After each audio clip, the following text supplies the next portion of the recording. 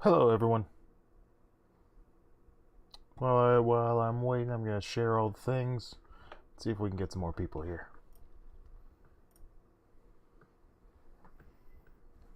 Here, let me go ahead and set up the. Yeah, that's good enough. I don't know if people are gonna want to have their usernames and stuff on here, so I'll keep that shit private. Let's go ahead and share some stuff. Oh, I can go ahead and turn on music. Yeah.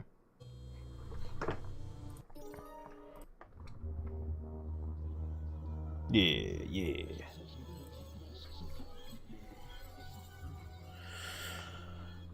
Alright, that was taken care of. I feel bloated as shit, guys. I had some takeout Chinese, and normally it's pretty good to get it, but with this one place, I'm just not feeling it, man. I'm just not feeling it.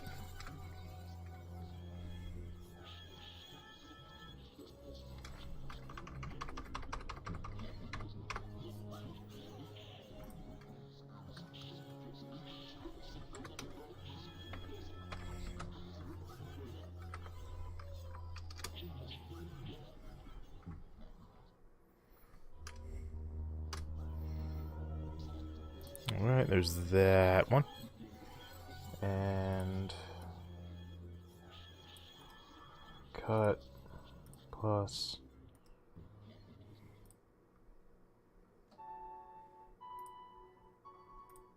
there we go.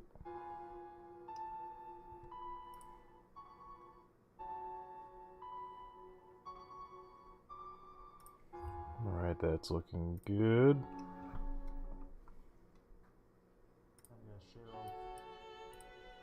Yeah, okay.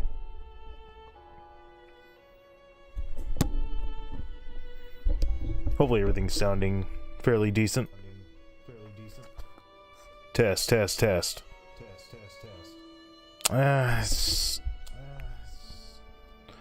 don't know, it's just kind of sounding a little bit awkward.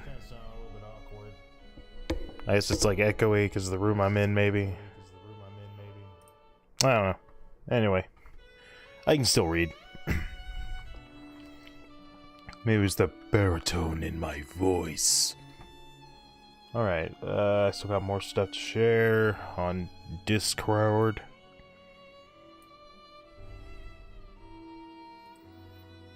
Alright.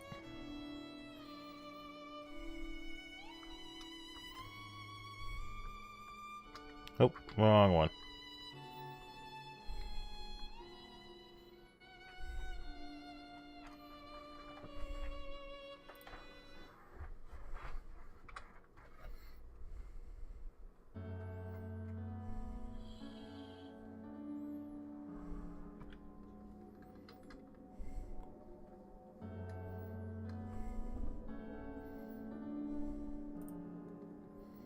And make sure I'm in all the right places.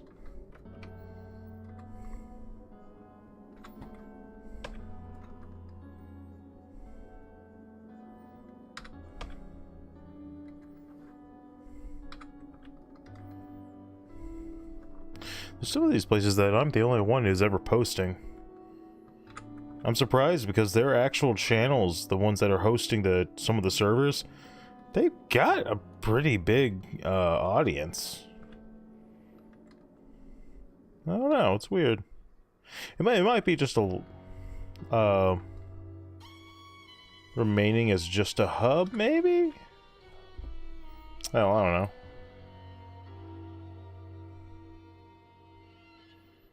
Oh, that's why.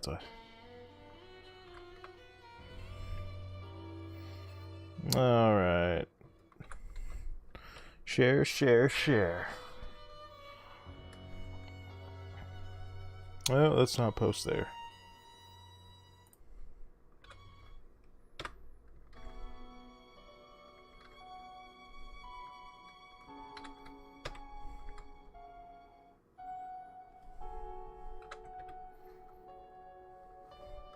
Let's see, where is... Keep getting lost. I gotta remember my macros a bit better.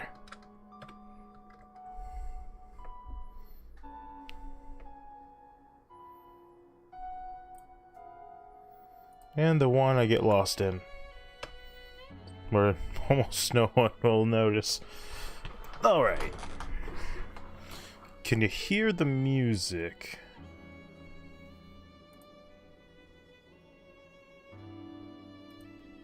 I don't know if you can hear the music. Where is...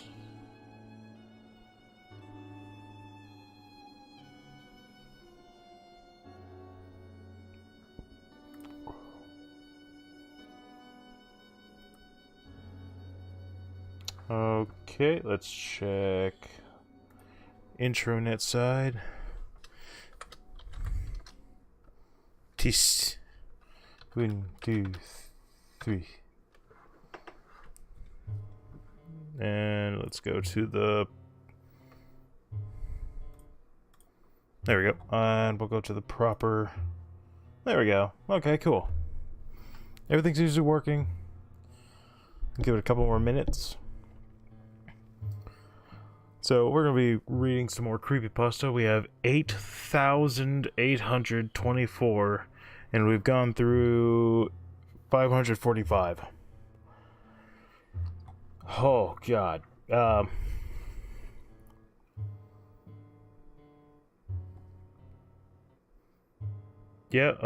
what we left off on was, Do You Know This Video, where we actually looked into it. We tried to check it out as best we can. And for the most part, it was kind of lost, but I did finally find it. Weeble's Mr. Stabby, and he took it down, so I guess it didn't come off as very savory, if you will. In any case, we'll be starting off with Do You Know? And I should have music playing. So if you don't hear the music, let me know.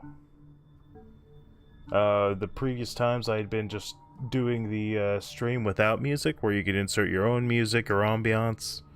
And I was like, why don't I try and put together a playlist? So I did. Gathered all the creepy music I had at the time and put them into one playlist. Or, well, one area. I probably should just save it as a playlist on the damn player, rather than making new copies. But it's another time. Actually, it doesn't hurt to have it like this, because it makes it a little easier to find it whenever I get back to editing here one of these years. Like actual editing. You know what, I'll probably have time to do editing in the winter when it starts getting to where I can't really do much. But anyway, how's everyone out there? I'd like to be gracious and think maybe one day someone will go back and watch all these for their own reasons or whatever. I've done that a couple times. It was more specific. I'm not sure I see myself doing it very often, but I've gone back and looked at streams that I wasn't there for.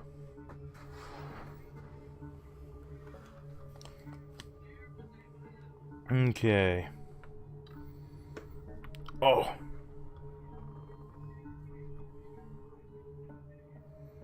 Actually, I can probably test this real quick.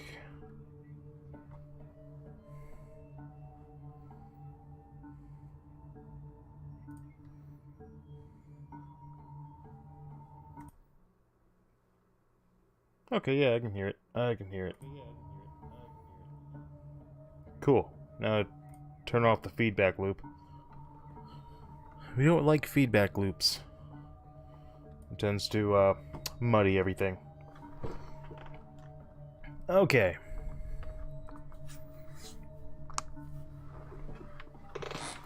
Let's get into it.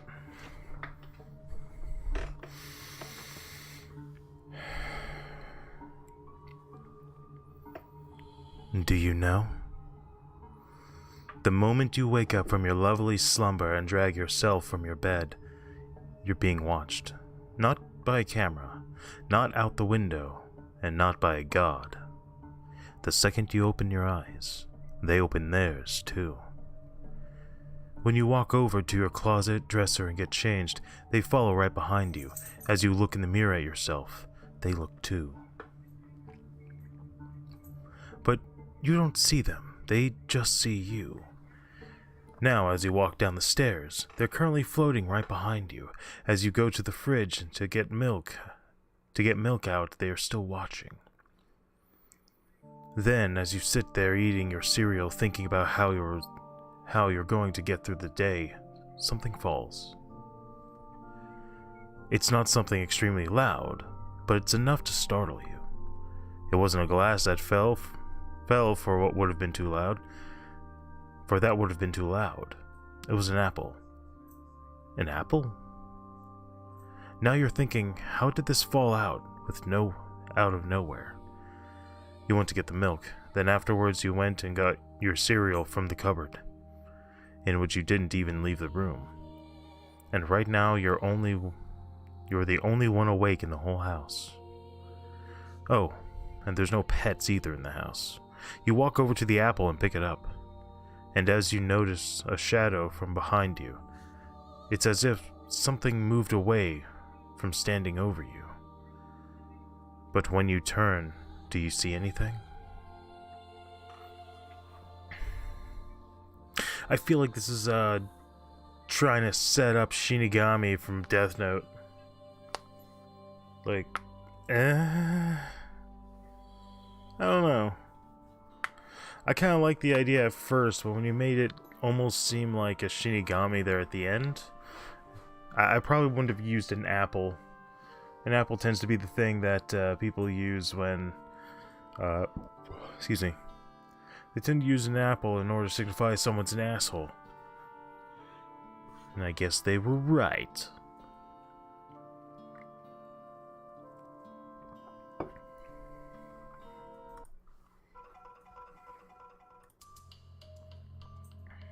Alright. Do you see me? You read this thinking it's all fake, but let me tell you, be aware of what book you decide to read. This happened about 2 months ago, but I still get shivers when I think about it. At the time, I got a job in a second-hand store. My job was to clean dust from books and toys and put them on the shelves. One day, while I was working, I came across a book without a title or front cover page. It was held shut by metal clips and a lock. The key hung from the chain along the spine. I didn't see the price tag, and I didn't see it on the inventory list, so I decided to take it home. That was my first mistake. Opening the book was my second. Surprisingly, it wasn't dusty at all. The pages were blank. My third mistake was to think that it's a diary, and to write on it. On top of the first page, I wrote today's date, my name, and my address.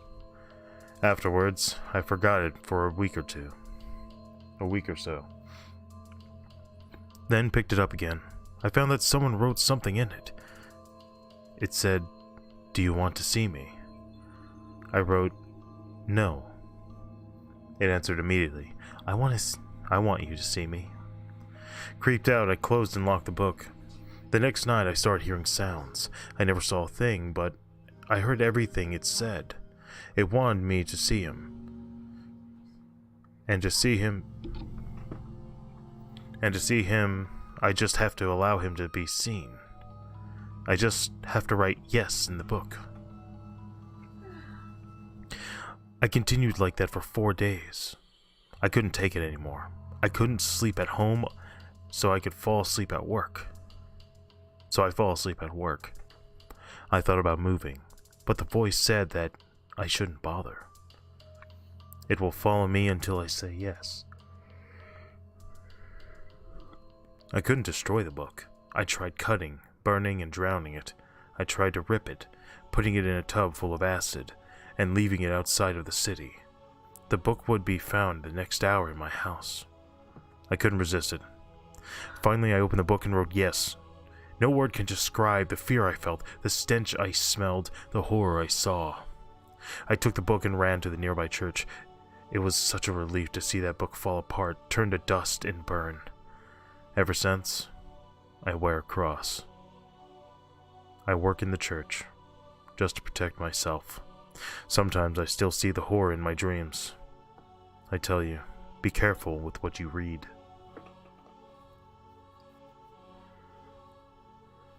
You know what? I like that one. That one's a pretty interesting one. I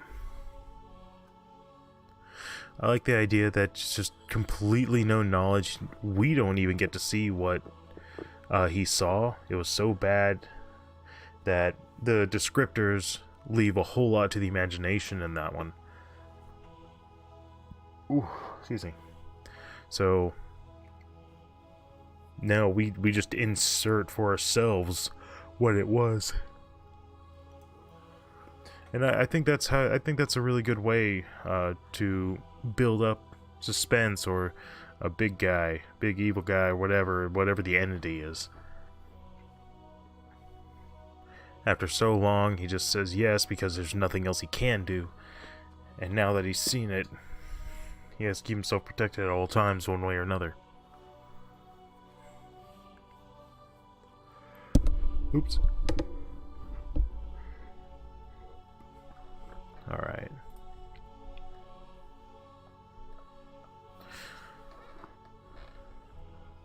Oh, there we go. That was on his picture. Do you want to sleep? What happens when you are asleep? Sleeping is a normal and usual activity.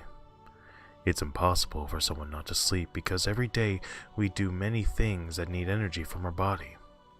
Once we use much, we need to sleep to recover for the next day.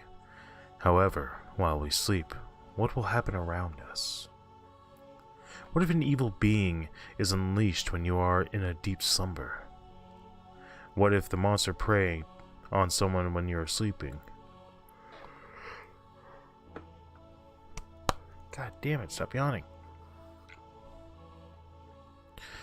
But he or she appears to have died from natural causes such as a heart attack or other disease? What about when you're very old? Will this evil take your life? Will this evil take your life when you're asleep?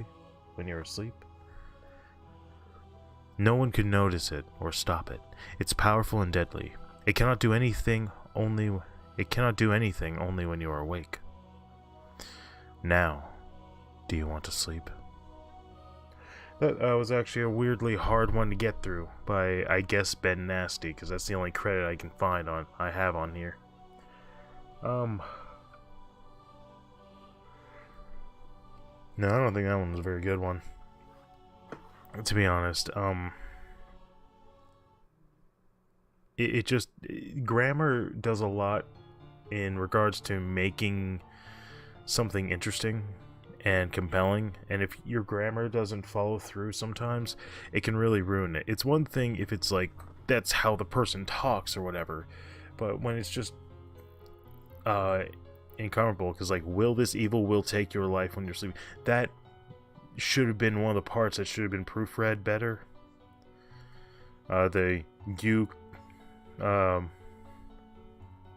You are in deep slumber with the damn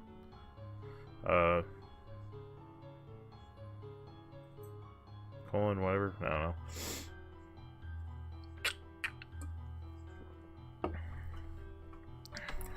Yeah, it makes it hard to get into it, even when it could be a good story. Alright. Dog.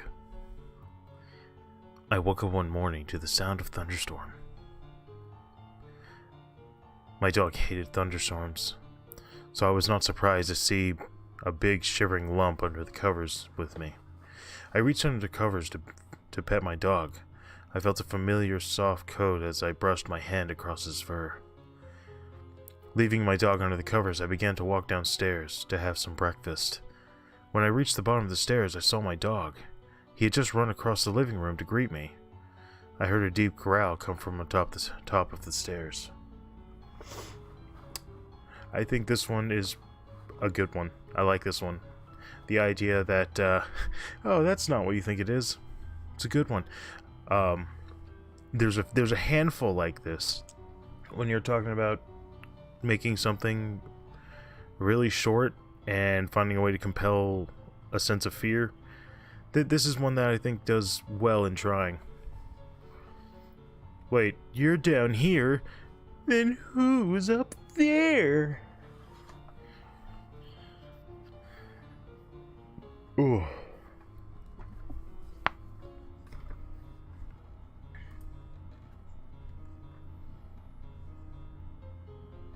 Oh god.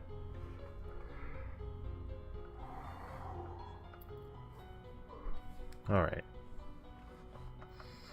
The doll that knows all. Sounds like it should be a... It sounds like it should be like a poem.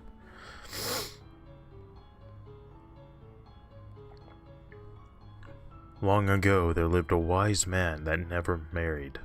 So one day, he made a doll to carry on his story. But the old man died before he could finish the doll. Many years passed, and soon a man and his family moved into the old man's house.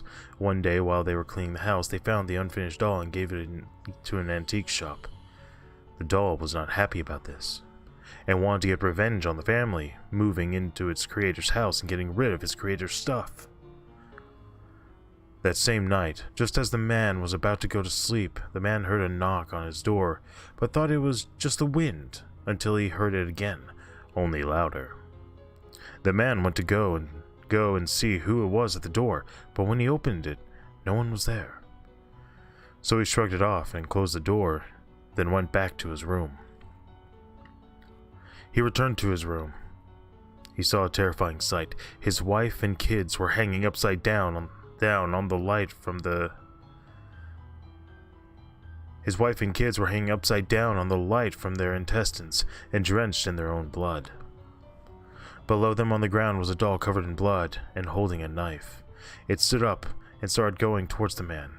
He tried to run, but he couldn't move. It was as if his feet were glued to the floor. It kept getting closer and closer until he felt the cutting into his skin. The man screamed in pain as the doll was cutting into him. After what seemed like forever, the man fell over and the doll got on top of him and started stabbing into his chest. He saw his blood go everywhere, and his final breath, he saw how it ripped out his heart and stabbed it. After the doll was finished, it went over to the wall. Using the victim's blood, it wrote, "Revenge," and then disappeared. The next day, the police found the bodies, but no one saw the police since that day. The next time you move into an old house and find a doll, don't mess with it, or you'll be the next victim. More child's play. It's more child's play.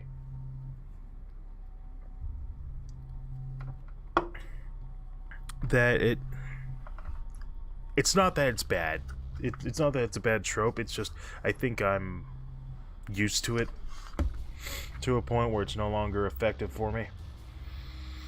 I mean, so I wasn't the one that really grew up with Chucky being a big horror model, but my wife, I know, definitely loves Chucky a lot.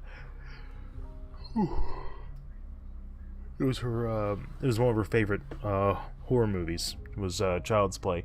So she would probably find this one more interesting and compelling than I would. Ooh, excuse me.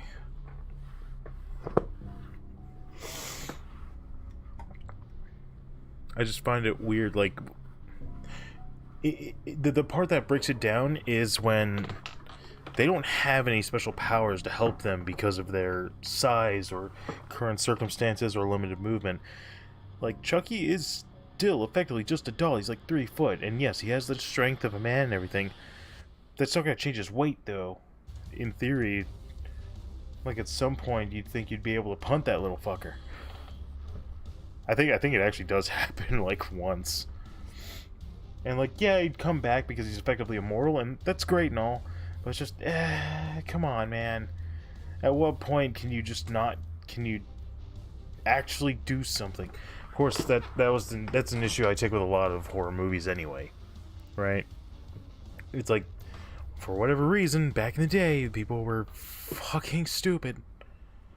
And couldn't figure out, you know, how to get up after they tripped. You know, on surprisingly soft ground. In a lot of circumstances. Just get up. Stop trying to crawl for half a mile. Anyway. $1 short.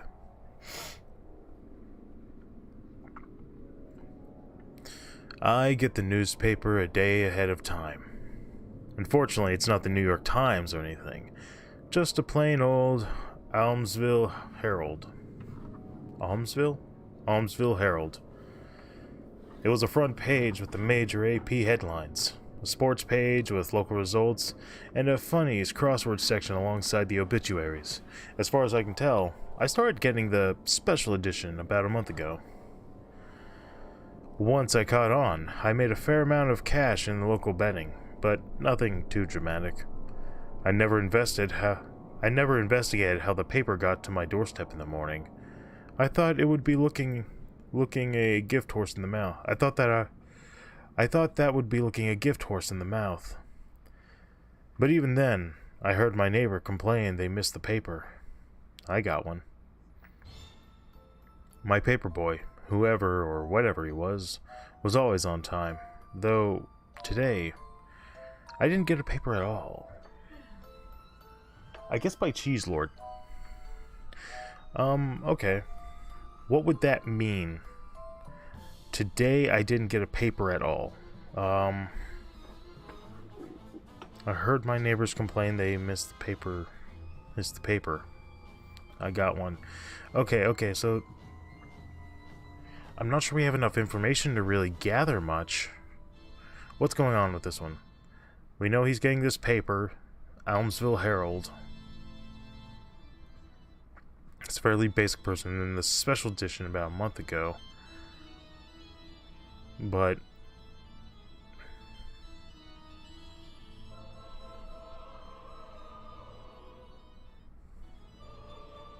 was it I never investigated how the paper got to my doorstep that morning. Okay, so he okay, so the special edition gave him the ability to understand certain betting, and so he used that to his advantage and basically gambled to get a bunch of money.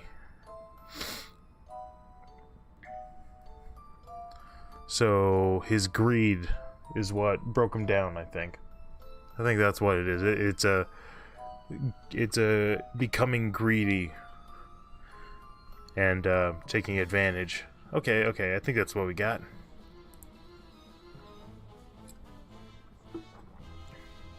I like a pasta that can make me think. That's always nice and refreshing. Every time we stream, something always happens with my sinuses.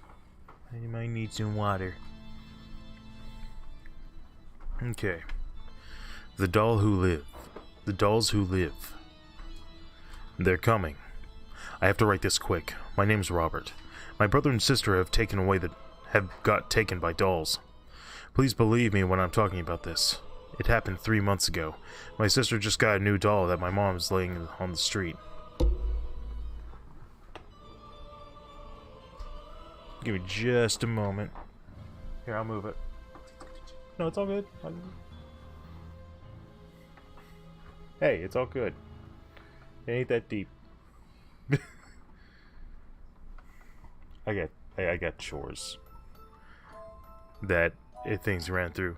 So give me just a moment. I'll do a little intermission, and it'll all be good.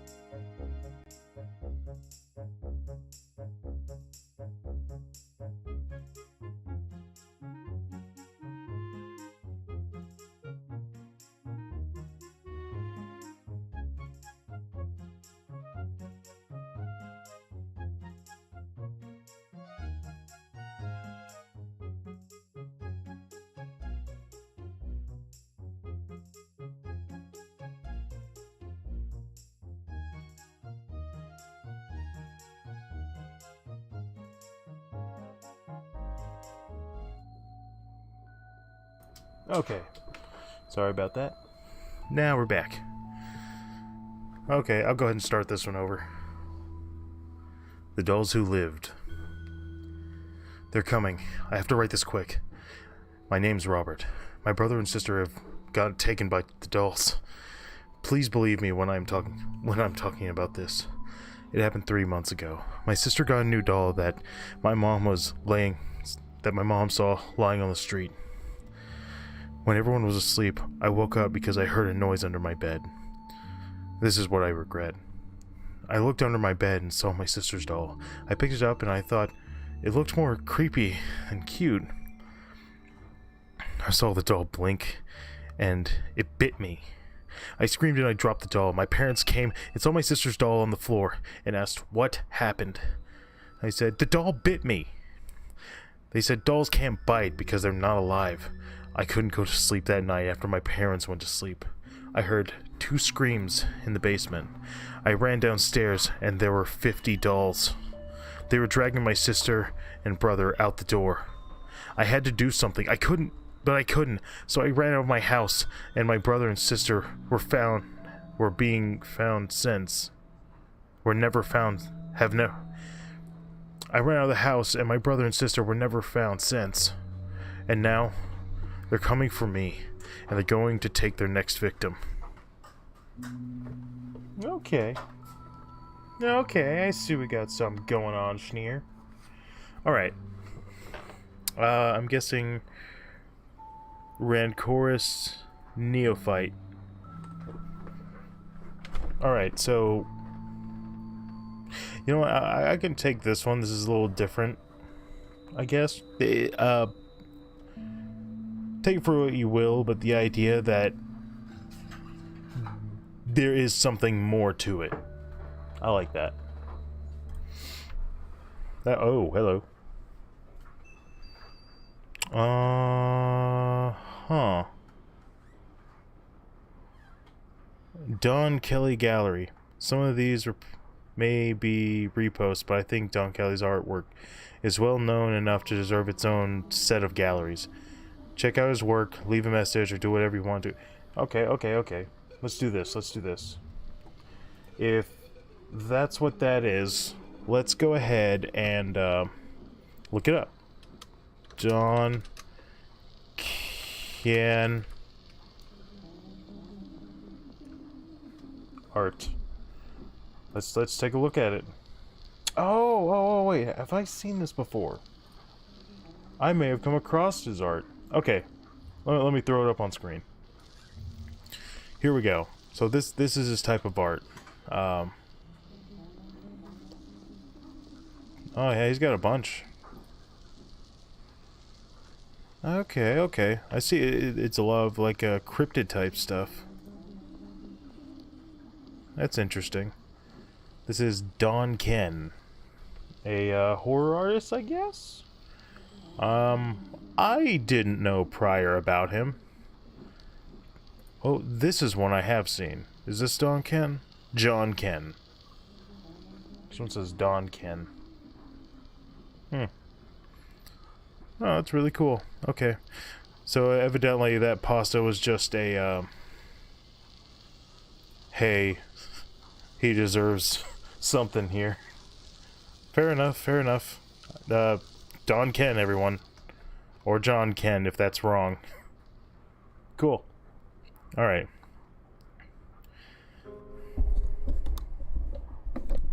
Come on, damn it. Okay. Don't be afraid of the dark. If there is one thing that I have never understood, it is this fear of the dark that people naturally seem to have. I have never understood why. Why are all so... Grammar. I have never understood why they are all so afraid of what creatures lurk in the depths of the night. Even with super eyesight, it's harder for a creature to hunt in the dark.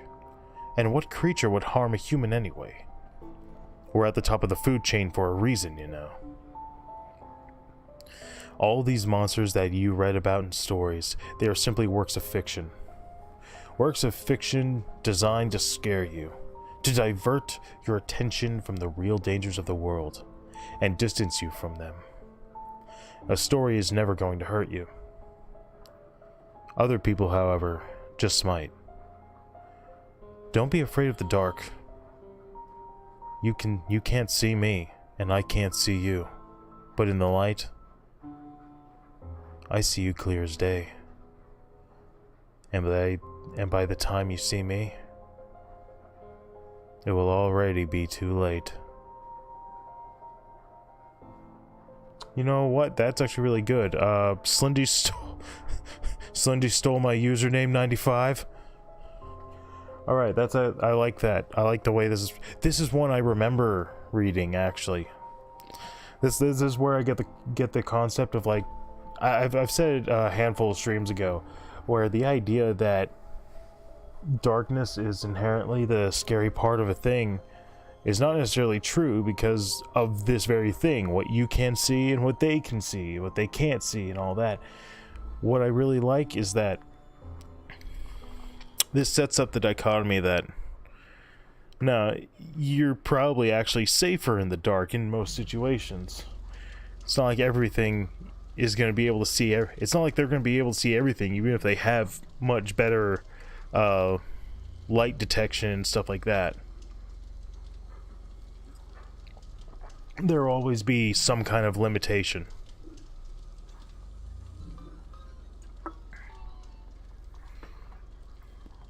So yeah, this one's a good one. This one you should go read to your friends.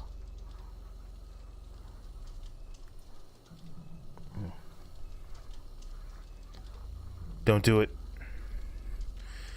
Don't look behind you. Don't look behind you. I repeatedly whispered to myself.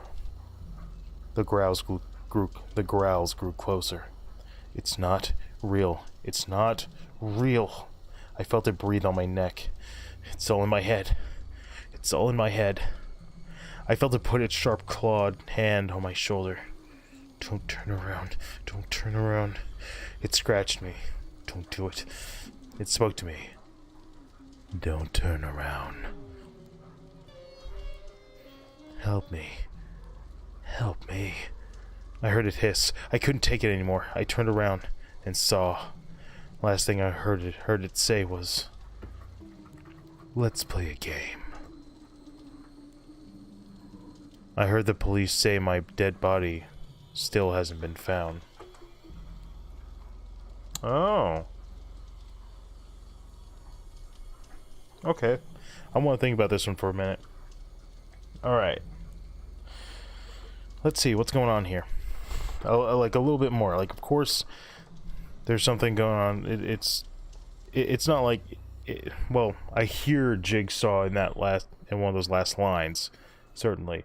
But it's not that, right? We've got trying not to do anything, and the last sentence, I heard the police say my dead body still hasn't been found, implies that he's still alive. And likely in a world of torment. Let's play a game implies that he's being kept alive for the enjoyment of whatever the creature is that seems to have some kind of autonomy and sentience. I think giving certain things proper sentience can be a huge help in your story if you're really trying to go a little bit out there. You know, here's an issue. Here's a thing I'd like to issue to anyone out there. I have read a decent handful of CreepyPasta, but when it comes to the horror genre, I never see anything martial arts related, like as the core. Like, you might get someone who's a fighter and he gets killed or something, or he's the hero, but I've never really seen a story where it is a martial arts based horror story. You know, like someone going around killing people with his bare hands and just insanely enjoying it or something like that. It would be cliche, it'd probably be a little cheesy, but I think there's a way it could really work and be very interesting. Just to bring, like, it'd be way more down to earth and realistic, and he would probably have to be really intelligent. But I think it'd be interesting. I think it'd be interesting if we could get something like that.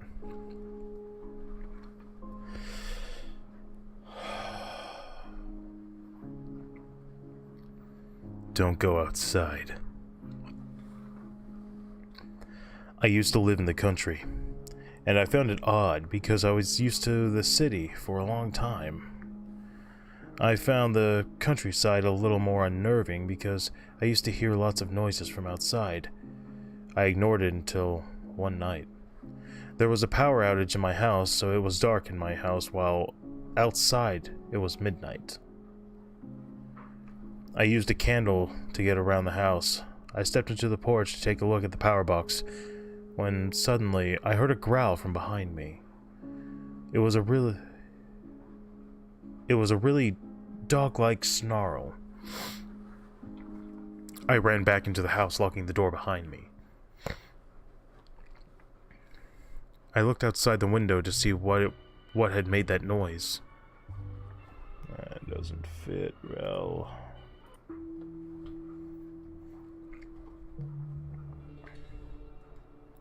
I looked outside to see a man standing in the middle of the cold darkness. He was wearing a farmer's outfit and had a pig mask on. I wanted to call the police, but the power was out.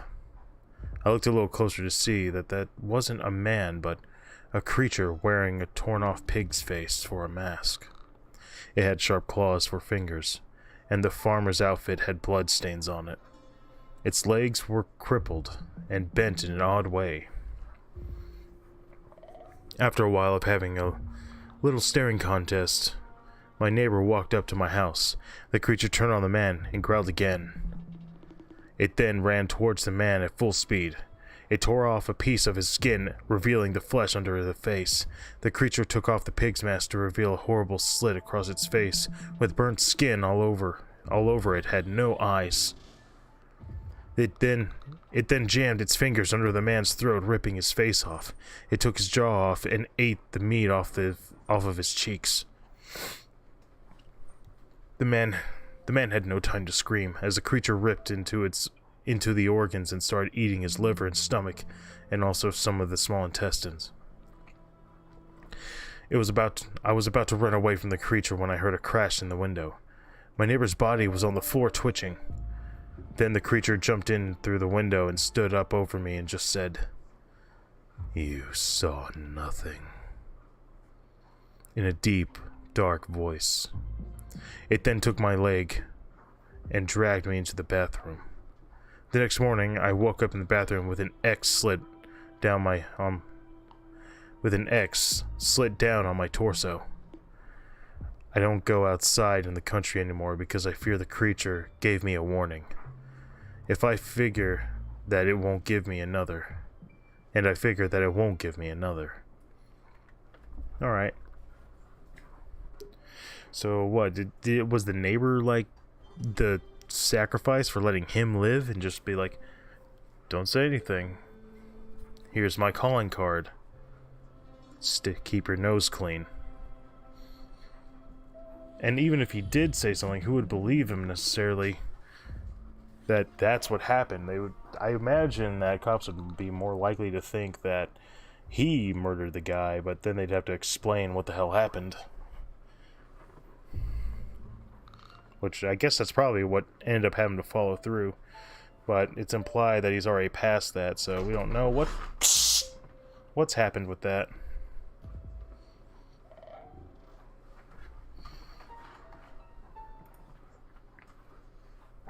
Okay, I need to get some water. I'll be right back. Hot mic.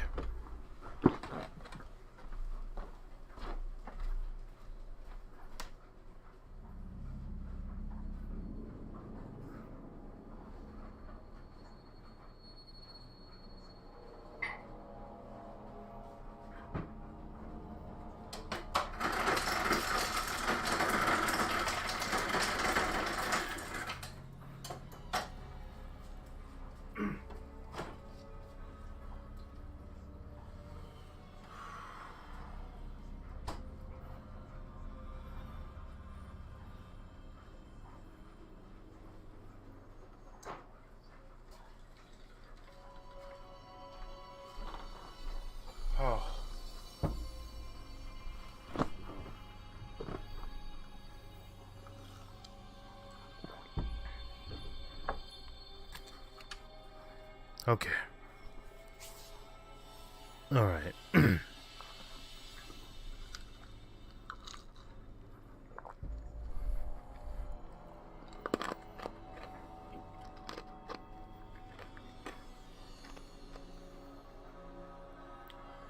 Alright. Okay. Don't look away. Some OC I wrote a couple years ago. Hope you enjoy. Don't stop reading this. Don't look away. You see, my darling, I am watching you. Not where you would find me. So don't look around. Don't look away from your computer screen. I've known you for such a long time. Remember when you would crawl onto your parents' bed at night? That wasn't your mom you cuddled up to, my love. And when you got too old to sleep with me, I would go to your bed instead. I still do from time to time when I'm missing you. I make sure you don't remember those nightmares. The ones where you open your eyes and see what's left of mine staring back at you. The skin is starting to grow over them, but I can still see what beautiful look of terror on your face. You can still see the smell of my rot overwhelm you. My flesh tingles when you feel my damp, bony hand covering your mouth, while the others strokes your cheek. Don't worry, I won't leave you. In fact, I'm watching you right now. Don't look away from the screen, my dear. I love staring into your eyes.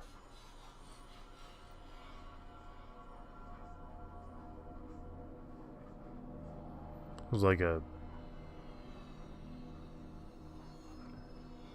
Okay, hold on. I'm not completely sure what's going on here. Okay, what's going on? So, it was there when he was young. He thought it was his mom that he'd cuddle up to when he had a nightmare, but it wasn't.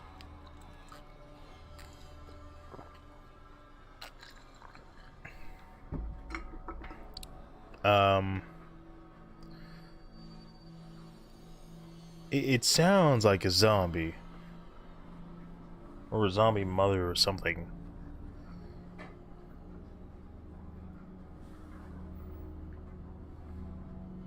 And it says don't look away from the screen, implying that's the screen, but I don't know. I don't know.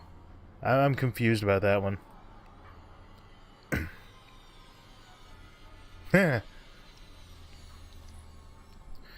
Don't make Facebook profiles. Yeah, you're way late for that one. Just saying. Alright.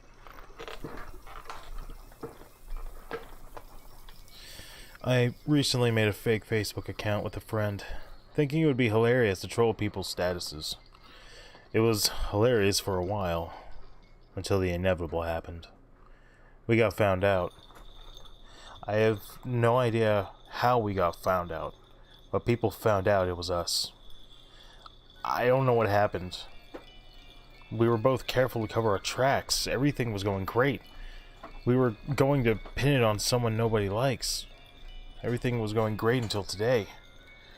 A girl I used to be friends with came to my house wanting to hang out, and she led me to the school by my house.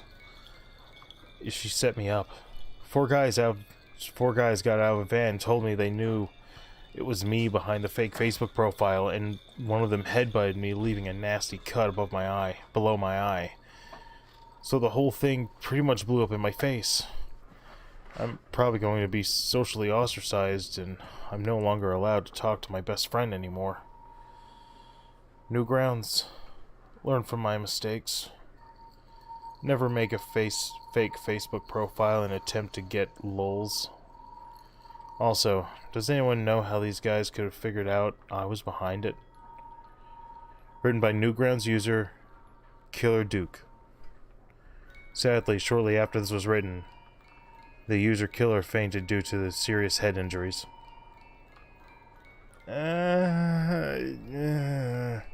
Okay. Okay, so Newgrounds. You guys know Newgrounds, right? Old site. A lot of our well-known animators on YouTube today came from Newgrounds.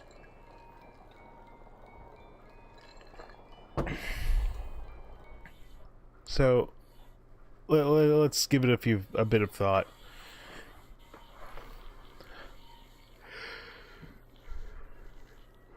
Ooh, excuse me. On Newgrounds, you don't really have to worry about making fake accounts. Everyone's normally using a persona or alias or alternative name of some sort. So, at least as a whole, if they want to. So I don't think it's as much of an issue. I don't use my real name on Facebook. It's not really fake.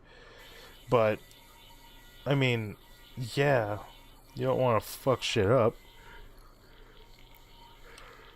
I don't like to troll people. I don't get that feeling of entertainment in trolling. I don't know.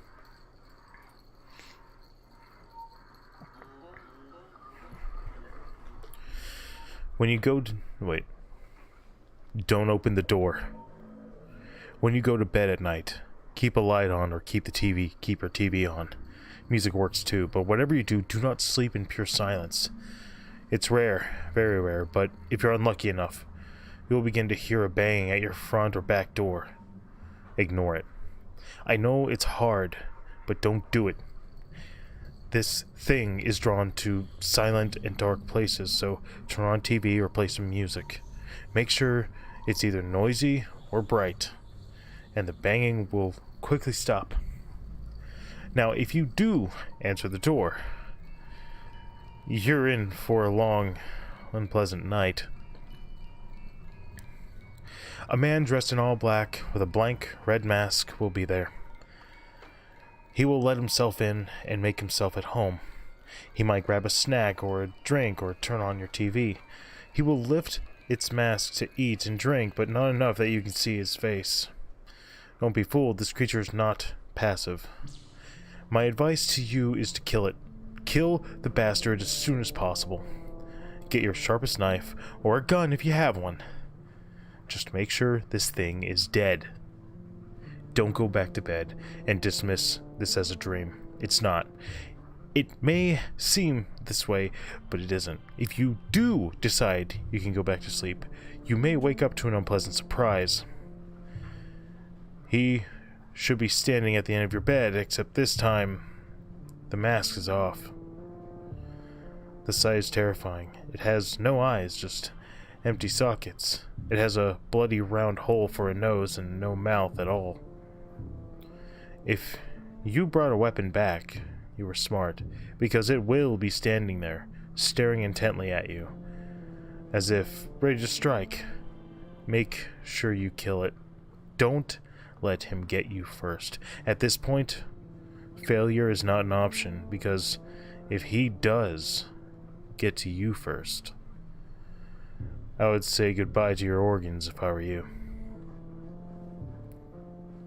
Alright, this kind of feels like some, this feels like a version of things we've seen before, except for like the red mask, you know, sockets for eyes, you know, it's just empty sockets. We've seen that before.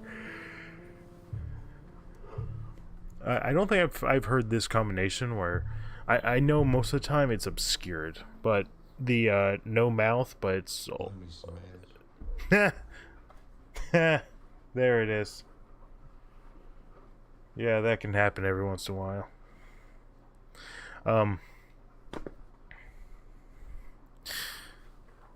I think if I were going to change anything in this one,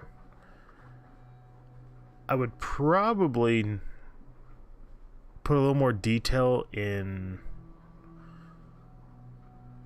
probably in the creature itself, like give it more character. Yeah, I think that would improve on it. Maybe say the details of what this red mask is.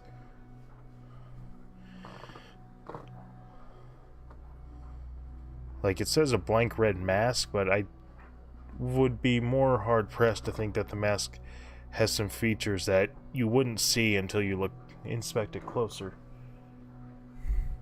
And maybe something else with the face.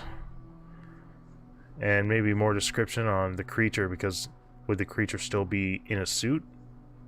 When he's standing over your bed at that point? I don't know.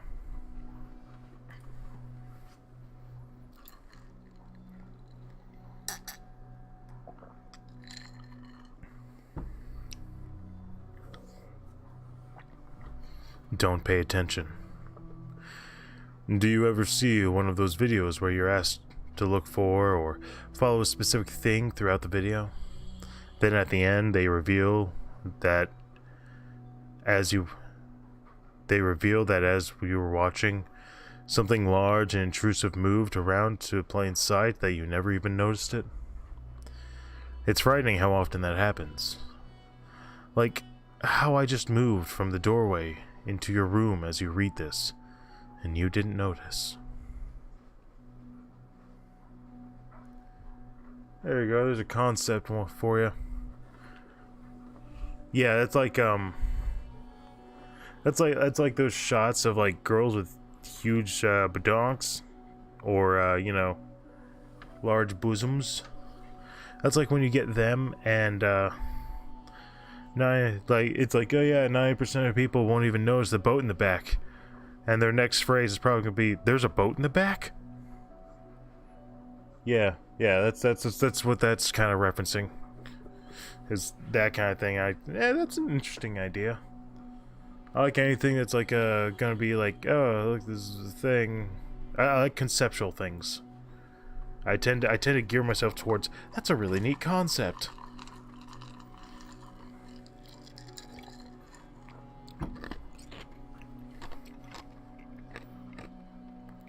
You know, taking into a lack of attention. Nope, wrong one. There we go. Aww. Maybe I want to play with him. Don't play with the orphan child. On any given day or night, if you wander into a forest, a little girl may approach you. She doesn't always show up, nor does she always notice you. But do not be alarmed if you hear a child's voice shout out to you. Hello! If you choose to ignore her, you will not be able to leave the forest, and she will follow you until you acknowledge her presence. You can talk to the girl for as long as you like, and ask her as many questions as you want to. If you ask her where her parents are, she will cheerfully tell you that they are dead. Most likely, she will ask your name and quickly ask if you want to play a game. If you respond no, the same as when you ignore her will happen. If you continue to tell her that you will not play a game, your body will be found deep within the forest, mutilated by blade wounds. If you answer yes, the girl will immediately tell you that you are going to play hide and seek. At that point, if you say that you do not want to play with her, she will simply force you to play anyways. No matter where you hide, she will find you. And then she will stab you with a large knife. If you manage to avoid her blade, she will simply aim to stab you again. Do not let her continue with the game. It does not matter if you let her stab you. Immediately get out of the forest, ignore her pleas for you to stay, and never go back in, or else the little girl will find you, and if she does, she will not let you leave again. If you choose to continue playing, you will be stuck in the forest with her forever, playing her twisted games.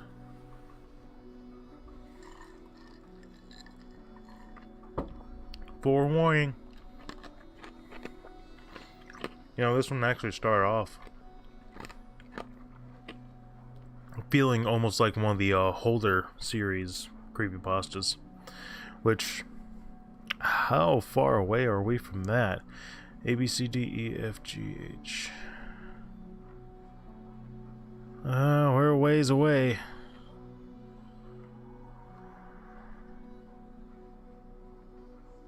Here we go.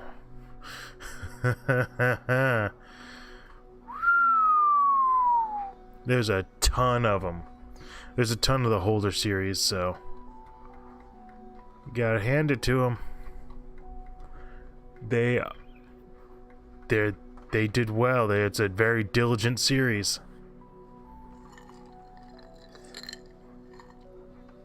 I don't know if it's ever completed, or nor what it was all supposed to come up to.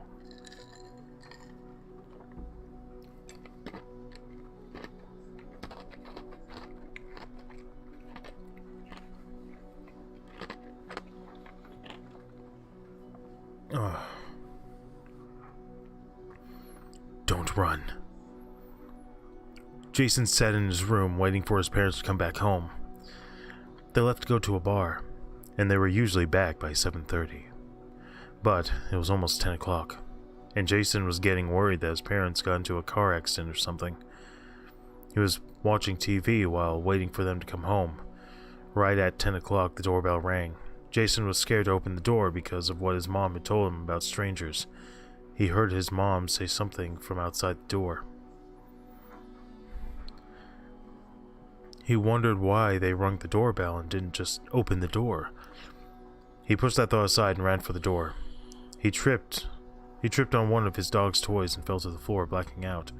When he came to, the doorbell was rung again, and Jason opened the door to see his mom and dad standing there, but he had an uneasy feeling about them.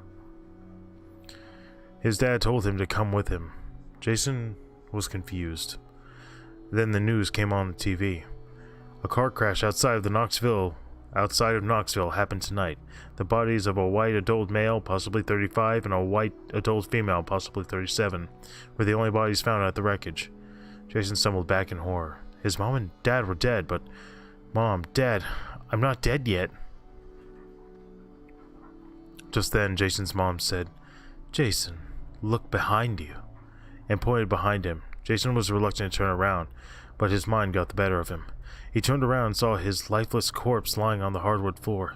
He had tripped over the dog's toy and cracked his head on a desk. He looked back at his parents in shock. "No, I can't be dead." His mom looked at him and said, "I always said, don't run in the house."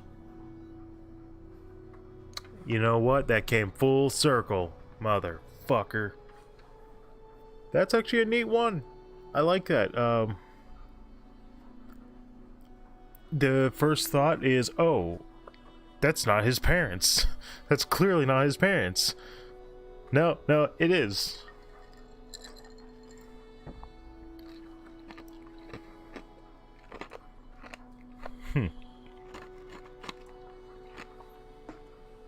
They just got his attention, and then he died running. It's almost like a lesson story. Told you not to run the fucking house. We were gonna guide you through your life and then make sure you were okay, but no, you had to disobey us again, run through the house, and get yourself killed. Now we're all in the afterlife, and no one's gonna continue the family business. I don't know. We'll start a whole new world canon in it.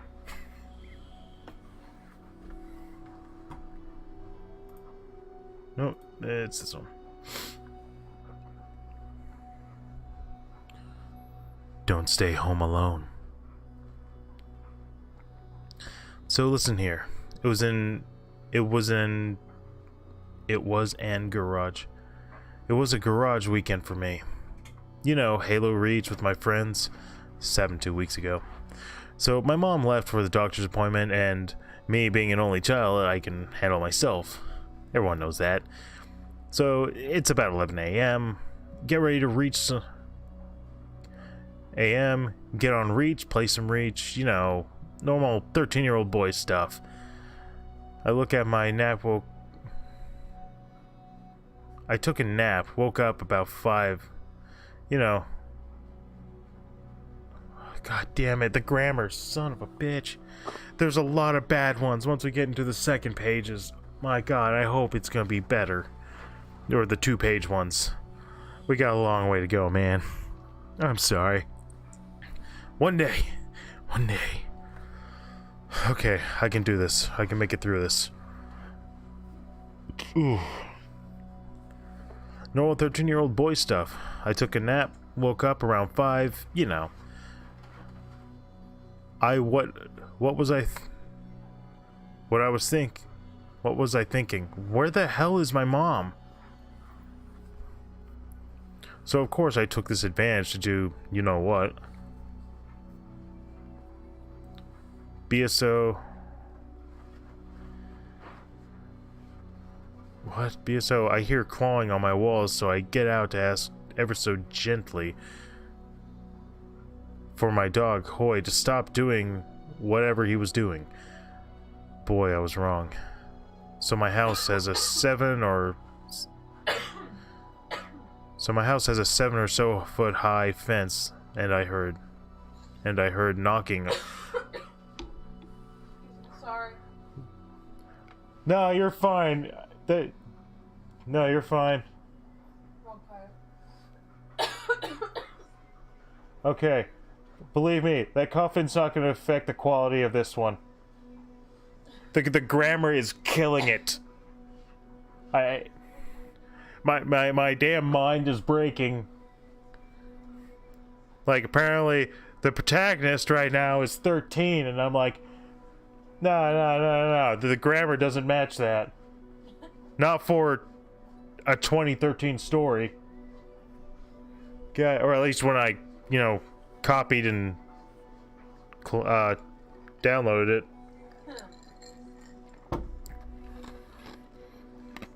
Oh man.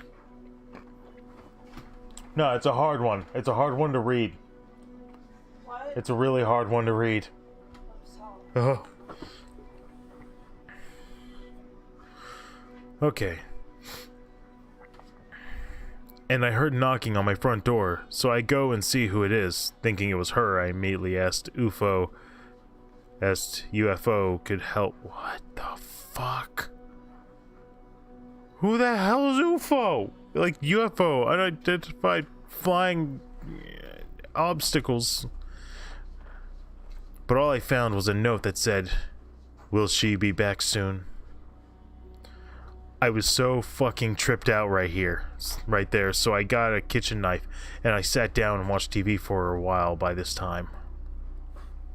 No, oh god damn it. By this time, it was very dark. I was also thinking, where's my dad? But I just brushed it off thinking he was at his friend's house. I heard clawing again, so I tried to go outside, but right next to the doorknob was very hot. Fuck! I yelled. It felt when I raised to ram the door. What the fuck is going on? Oh. I yelled. It felt when I raised to ram the door like something burned the iron jiggly thing. What? I am so confused. The thing when you twist the knob and it goes down. Oh, the damn latch. That, the whatever. Yeah, okay. The fuck? Anyway. I peeked out my window to see if someone was out there. Something was. This thing's back was hunched over. It had a cane. Was hunched over. It had a cane. Its face was just completely pale. To be honest, by that time I needed new underwear. God damn it. Shit joke, everyone.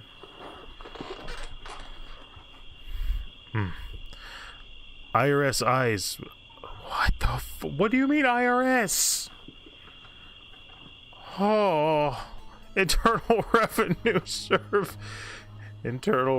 Service's eyes were glowing yellow.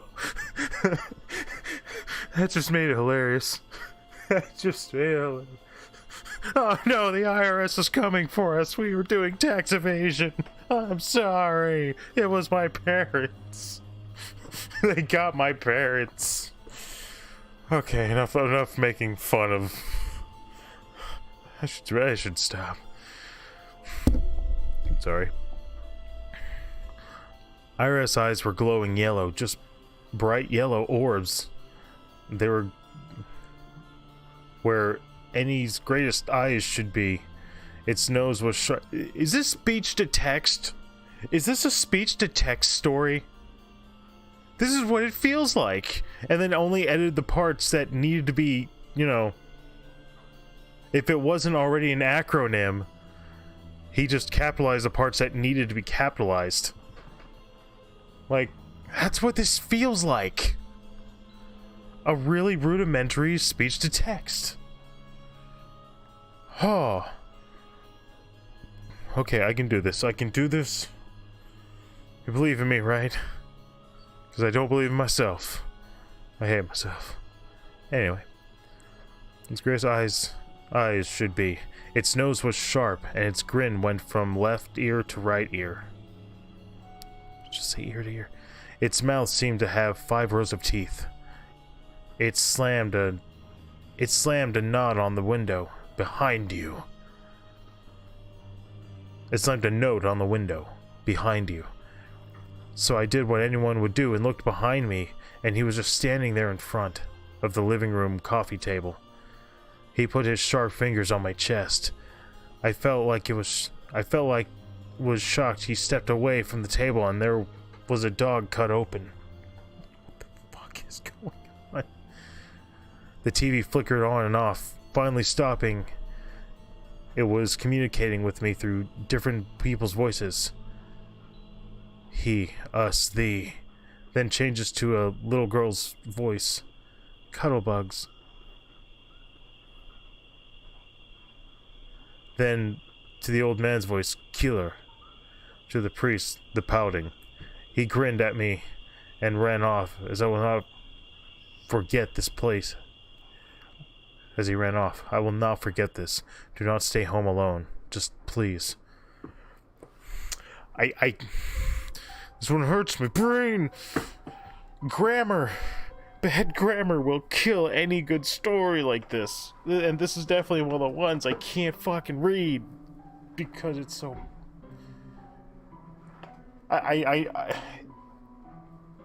If this was a thing I was doing, I would rewrite this whole story to be, you know, able to be read, and it would be an okay story. God damn it. Why is the IRS there? I'm sure it's probably supposed to be it's. But that's why I think it's, you know, speech to text. It's what it really feels like.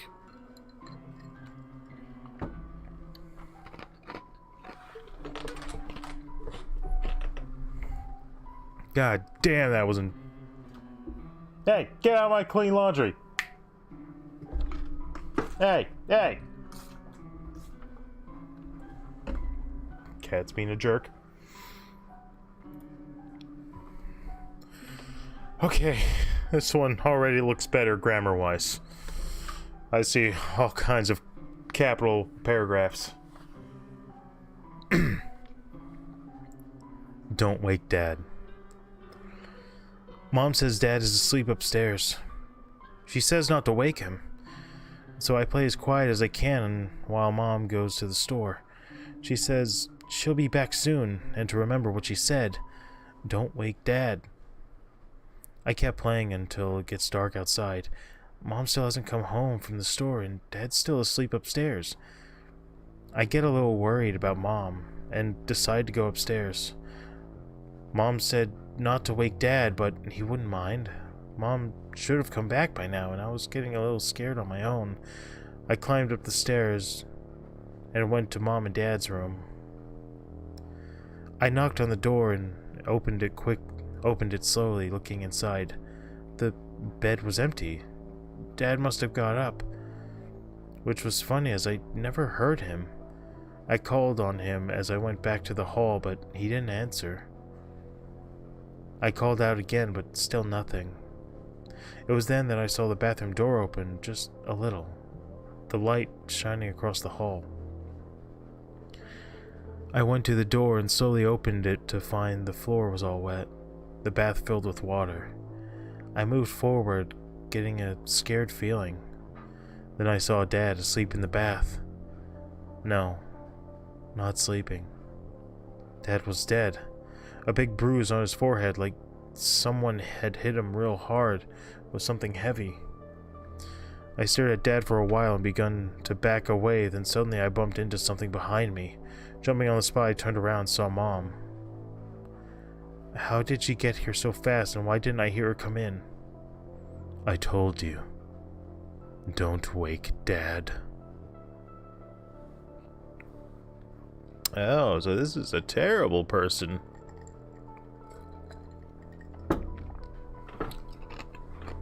Alright, you see that? You know, it's not the most scary story, right? But I'd say that's actually kind of suspenseful. Like, this is a little girl. Well, I assume little girl. This feels like a little girl, but it could be a little boy. But it's a child, right? It's from the idea of a child, probably not too old, like probably less than 7. This is what he's going through, basically finding out his mom has killed his father, that he's been waiting all day, and then she just kind of appears, and, well, obviously, I guess the child's gonna be next. Because now they found out the secret. I would say older than 4 because there's a concept understanding of death is what it seems like. So, fancy that shit. Okay.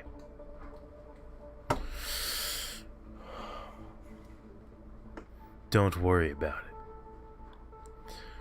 You're slowly stirred awake by a distant ringing as the phone beside your bed pulls you out of your dreams. Your thoughts gather themselves as you groan, reaching over to answer. As soon as you place the ear to your phone, you're greeted by the background noise consisting of twisted screams. There were people in agonizing pain begging for help or death. Not that the interference annoys you. Not that the interference annoys you to hear any individual's voice clearly, though. Get out of the house now! The call ends abruptly after what you could have sworn was a voice from closer to you than on the other end. You shift yourself to the side of the bed, sighing while rubbing your eyes. A call this startling and this early in the morning will keep you awake. Your wife shuffles to the side, apparently also woken by the call. She wraps her arms around you and gives you a light kiss on the neck. Don't worry about it. Her half-asleep mumble calms you down somewhat. Just as you're about to place the phone down, it rings again. You fumble slightly and drop it. Instead, you feel your wife's arms tighten around you, preventing you from leaning forward. It's then you notice a subtle difference between the arms around you and the familiarity of your wife's. He's too late to save you anyway. What happens when you don't fucking listen?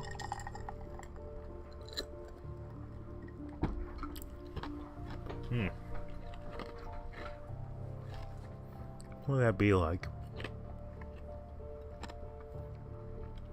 What would that be like?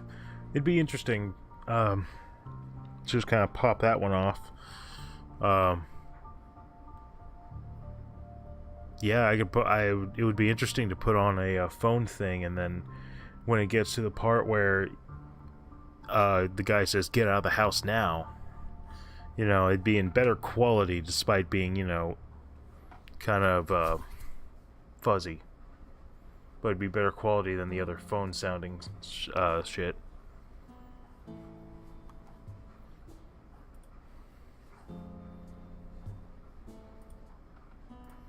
Oh, holy shit, a credit. Jesus. Don't you feel me? I'm always beside you, yet you never acknowledge me. You make me feel so lonely now. Why do you refuse to talk to me? Why don't you look me in my eyes anymore? Is it because of what I have done? Please tell me. Everything I have done has been for you, and for you alone. They tormented you, and I silenced them. They deserved what became of them. Do you not agree? Do you think their deaths were unjustified? I tore the blonde's scalp from her head by dragging her with my car, and the other two were just as fun to play with on that night. The swings did all the work. All I had to do was scatter some needles and cut the chains. Don't think of investigating, though. I don't want you ruining the surprise.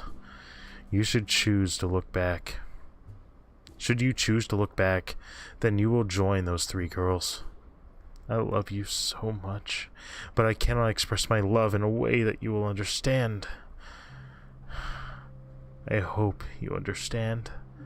Sincerely, you know who. By Miss Creepy Cookies with a Z X3. Yeah, okay. Jealousy to the extreme. Yeah, that's terrifying. Holy fuck. I'm sorry. Make sure you get out of toxic relationships. That's all kinds of fucked up. There's no sense in staying in a toxic relationship where someone's jealousy is interfering with your day-to-day life as you would normal.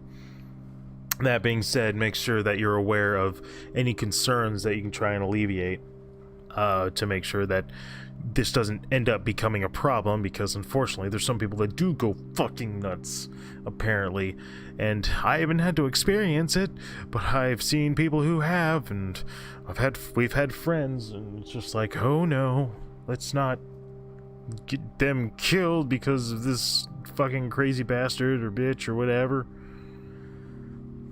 So yeah, just keep your relationships healthy. Friends, partner, parents, everything. Easier said than done, I'm sure. I think it was good though. I think it was a good one. A short letter. Oh, excuse me. Sorry.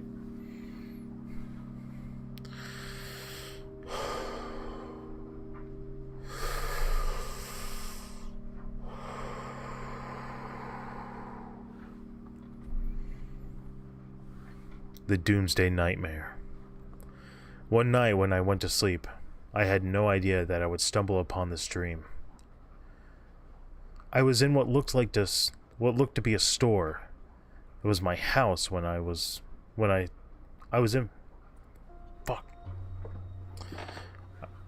looked to be a store, but it was my house when I seen a shadow of something that looked to be a ship in the air. An announcement was made from the ship implying that they will be destroying our planet. That they will destroy our planet, but if we were lucky, the ship would self-destruct and explode. I was hoping that we were lucky and the ship would explode. We were lucky. The ship had exploded before whoever was in the ship launched the weapon, and we could live on with our lives. It didn't end there, however. The dream started over with the same statements and the same images, only this time it was different. The second time. The weapon had launched, and they were all killed by what seemed like a planet-piercing laser and destroyed the very core that kept our planet together.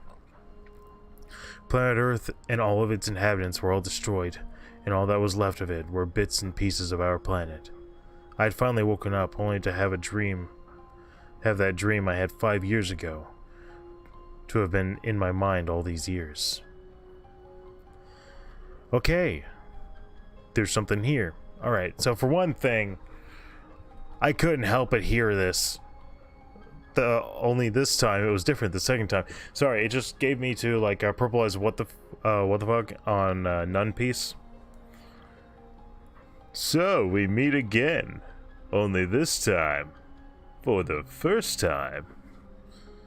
I'm sorry, I could not get away from that. And then, where is it? Okay. The phrase, what looked to be, I'm finding is increasingly used through a lot of these. You don't need to write that. That is fluff. And it's only because of how often I've heard it and seen it that it's bothering me. Because if it wasn't used so much, I'd be like, yeah, well, fucking probably wouldn't even notice.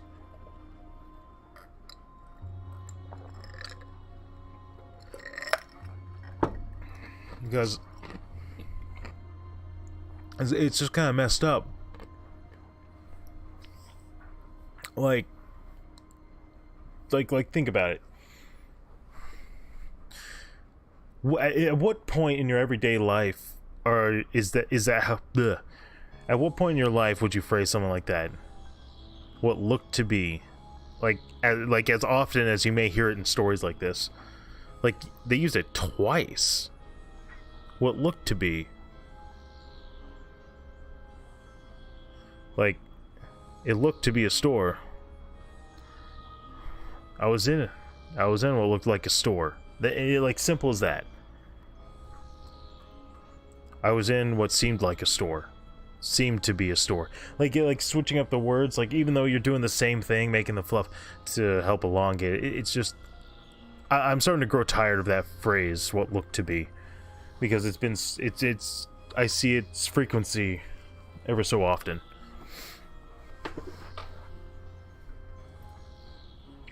Alright. Door with hands. Okay. The door with hands. Do you love being home alone? No? I know I hate it. After what happened a year ago today. My name is redacted, and I'm new in this part of town. I live in Colorado with my parents. I live in Colorado, and my parents are always out having fun. But I stay back to see whatever hell might appear to me. Damn. It's time. 3 o'clock, the witching hour. Over the past few days, at this time I can hear a thud come from the downstairs as I am in bed. I'm too afraid to get up and see what's going on, but I get up anyway as I need a glass of water. As my feet touch the cold wooden floor, I hear a light crack come from down below. I just brush it off and start to walk down the stairs, get the water. And I'm about to head back up the stairs when I notice in the shadows of the moonlight an old doll my mother bought on the living room floor. I told myself that that was created. I told myself that was what created the thud. That is a hard one for me for some reason. I hate it. But it did not dismiss the crack I heard when I got up. When I woke up the next morning, I checked my phone and noticed I had a text from my dad. I opened it and it said, "Won't be home tonight. Or tomorrow. Won't be home tonight or tomorrow, son. Got in a bit of a situation. Love you, Dad." At first I shrugged and remembered the cracking I heard last night. I wanted to see if I could find the source of the noise, now that there was a light in the house. I get dressed and I got halfway down the stairs when I noticed that the door had little hand marks embedded in the wood. I remembered the doll and looked into the living room. I expected to see him on the floor, but no. He was in the mantel for the fireplace. I grew cold and was frozen in fear when the phone rang. It was my dad. I picked up the phone and said, "Hello?" My dad told me to just stay calm and leave the house.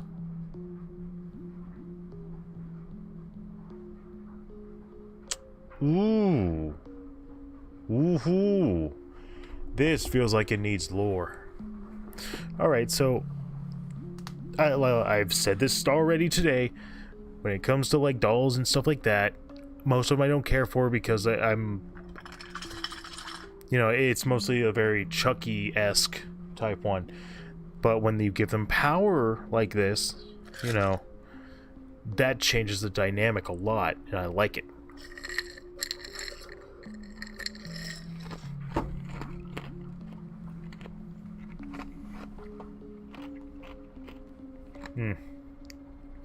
Okay, let me give you a good example of what I mean.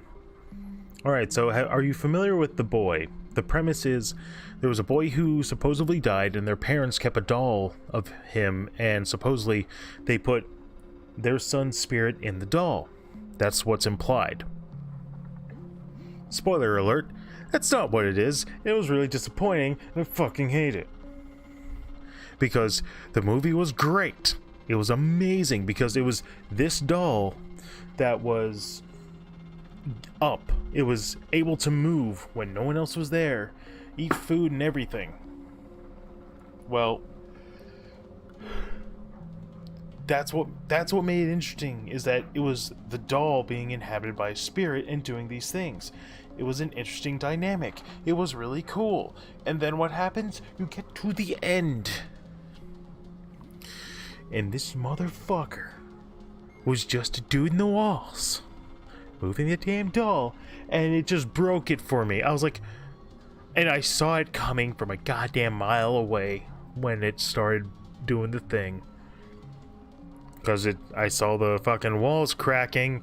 I was like, no, they didn't, please tell me they didn't.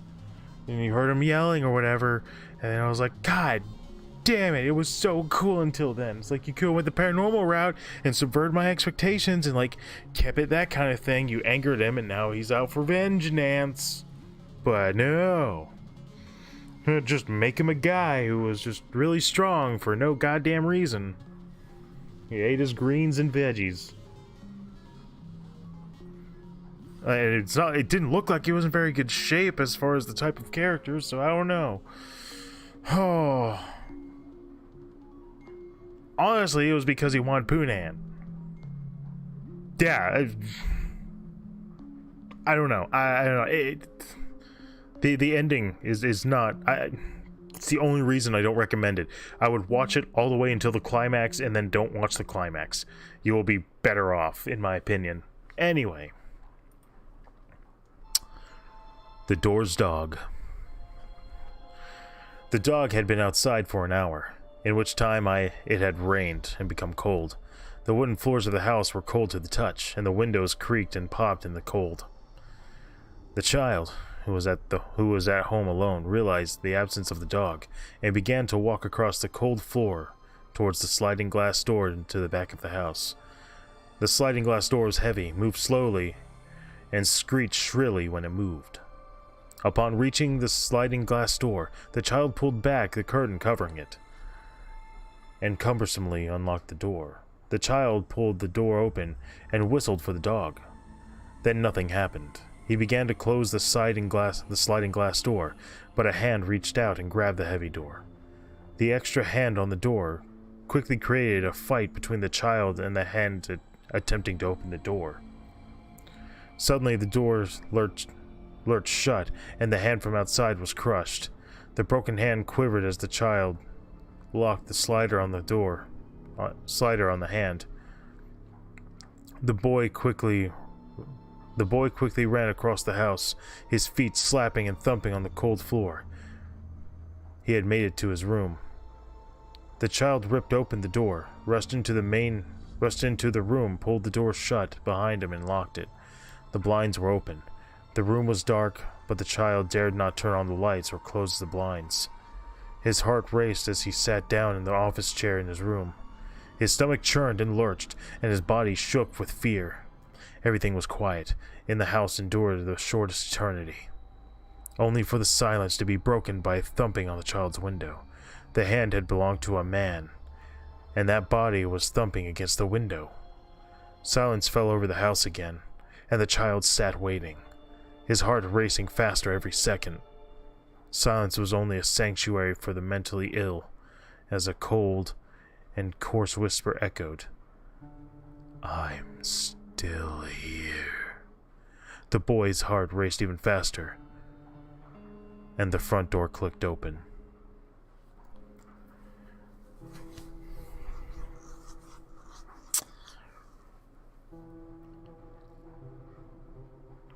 The doors, I'm trying to get that. I know the dog had something to do with it in regards to the event, but what about that, the doors dog? Why is that the title? Because I thought the other thing was it got through the doggy door.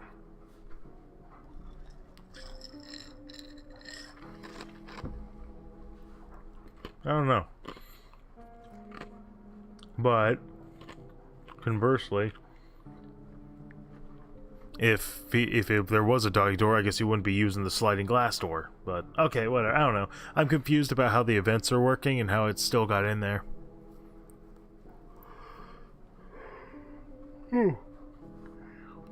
I thought it was gonna be some dude that was just trying to get into warmth. Like somehow he got there and he was freezing to death, and the kid ended up like kills him, and then just never says anything until winter comes,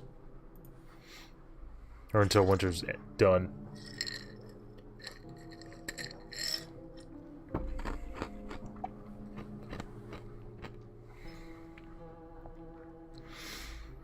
The doorway. It's late. I've been up since 9 p.m. I haven't slept, and I don't think I ever will again. There is this thing, a mutated creature, just standing in the doorframe. It's not doing anything to harm me, just watching me. And it's scaring the hell out of me. I'm terrified. Let me tell you about myself before I tell you more about my situation. I'm 23. I live on my own. No wife. No kids. I haven't finished college yet, but in a few years I will have.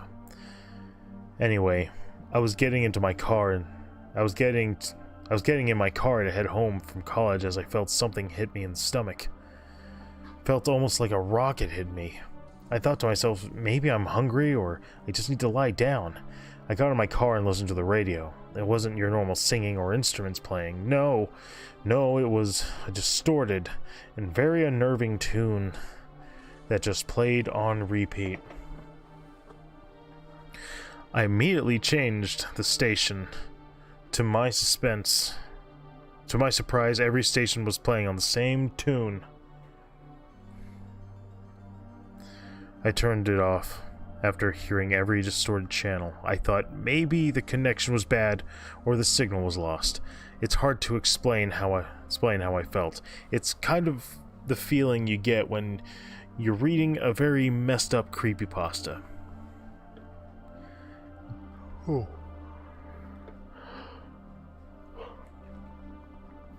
But I was too tired to really think about it. As I was getting out of my car, I got a strange feeling that someone, or should I say something, was watching me. I went inside my house and laid on my couch. As I laid down, I hear a strange crash sound. I immediately shot up and looked around. Of course it was nothing, I just imagined it. I rested my eyes, and right before I went to take a nap, I heard another crash. This time it was louder and closer. I shot up, looked around, searched the house. Nothing. I called my friend and told him what happened. He told me it was probably nothing. Maybe just a tree fell or something. By this time, the sun was starting to go down, and I was paranoid. I should tell you, I have bad anxiety, and being all worked up about this isn't good. So I went to my bed and left the lights on. Of course, who wouldn't at this point? I was very worried and I didn't think I could sleep. Those crashes weren't normal, and the radio station wasn't normal. Maybe I just imagined it all. Maybe this is just a sick dream. Those crashes might have been just a tree or something. No need to worry, right? Just a tree. Nothing serious. As I turn off my lamp, look straight down at my doorway and see him. Alright, this is one of those leaving your imagination to do work. What is him? What does he look like? What is it? Now, you guys might be familiar.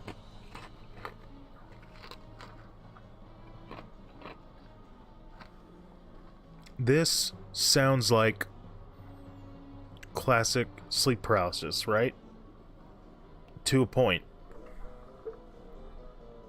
If it was lucid enough, but you couldn't do anything about it, this seems like sleep paralysis. That's what I think. So, this is interesting. I like it. I like the way this one was written. I think it was well written. Well, for the most part. There's a few issues, but it's very minute compared to a lot of them.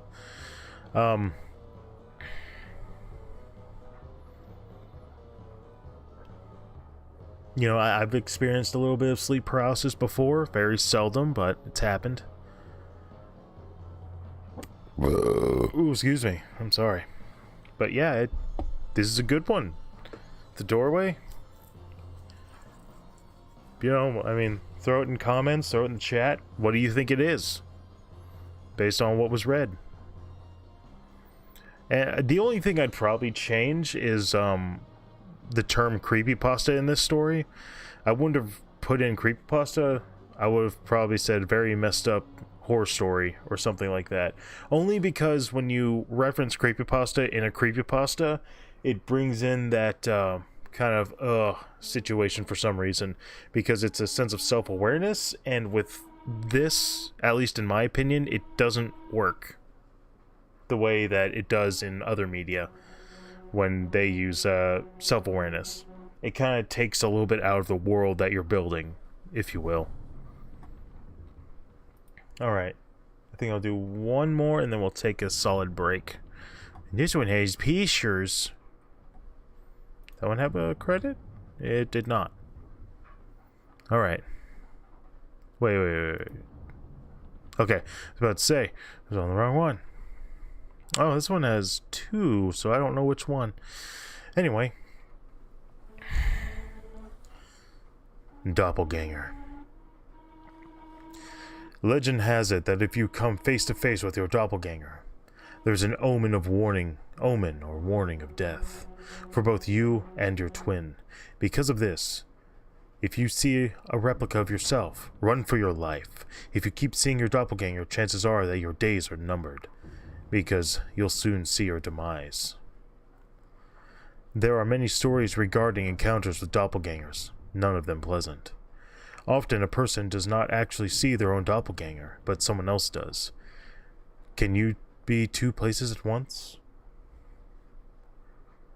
No, but it is a very strange feeling when someone who knows you very well insists that they saw you just 30 minutes ago, and you were nowhere in the vicinity.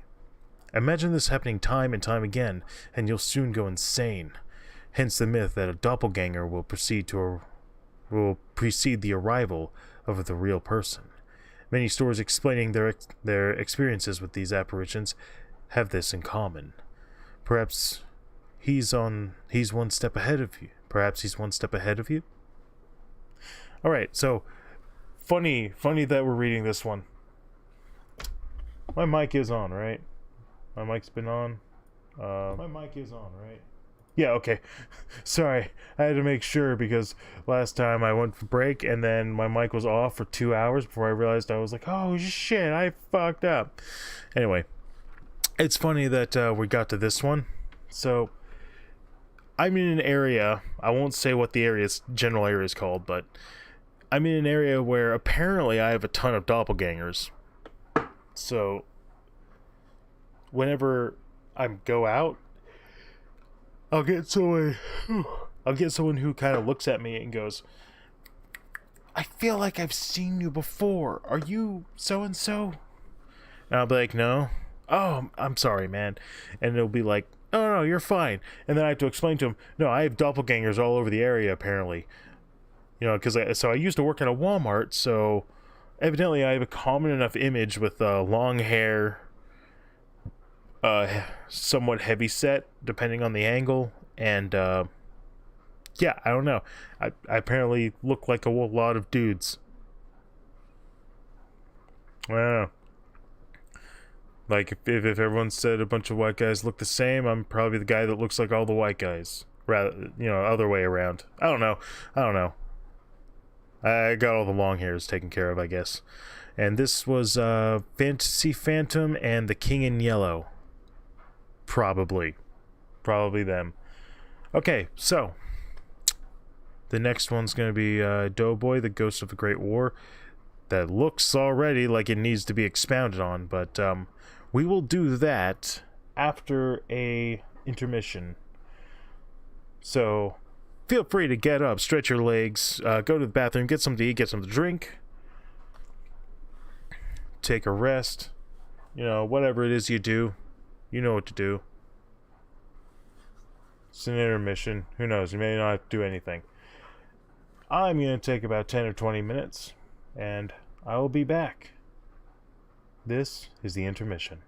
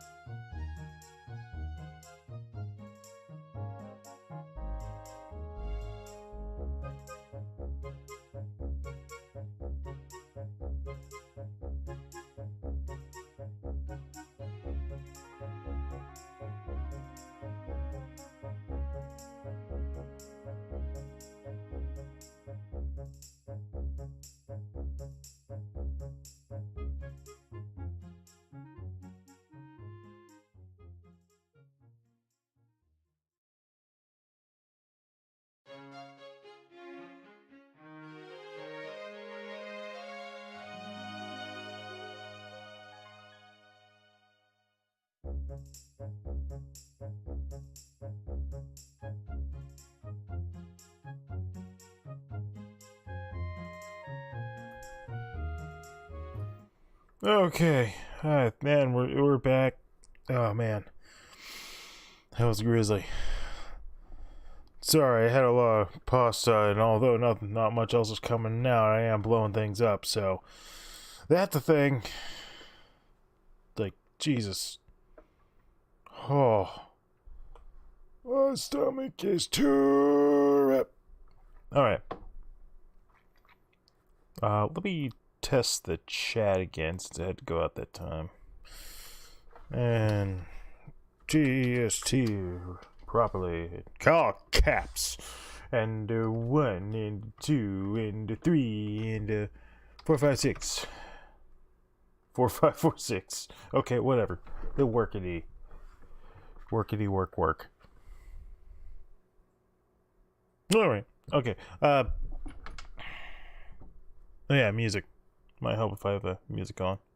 You know, that was the funny thing last time when I fucked up and I didn't read the whole thing in with the mic on. So I didn't have the music on. I don't know why they didn't cue me in on, oh yeah, you don't have anything on.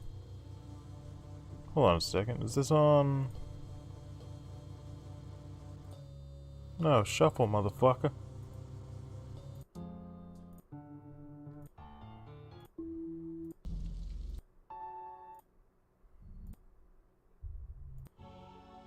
Yeah, that works. Okay, whatever. I need to get more music for this. I can get like 200. So I got myself some tea. Hopefully it will help my throat. Because it's been a little irritable, just constantly feeling dry, and it shouldn't do that. But you know, it's whatever. In any case. Ooh. Got spearmint tea, so hopefully that helps. It's hot, so gotta take it slow. Alright, onward to glory. The Doughboy, the ghost of the Great War. A common U.S. soldier of World War I, aka Doughboy. It's been said that in the Argonne Forest in France, It's just on just the right day in the summer. You will hear a distant thunder and meet a man in an old military gear shrouded in fog. He will motion to you to follow him. If you don't, your corpse will end up found in the forest. Cause of death? Apparent lacerations due to shrapnel wounds. If you follow him, you will survive. He will take you to an open field, scarred by craters of the Great War. Eventually, fog will build, and through it you will see thousands of men charging to their death of machine gun fire. At this point, look at the man you were with. He will nod, and a stray round will rip into him, mimicking his death almost 100 years ago. He is the Doughboy, the lost soul of the Great War, and he guards the field forevermore, helping lone wanderers find their way out of the forest, but not before reminding them the price of their life on this modern era. Okay, we'll go ahead and say that's more interesting than what I thought it would be. And I think I'm right where I want to see more of what's going on here. So yeah, Doughboy. And is this actually like what that is? Like I've never heard that term myself, but I mean there's a lot of terms I haven't heard of. By Falcom KPD. I guess he's the one who added. That's the person that added it, so it's the only credit I have. I hope at some point someone's gonna go back and go, "Oh hell no, that was mine, asshole." Just if that happens, just comment. Like, I'm probably not gonna do much for it, but like it's up to you. If like the actual authors of these comes out then and says, "Hey, that's mine," whatever, it's fine. Like I'm only giving credit based on what I can see because there's no credits at the bottom of these. Unless they themselves type it in. Because I don't have the user, I never had an account, so I never had like usernames and stuff popping up. Or at least the way I copied it didn't, because none of these stories are mine. I should reiterate that. None of these stories are mine. I'm not trying to claim that any of these are mine. And 8,824 stories? There's no way I'd have enough creativity for that. I barely have enough creativity for fucking YouTube videos. Because I'm a loser. Anyway. Down by the tracks. Take a seat, John. Why don't you tell us what happened from the beginning?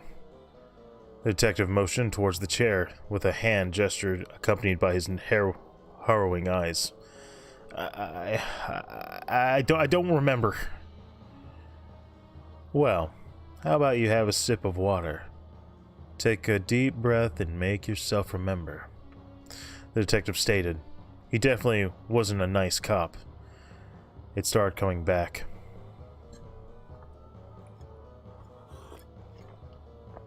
It took you no time to fall in love with her. From day one, you knew she was the girl of your dreams. Your first person you felt you could truly connect with, soul to soul. She was a great listener and didn't judge you on any of your imperfections. She actually liked them, and you believed her. You had met her 4 months ago down by the train tracks. It's the place you used to escape your problems when you were having a bad day. The place had a certain feel to it that allowed you to just forget about everything for a while. She went there for the same reasons as you. You still remembered the first time you met her, and how it wasn't even intimidating when you walked over and said hello. Despite her utter beauty of blonde hair and perfect pale skin. In fact, she always joked that it was her that broke the ice with you, but it didn't matter. You both had each other. You both had each other now, and that's all that you cared about. You were grateful and very lucky. For a few brief moments, you actually felt happy again, as your vision twirled in memories of all those times you spent together, until vivid memories faded as quickly as they had formed. and you were sucked back into the cruel reality of what was happening, sitting in the cold and lonely interrogation room, scared out of your mind. The day police arrived at your door to bring you in for questioning over her death shook your world like no other.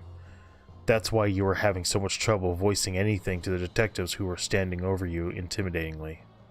Stuttering and mumbling, you still couldn't believe it, especially when they mentioned she died 4 months ago. Ooh. Yep, I've heard stories like this. It's interesting because they give you that twist. It's a common twist.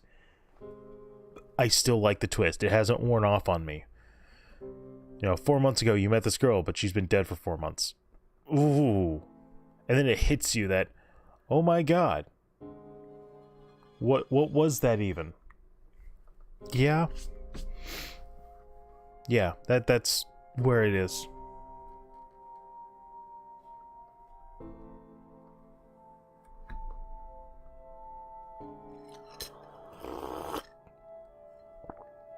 I don't know, just something about that hits me, like, your life goes a certain direction, and everything's great, and, like, your whole world is able to flip on top of itself and feel better than what it had.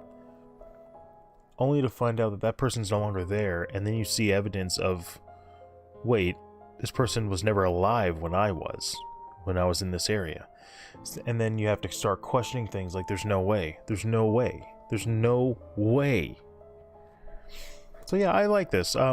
There's a few grammatical issues where it's hard to read, and this wall right here was kind of tough to read, but overall it was written well. So, yeah, it was a good one. Decent one.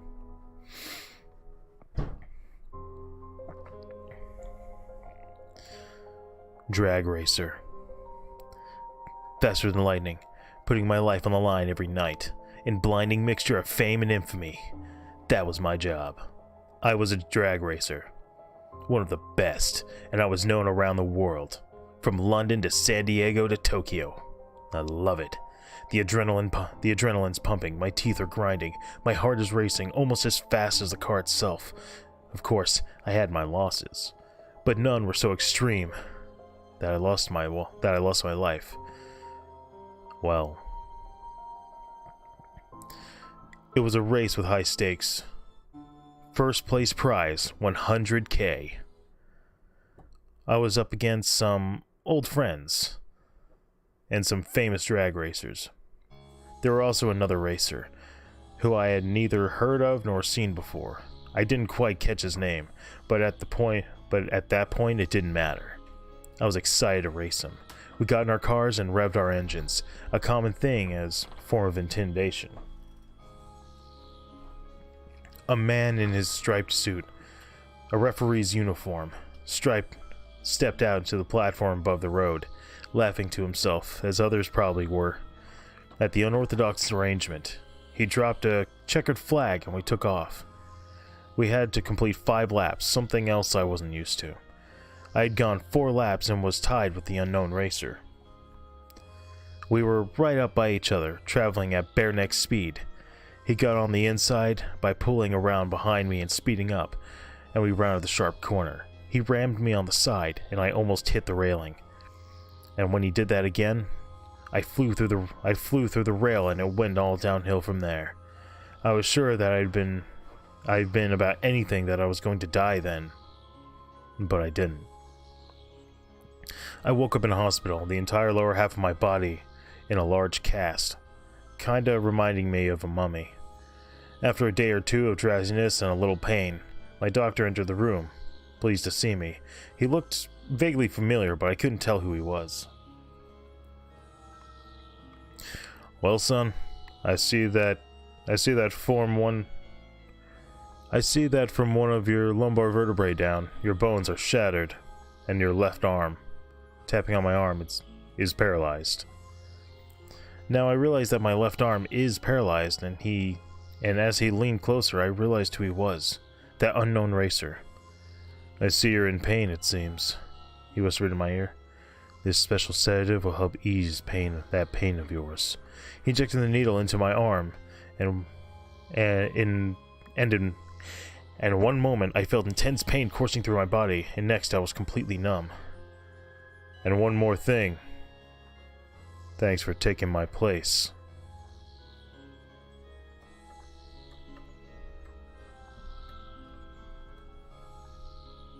Thanks for taking his place.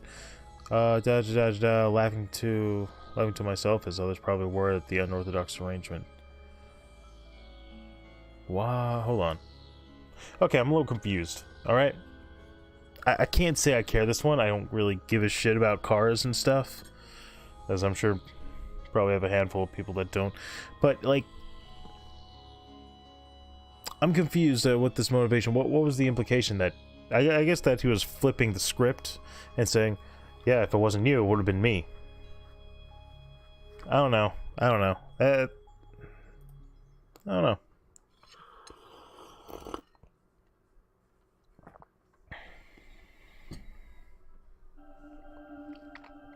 Okay. It's another gaming creepypasta.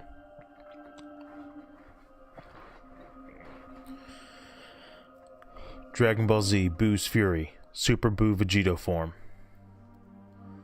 Do you remember when the ROM for Dragon Ball Z Boo's Fury wouldn't work? Well, I do, but a friend one day sent me a link to a hack to make it work. It lagged, but nothing I couldn't deal with. My friend beat the game with no problem because he was used to playing ROMs. I was not, however. So when I got to the fight with Super Boo and Vegito, I lost. Then instead of saying you died, it just continued with Boo absorbing Vegito. I looked it up online. Everyone says who lost to Boo died. So I continued the game and was surprised to see that his outfit changed to Vegito's. I take a moment to guess what will happen next, saying that all the characters you can play as are absorbed. It shows Dende with Hercule and telling the other Namekians to wish all of the other characters back to life, with Bibbidi hoping that he could seal Boo up because Bibbidi knows he is overpowered by Boo. Bless you.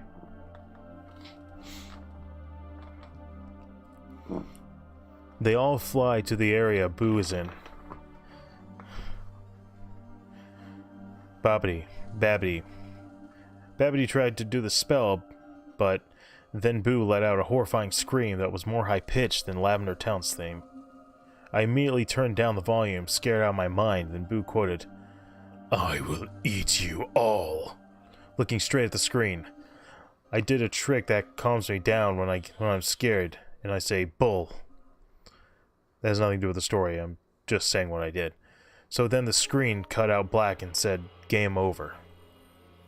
I was confused. Why? Why this? Was this a hack? I'm 13 and a fan of creepypasta, so I decided to make a page about it and hope that someone could understand. You know what? I could actually see this happening because we're talking about a ROM, right? It's a ROM hack. It's a ROM hack. If someone fucks around with it and like, okay, this hack wasn't working, but now you got it working, and what do? It's like, you know what, I'm gonna get it working, but I'm gonna fuck with some people. I could see that happening.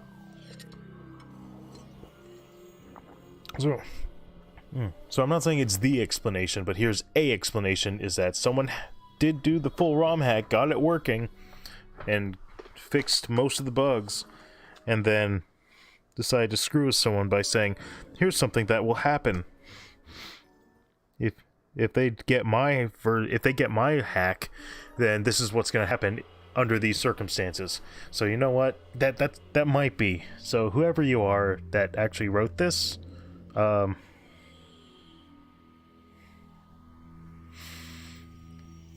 10 years ago, you're 23 now. You're now a 23-year-old, so if you manage to come back to this some one way or another, then yeah, this is the thing.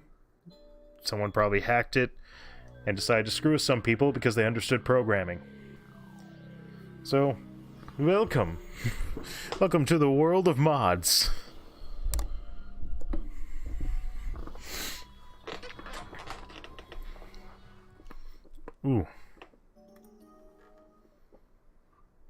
Ooh. It's a cool poster. I guess now we're gonna see why it's bad. That does look familiar, though. I'm sure I've seen that in stores.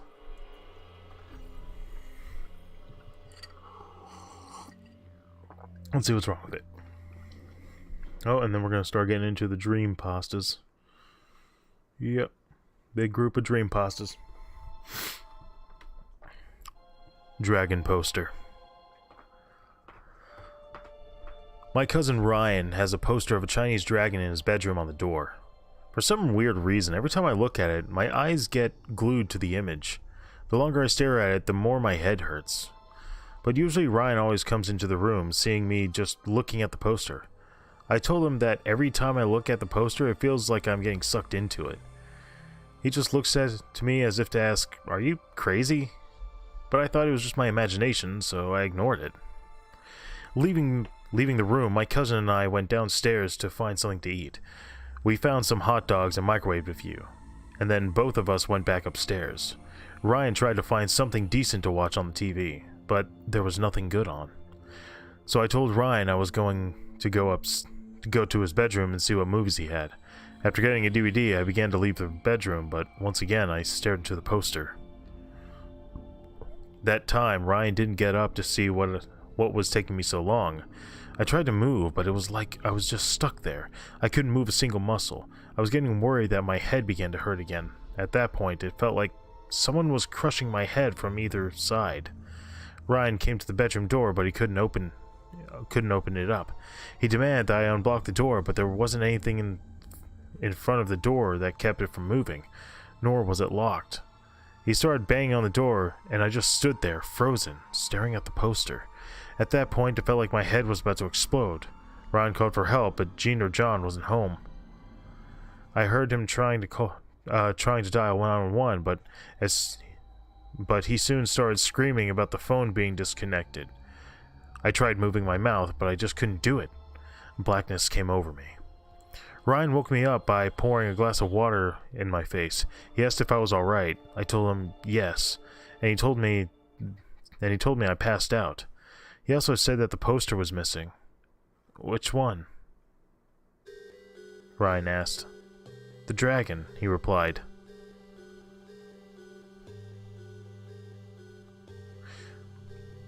I searched the room. I searched the bedroom, but nothing. Wait. He also said that the poster was missing. Which one? Ryan asked. No, you asked that, not him. Ryan said the dragon. I searched the bedroom, but nothing was to be found. I told him to just forget about it, but now every time I close my eyes, I end up seeing that dragon. Now I'm stuck seeing that cursed image for the rest of my life, and yes, I made Ryan look at that poster. He claimed that it didn't affect him at all. You know, I wonder if let's say that there's some truth to this.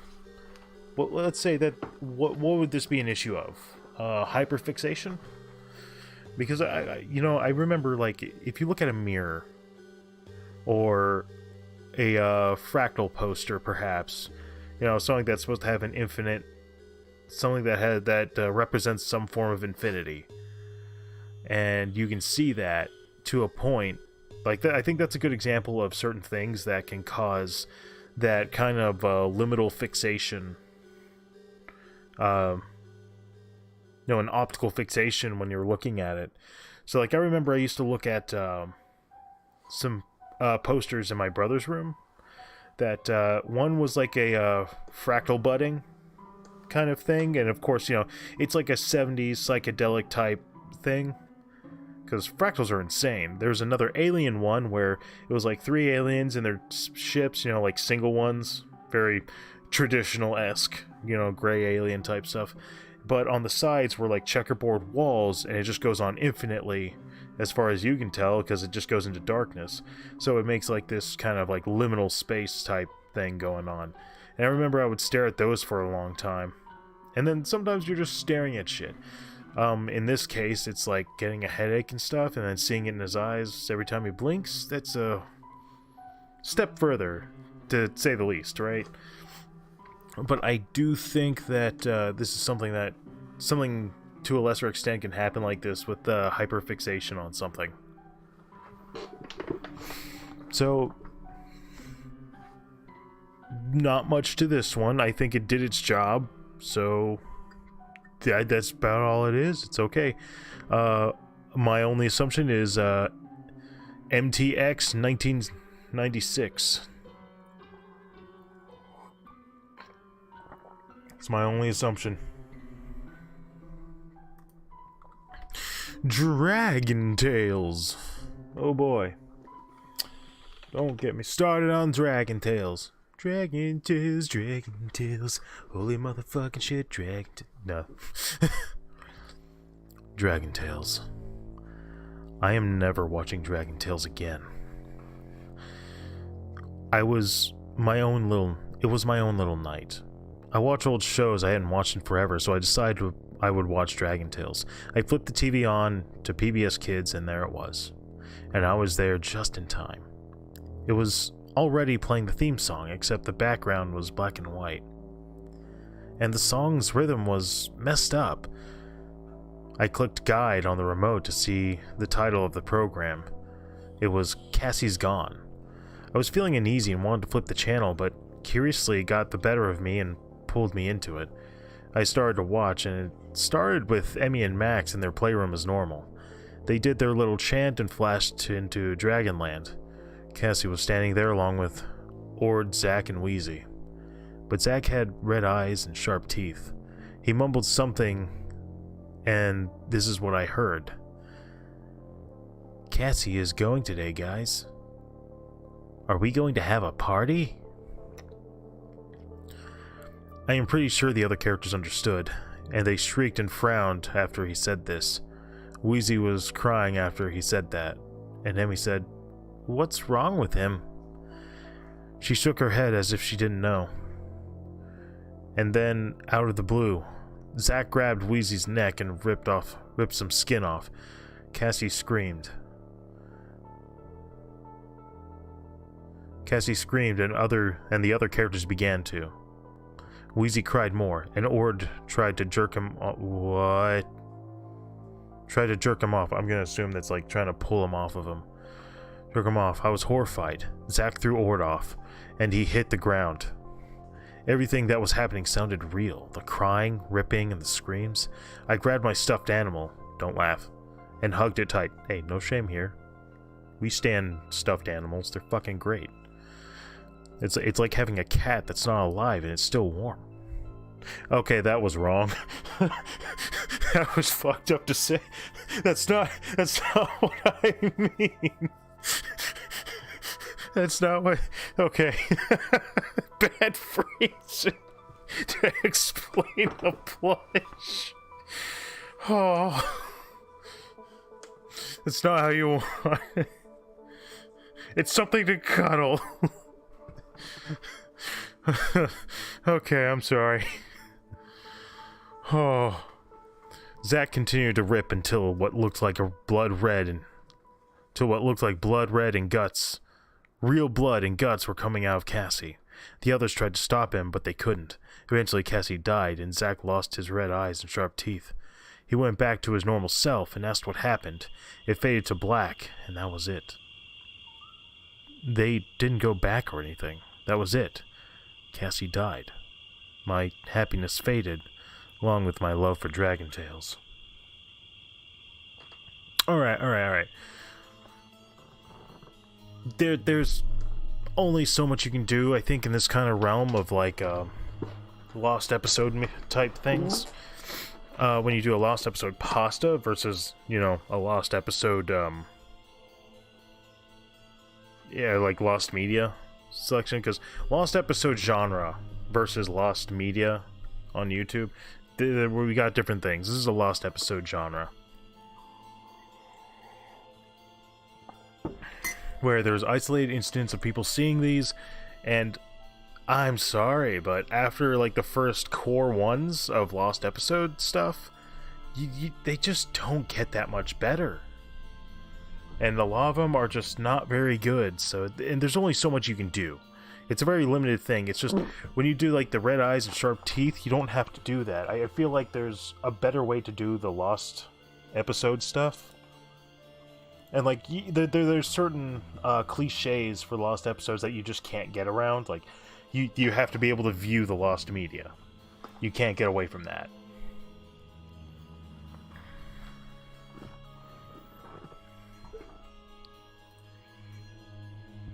Is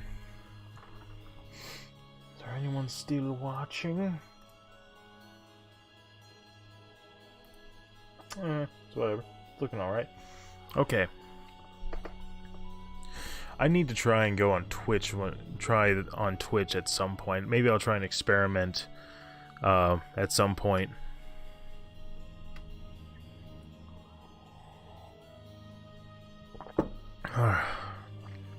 We are in the dream sequence.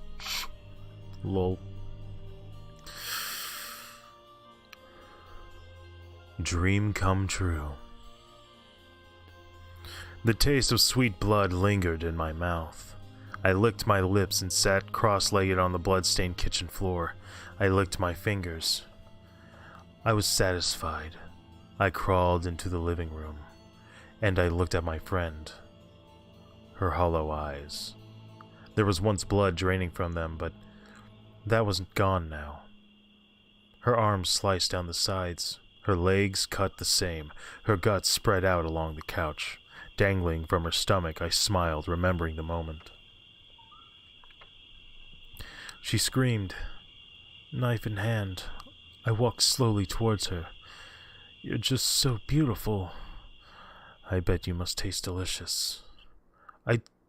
I know it wasn't polite to kill someone in their own home while their parents were away, but it was my one moment, and I craved her.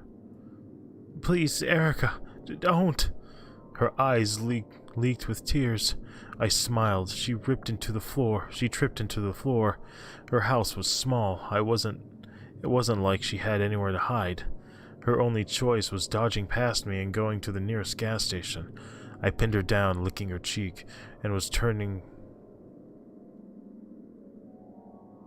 I raised the knife in her head and ran it down her curled hair. She whimpered. With pleading eyes, she looked at me, begged me, but in a weak attempt, she kicked me off of her and scrambled into the couch, hoping to jump over it and get to the back door, but I caught her first. Goodbye. And with that, I plunged the knife into her stomach. Her screams were like music to my ears. I couldn't get enough. I stabbed repeatedly, each scream getting weaker until it finally just stopped. I frowned. I just killed my best friend. Oh well. Supper time. I sucked the blood out of her stomach, cupped some with my hands. Yum. I pulled the guts out, getting them out of the way, making room for more blood to drain. I took the knife and sliced open her arms and legs, licking it up every drop of blood.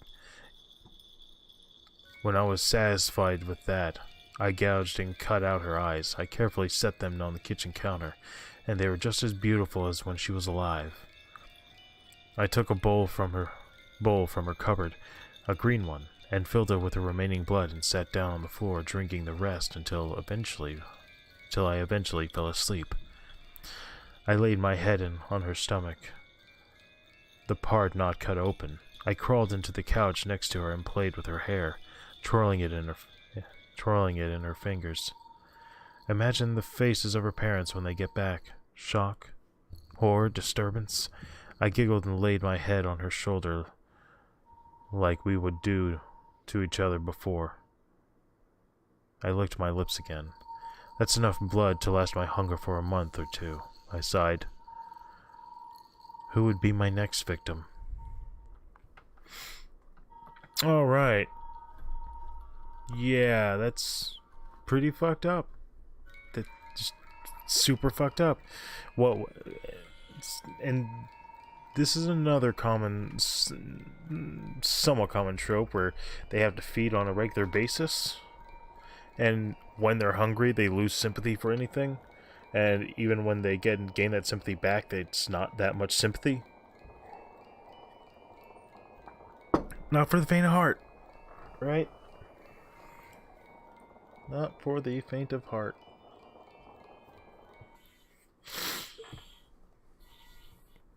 Okay. Let's get away from that one.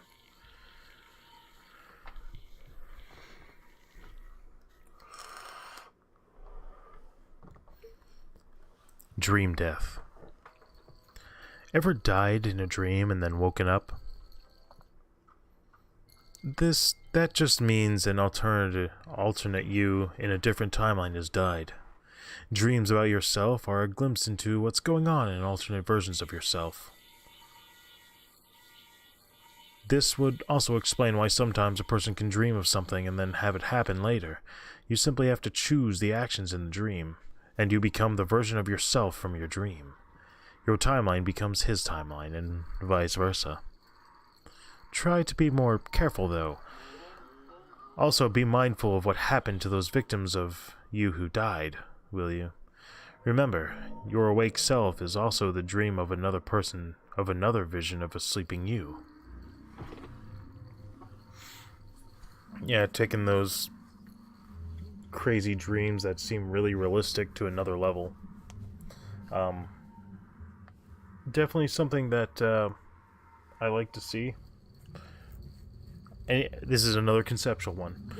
The idea that when you dream and it's about you, and it's... This is going back kind of into the deja vu one. So when you have deja vu, you remember like you were dreaming about it. You've seen this before. And in this case, it's basically just going the next step and saying, well, if it happens to you, then that's you taking spots in the alternate timeline where that actually happens, and them to yours. So you're someone's dream, then they're going to experience that, and you're just constantly going back and forth with it, or something like that, I guess.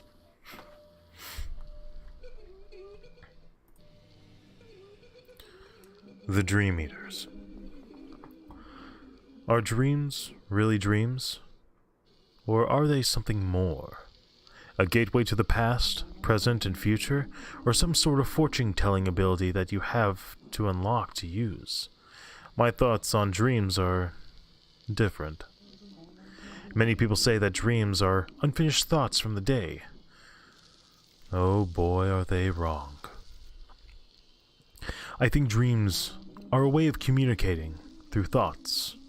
But, oh no, we aren't talking to each other. We, all humans, are mere pawns in this grand game. There are things stronger than us in this universe. There are parasitic beings that take control of us. They control our dreams, and they use them to communicate to others. They are planning something, and in a couple of days, something big is going to go down.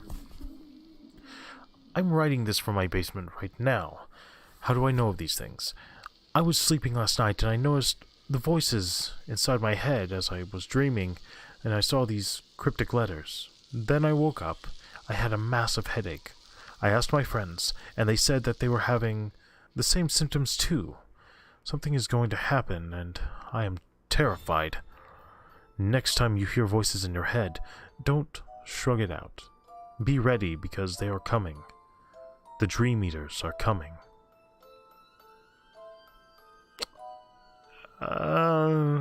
Whatever. I can't say I care about that one. It's... You get to a point where, like, it's an entity. It's not the concept. So, it's okay. It's one you can take.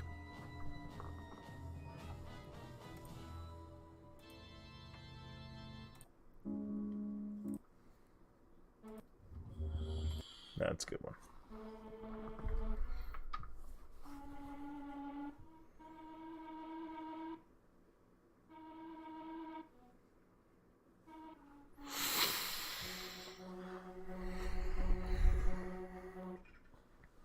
Dream memories. Do you ever have dreams that give you false memories? Something happens in a dream and you remember it. It can be as inconsequential as an imaginary episode of your favorite TV show or an important childhood memory that should have completely changed your life. I started having a series of dreams like this. In the dream, I was in a small house in the middle of a huge empty field. I was just standing in the living room of the house, thinking. I had memories of myself in this house. Decades ago, I was remembering something from when I was 2 or 3. I was in the house. I heard pounding on the door. I didn't know where my parents were. I was terrified, crying. The pounding got louder and louder, and eventually the door crashed down and I woke up. A few nights later, I had that dream again. I was in a dark, locked room at my current age. I couldn't get out. I started thinking back to that imaginary day from my childhood. It picked up where my last memory stopped. Someone had just entered the room. He was waving a huge knife, shouting something I couldn't understand. I tried to run. I ran to a door on the other side of the room, but no matter how hard I tried, my hands kept slipping on the handle and I couldn't get the door open. The man with the knife kept screaming something I couldn't understand and started walking towards me. I was too scared to move at this point, and the dream ended with the man who was standing in front of me and had just raised his knife. I wanted to talk to someone about these dreams, but there was something holding me back. Some kind of fear that I couldn't explain. I didn't do anything and said I had yet another dream. I was sitting in a chair, completely restrained. My memory returned to that day from my childhood. Again, it picked up right where the previous dream had ended. The man stabbed me. I felt pain, more pain than I had ever had in a dream.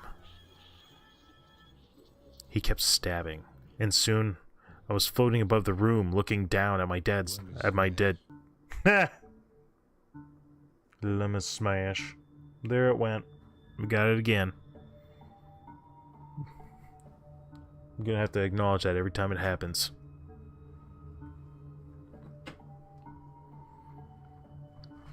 Alright, where was I? I want to talk to someone about these dreams, but there was something holding me back. Some kind of fear that I couldn't explain. I didn't do anything, and soon I had yet another dream. I was sitting in a chair, completely restrained. My memory returned to the day from my childhood. Again, it picked up right where the previous dream had ended. The man stabbed me. I felt pain. More pain than I ever had in a dream.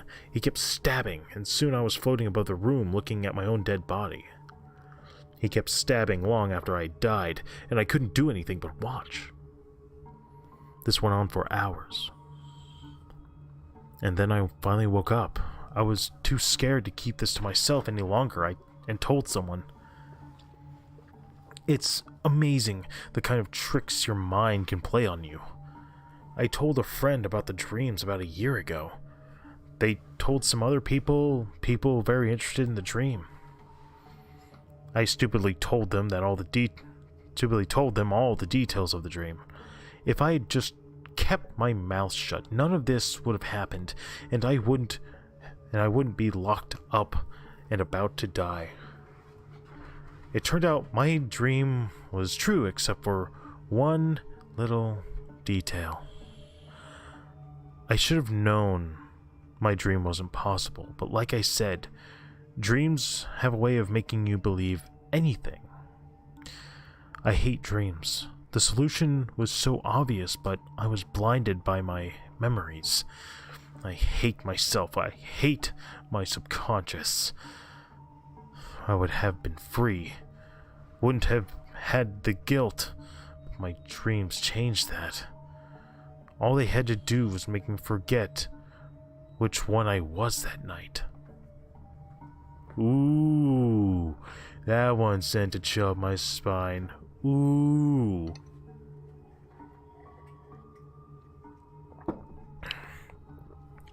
I've seen this done before, and it's done well here. It's not that it's a twist. It's that it's ambiguous of what the truth is. You have all the details, but you're missing like one crucial thing. Where are you in a scenario, in like the main scenario that the story's involved with? So the whole dream is leading up to a man stabbing another, or a person stabbing another person, right? Okay.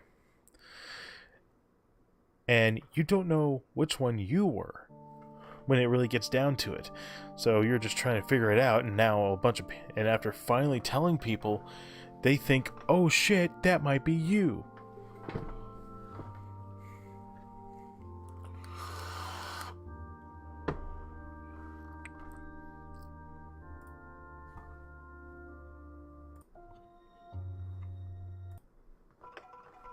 Okay.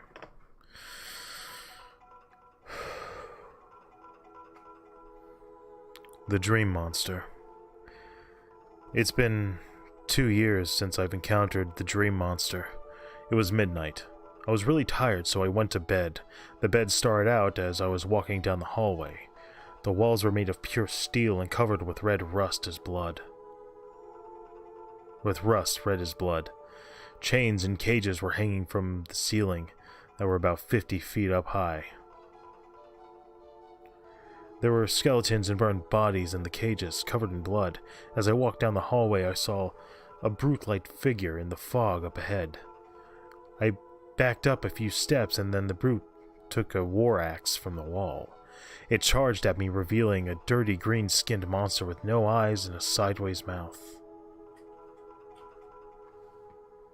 It had a hunchback with muscular arms and muscular long legs. I ran away, frightened, until I reached the end of the hallway, then felt the blade cut my leg off. Just then I woke up, only to see my leg cut off. I screamed, and my parents ran in, seeing the blood spewing from my leg and the sheets absorbing it. I had to go to the hospital, but managed to recover. Every night I still have that same dream, but instead I never walked down the hallway. Now, if you'll excuse me, I need to go sleep.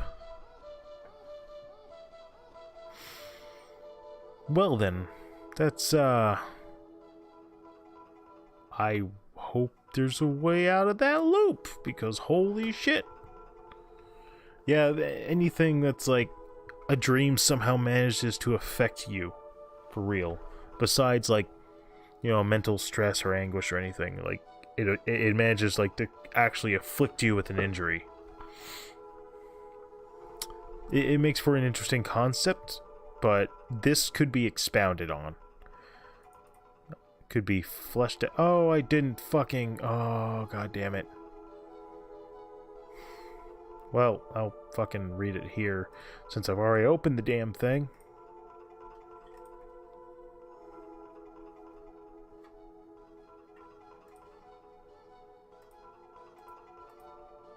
There we go. Okay.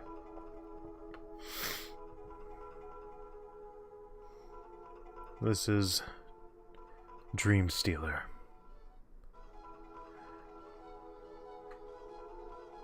Do you know those dreams? The ones that are so real, so vivid they scare you. But when you wake up, you try to remember them, but you just can't. The reason is, he doesn't want you to. He has no name, but I like to call him the Dream Stealer. At night, when you finally fall asleep, that's when he comes. He waits until you're quiet, and then he enters your room.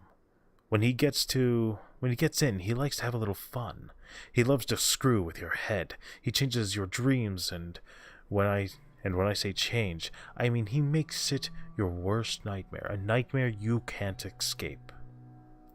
He makes you dream what he wants you to dream. When he gets in your head, he takes over and makes everything his, and he makes sure you don't remember a thing. He wipes your mind clean, leaving no evidence of his existence.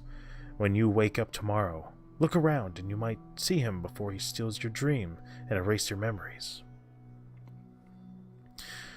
Before you fall asleep tonight, set up a camera, but hide it, and hide it well, for if he sees it, you're dead. He doesn't like for his face to be seen. I saw him once. but I wish I hadn't. He has no hair at all. There are scars on both his ears. On his right hand, the tips of his fingers are cut off. He's missing his left eye.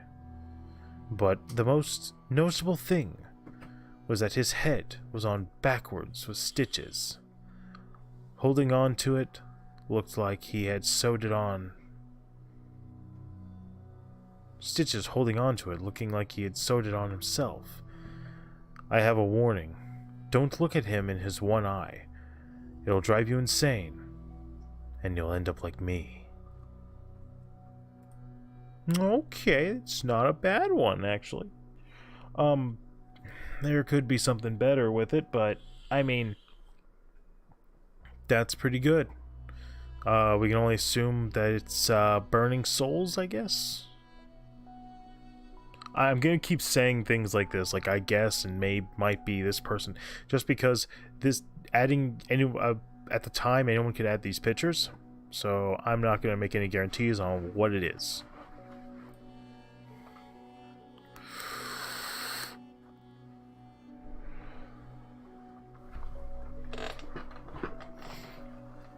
All right.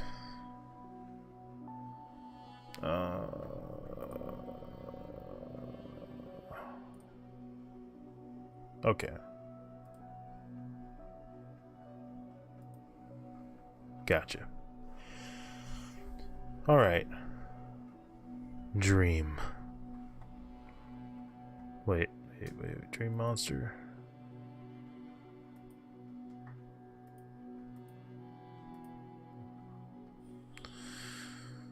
Dream. Who are you? Why are you haunting me? I said to the lifeless girl across the room. Why? I woke up panting. Why? I've been having the same dream for 6 months. Why? I got up only to stop in my tracks. Oh God. I staggered backwards, grabbing for my phone. It was the girl. She sat there watching me, sitting there staring at me. I tried to call 911, but she grabbed my phone and crushed it in between her fingers. She started to walk towards me. I tried to kick her, but she grabbed my foot, digging her nails into it. I screamed when I saw blood. Stop!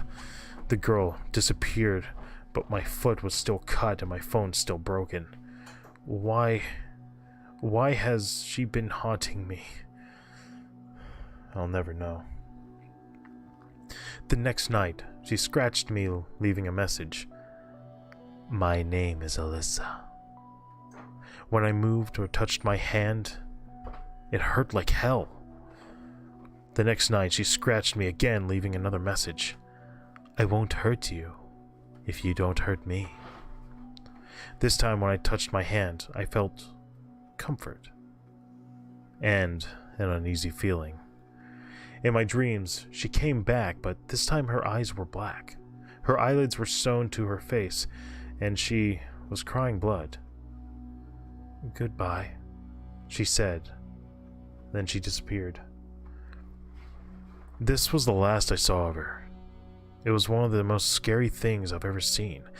I'm surprised I didn't go insane and that I'm alive to write this.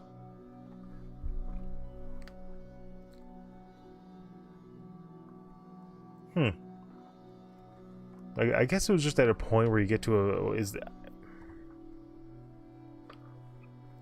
was there just a point of acceptance, or did it just kind of like take care of itself? I don't know. Do we have a... No, we don't. Alright, an Edgar Allan Poe story.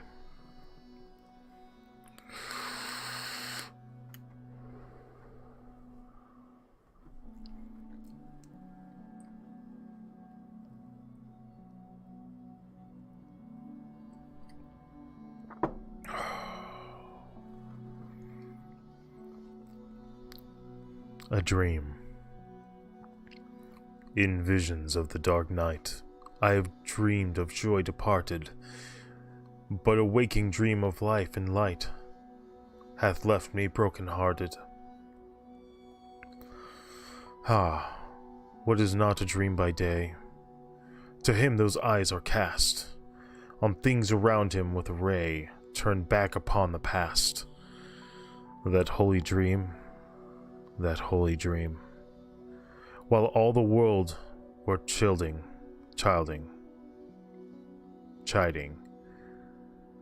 hath cheered me as a lovely beam, a lonely spirit guiding. What though that light, though storm and night, so trembled from afar, what could there be more purely bright in truth's day star? Okay. It reads very lucidly. Or maybe that's just the slight headache I got. I took fucking Advil. Whatever. It's a credit to fucking Edgar Allan Poe, of course. I mean, like, it's a Poe story. Poe's poetry. You know. Credit to the Poe man.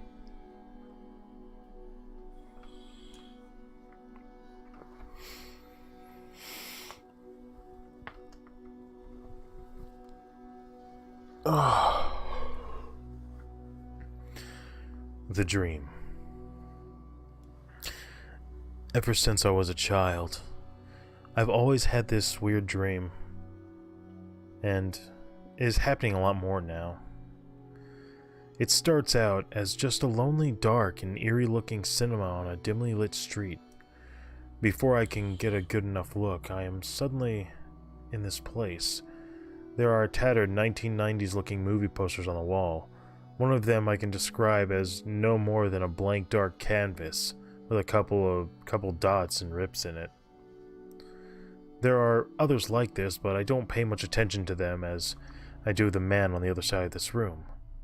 He is a bald man with a sort of messed up, distorted face. He's wearing a red sweater jacket over a black and white suit. I just move out of the room and get away from him, but as I try to leave, his entire body follows me. I move quicker down the path. I move quicker down the dark, endless hallway. I can never shake the feeling of that distorted stare, as if it was following me. The feeling gets worse as I seem to have teleported into the same room. This time, as I pass the man, I hear his robotic-sounding voice saying, "Thank you. Please enjoy the movie." I remember Mark playing a game that was basically this pasta, and like the whole thing is you keep looping and looping, and I think this pasta was expounded on at some point where there's like I think there is actually a longer version of this same pasta where at some point it's a mushroom head, and I don't know where it's at. It may have been a rewrite, but it was really interesting because it gives you that lucidity feeling and that liminal feeling at the same time, with the only entity that you know about that's not you is this guy, and then later on he has a mushroom for a head for some reason, and he just keeps saying the same thing: "Thank you, please enjoy the movie." And then I think there was like a Easter egg somewhere in that game, but it was interesting to say the least. So I don't know. I haven't tried to get it, but yeah, fucking yeah.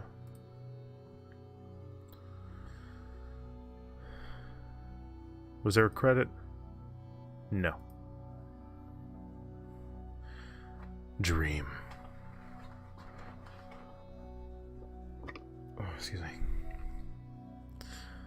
As I woke up, I felt nauseous, my head filled with blurry visions of my nightmares. As I got up, my eyes were heavy. I forced myself downstairs. I walked into the kitchen, to the coffee pot, and began pouring the coffee. I walked into the living room, began to watch TV. My mind still half asleep, I dozed off. I remember getting awakened to the sound of glass breaking. It sounded like it came from the kitchen. I got up and walked to the kitchen, not knowing what to expect.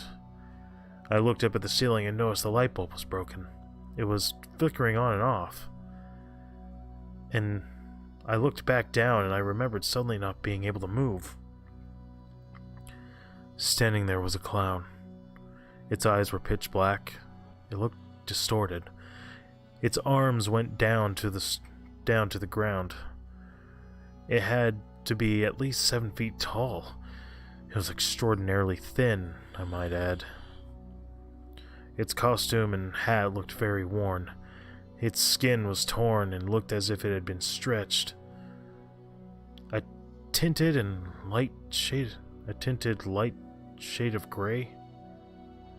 And tinted a light shade of gray. It appeared to be crying. It then stopped and slowly looked up at me. That's when I woke up and sat up almost instantaneously. Thank God it was just a dream, I thought. The weird thing is, ever since that dream, I always feel as if I'm being watched. Now and then, I always daydream. Except that all I see is that tall, skinny figure of the clown, and whenever I see it, I get nauseous. It looks more realistic every time, too. I honestly doubt his face isn't real more and more every time I see it. Maybe, just maybe it isn't. Maybe. By CR Productions, I guess. Oh.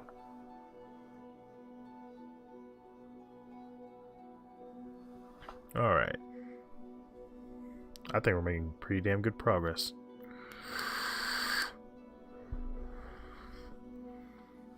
We're fucking running through this shit, motherfucker. Alright. Dreamer. OC contributed by Laura Thelma. Laura Thelma. It's a little harder. I'm not used to that many syllables in most names.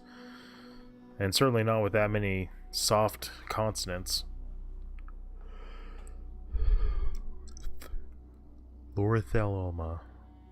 There's no hard consonants. Laura Thelma.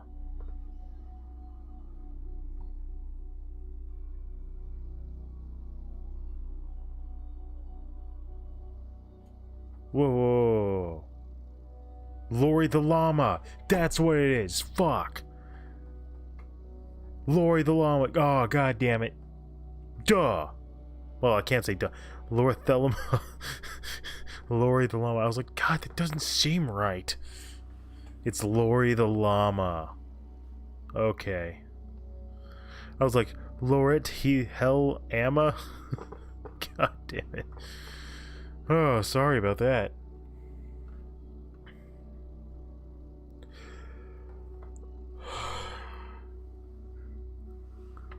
Alright.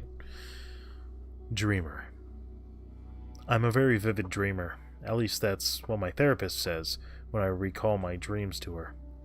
I've visited wonderful places, done things I would have never been capable of doing in the real world. I've strolled in gorgeous fields of multicolored flowers, pale blue snow-capped mountain rising in the distance.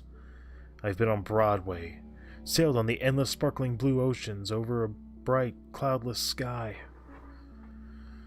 But I've also witnessed terrible crimes, watched grave robbers at work, witnessed murder and rape, watched war in action. Yet this is the strangest dream I have had so far. I'm standing in a dismal field of ankle-high gray grass, swaying in a light breeze. The field is surrounded by skyscrapers that reach up to dizzying heights, their jet-black walls studded with hundreds of windows lit with red light. All around, violet stems supporting glaring silver eyes in place of flowers.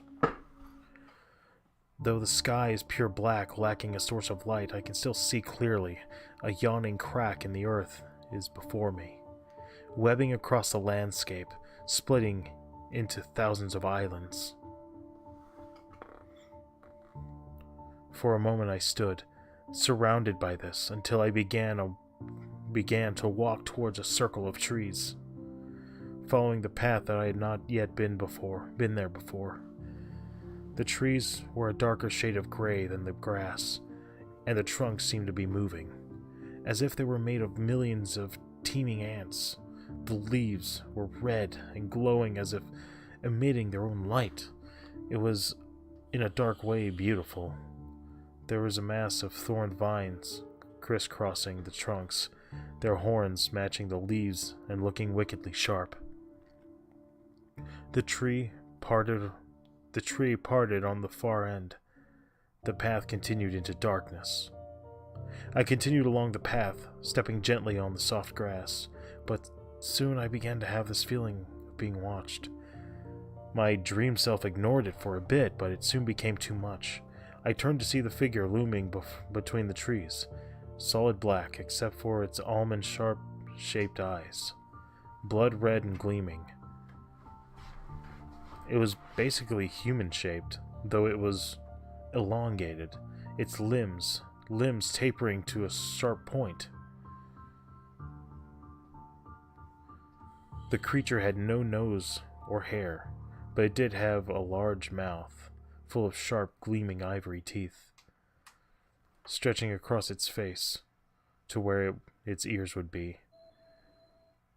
It turned its head towards me, smiling. Okay.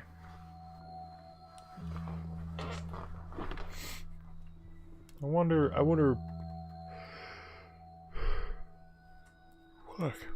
I'd like to see more of that. I could see that being like a story in and of its own. Like, you get stuck in a dream, basically. Be another fucking Inception kind of shit. Which I have not seen that. I've heard good and bad things. Like, some people are like, oh, it's amazing. And other people are like, no, it's stupid. I don't know. What do you guys think? Ooh.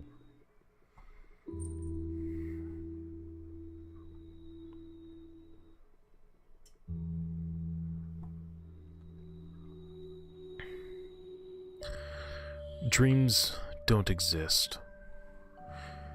Dreams don't exist. When you wake up, you don't remember what you had seen in your sleep. You don't remember what you had heard or anything previous to your waking. You may think unpleasant thought. You may think that the pleasant set of thoughts in your head were obviously what you had experienced in your sleep.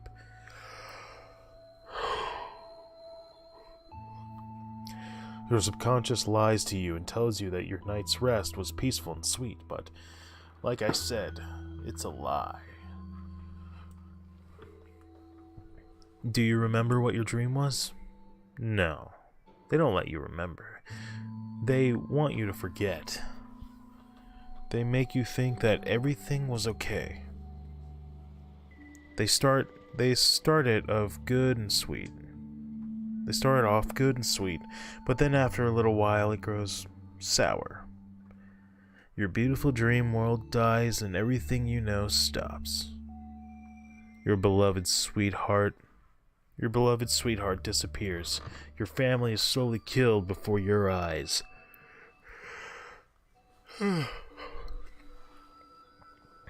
As well as the friends that you knew. And all that's left is you and the dream companions that never existed. They transform into grotesque beasts and monsters. All that's left is the choice to wake up or run.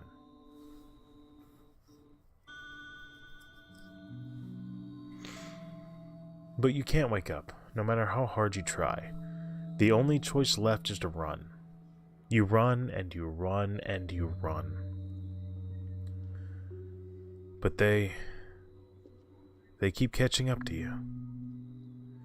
And now your dream world transforms into your own personal hell. The beasts are still after you. So you look very little at the changing world around you. Eventually they catch up and snatch you. Then the real pain starts. People in white masks come and greet you. They seem like the only friendly thing here, but you're wrong. They lead you into a black room. They ask you questions, and if there is no answer, they will make you answer. If not one way, another. They make you talk. And after, in some way, you are disposed of. Like I said, dreams don't exist. Only nightmares. Alright. Added by Lieutenant Banana Man. I guess.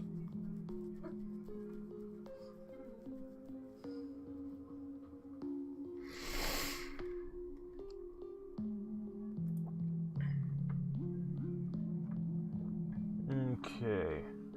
I'm looking at about 11:25.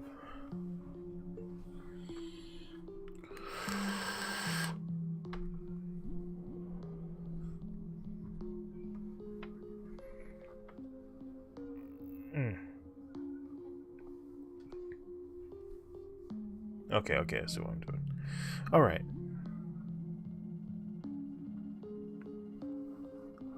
God damn, I cannot stop yawning.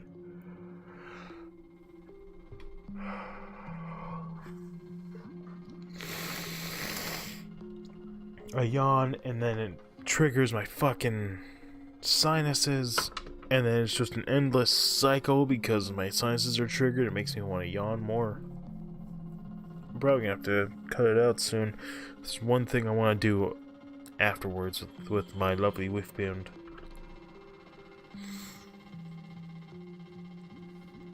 Okay. Dreams of the Nameless City.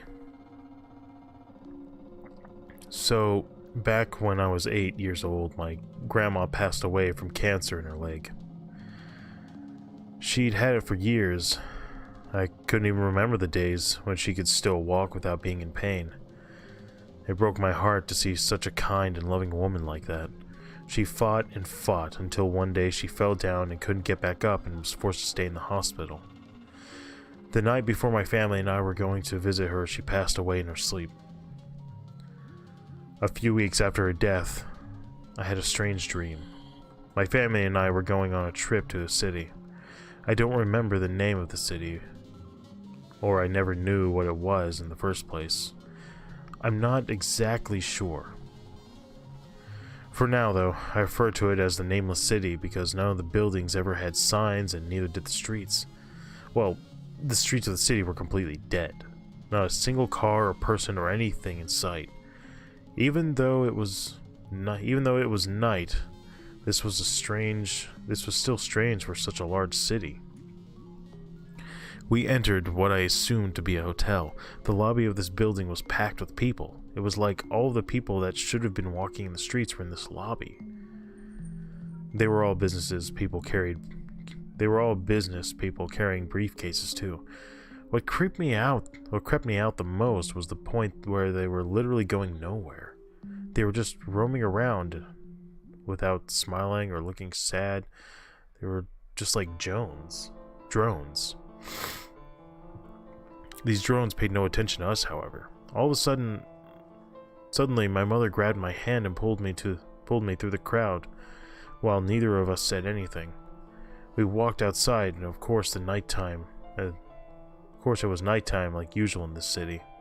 The only light we had was from the moon and the bright city lights that a little ways off in the distance. Though, like I said before, there were no signs of cars or anything. She dragged me across the street and we both ran up the railed sidewalk and zigzagged up like the wheelchair ramp. We ran up it before I knew what was going on, and we were standing on top of some clouds. I looked around, and the sky was really pretty pinkish orange. Everything around us was just clouds, and seemed never-ending. I looked over and saw my grandma sitting in the clouds, smiling at me. I ran to her and hugged her. All three of us ran around smiling, and just having fun for what felt like hours.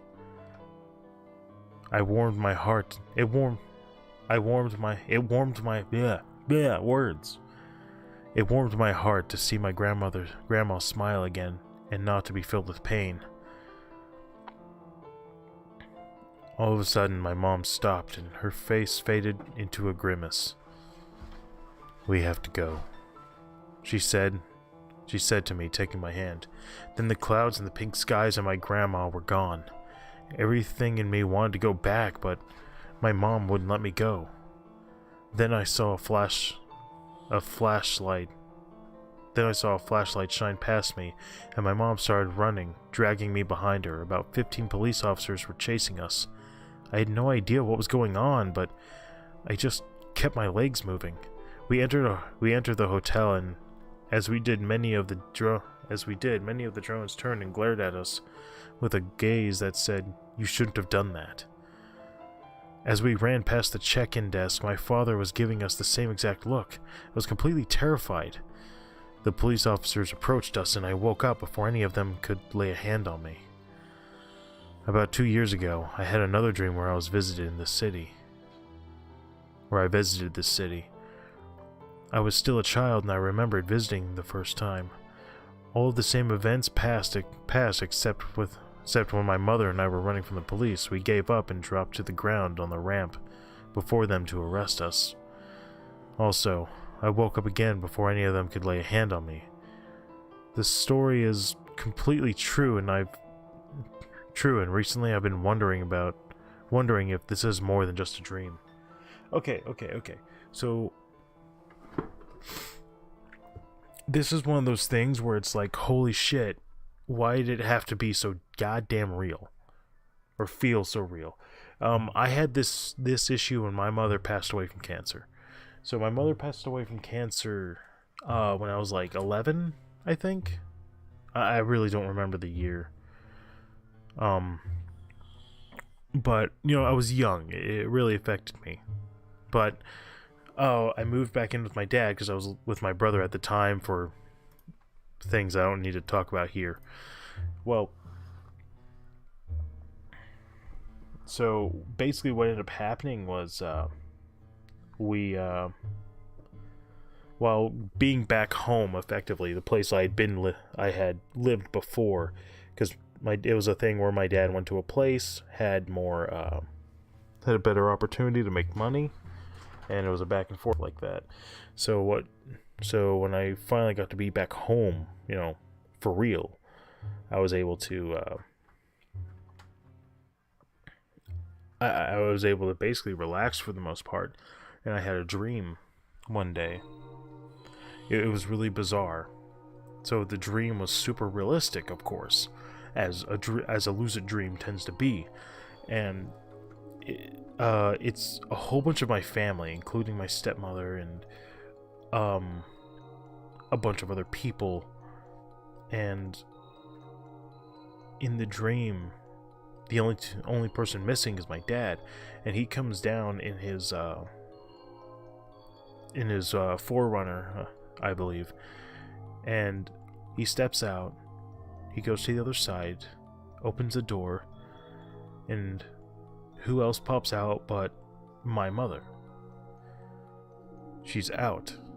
She's back. She's alive. And when she walks around, and the explanation is that they found a way to bring her back, and we start celebrating. Everyone's happy, everyone's getting along. It's insane that the amount of happiness, the amount of glow that's around it felt so good. It felt safe, it felt comfortable. There was no discretion, there was no vitriol. It was all just, my mother was alive and everything was good. And then at the end of the dream, my mother and father are about to get in the car. My dad says, "We just need to take her back to the hospital to make sure that everything's still going to be okay." There's a few more checks they have to do. So they both get back in the van, and they drive off. And that's when I wake up. The worst part is waking up from that, because I was in a place of peace. And being in that place of peace and then losing it was like losing my mother all over again. And I've had that dream or something similar to it twice. And it's just incredibly painful. You know, it's waking up and having to come back to the realization of what's actually happened. When I woke up, I cried. Anyway, that's I think I'm about ready to start putting things up. Let me see if I can get my Whiffbin's attention. Because I've got a little treat for her if I can see everything. How about... Maybe that'll be a little better.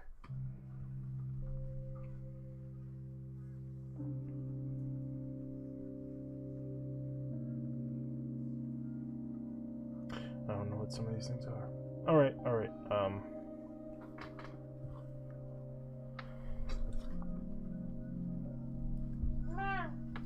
SoCal Tuna.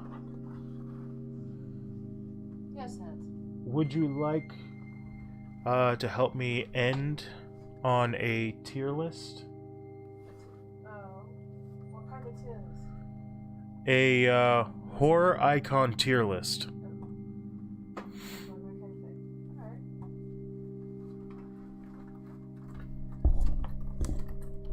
What do I need to do?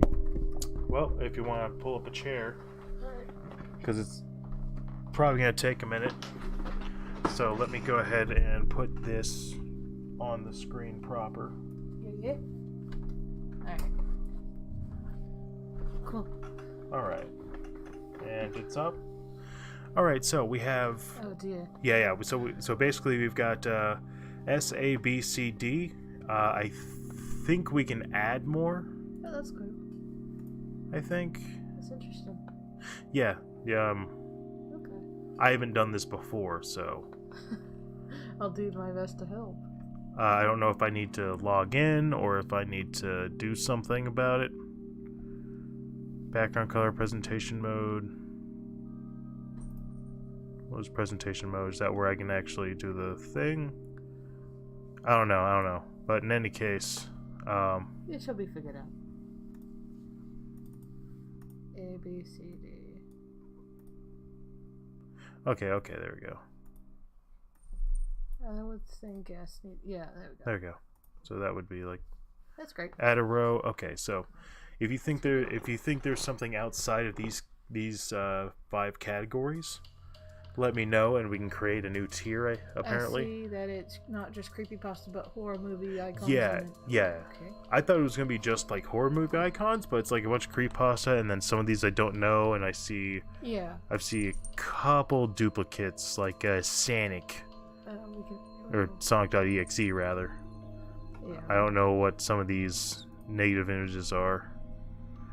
Actually, you know what might be wrong? I think it's because I've got it in. So the colors are different because I've got it all dark moded, but I think this is one of the sites doesn't work as well. So Turn that shit off. Shall please calm down. or not. Okay. Alright. Cat's going insane. Yeah.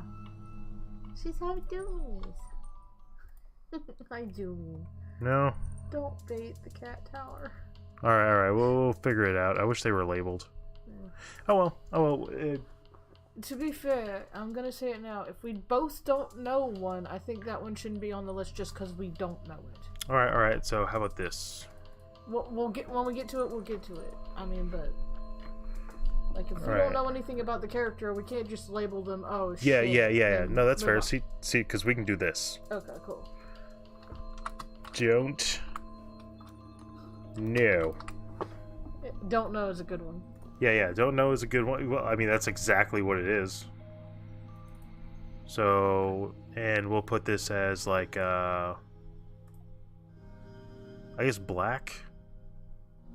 Nice color choice. So that way Don't know. Black. It goes into the void. There we go. Alright, starting off. Okay, starting off, it looks like we got Annabelle.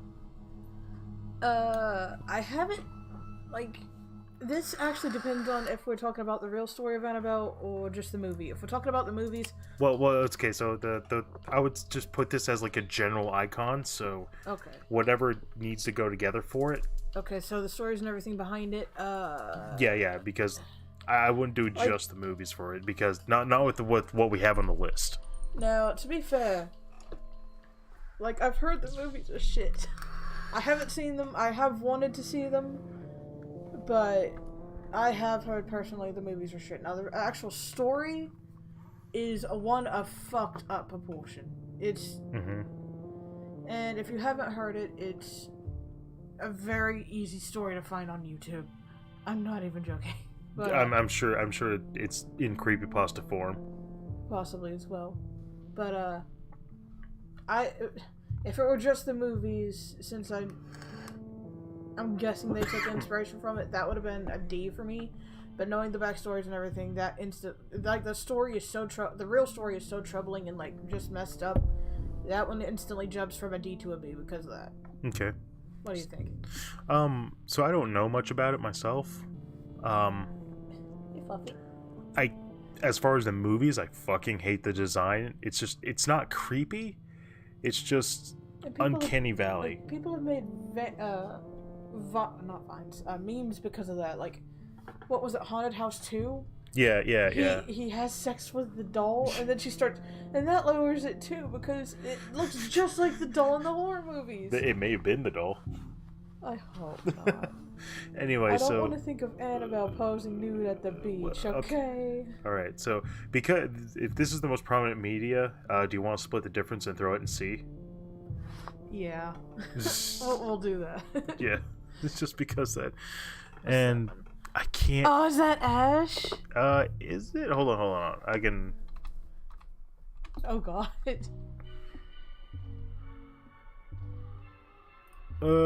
Can we expand on that image? I don't think I can. Do you want to do all of these, or just a few for now? I figured we could do all of them. Oh, shit. Yeah. I can't tell. Yeah, I think it is Ash. I just didn't recognize it because it was a larger character. Okay, so... For me, once again, I don't know much about Ash. All I know is apparently he's a badass. Yeah, so... Who took out zombies and has this catchphrase of saying groovy. Yeah, so, I don't remember last, but from the Evil Dead series, it's like a horror comedy for the most part. I haven't seen all of it, but I have seen the Evil Dead one where he goes like into the past and there's like the Necronomicon and shit, and he fucks up. It is really funny. I think he's a badass character. I would as far as my interest, I would put him at a solid B. I don't know much about him other than what I've already said, and he got put in Dead by Daylight. Yeah. And they even, like, had the actual voice actor act him in that game. Mm-hmm. So it was just like... Yeah, Bruce Campbell. Like, this one I don't know, because... That's for me anyway, because there are times where Dren will show me a movie or something that everybody fucking loves, and I'll be like, it's okay. Yeah, I mean, at best. And that's fair, and I'll say that the exposure to certain media definitely changes the outcome. Yeah, like one of them, and I know I'm gonna get hate for this, but Wayne's World. I saw that movie and I was like, what the hell is going on? I think the issue is you don't like irreverence. I think. Basically, like, nonsensical shit. Like, well, that's fine as long as it's done in a way that's, coherent. Well, like, irreverent. So, it's like, there's a bunch of other shit that doesn't matter and doesn't really affect anything. Yeah. And, like, I can see some people having an issue with that. But, I guess if you're good with it, I'll go ahead and throw it in the B. Until I can make a judgment myself, yes. Alright.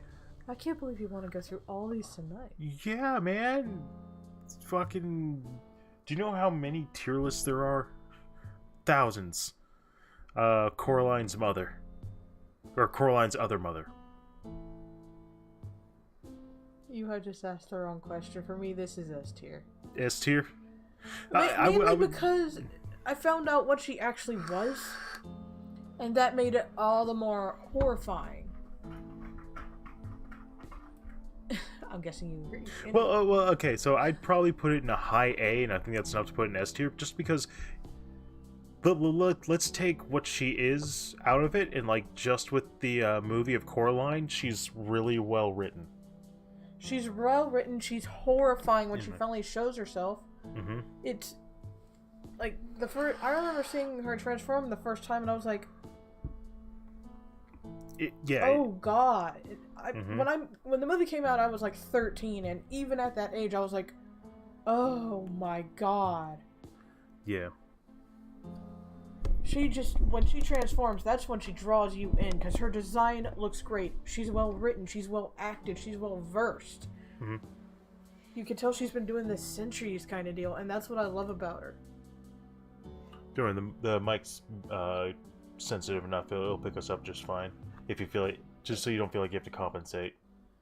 Anyway, yeah, but I think she was well written. How about Ben Drowned? I believe that's what this one is. Okay, that one, because that one was one of the originals. That was one for me. Yeah, that was one of the original creepypasta we felt like, because there's. And it was also one that we baby fucked us up for a while.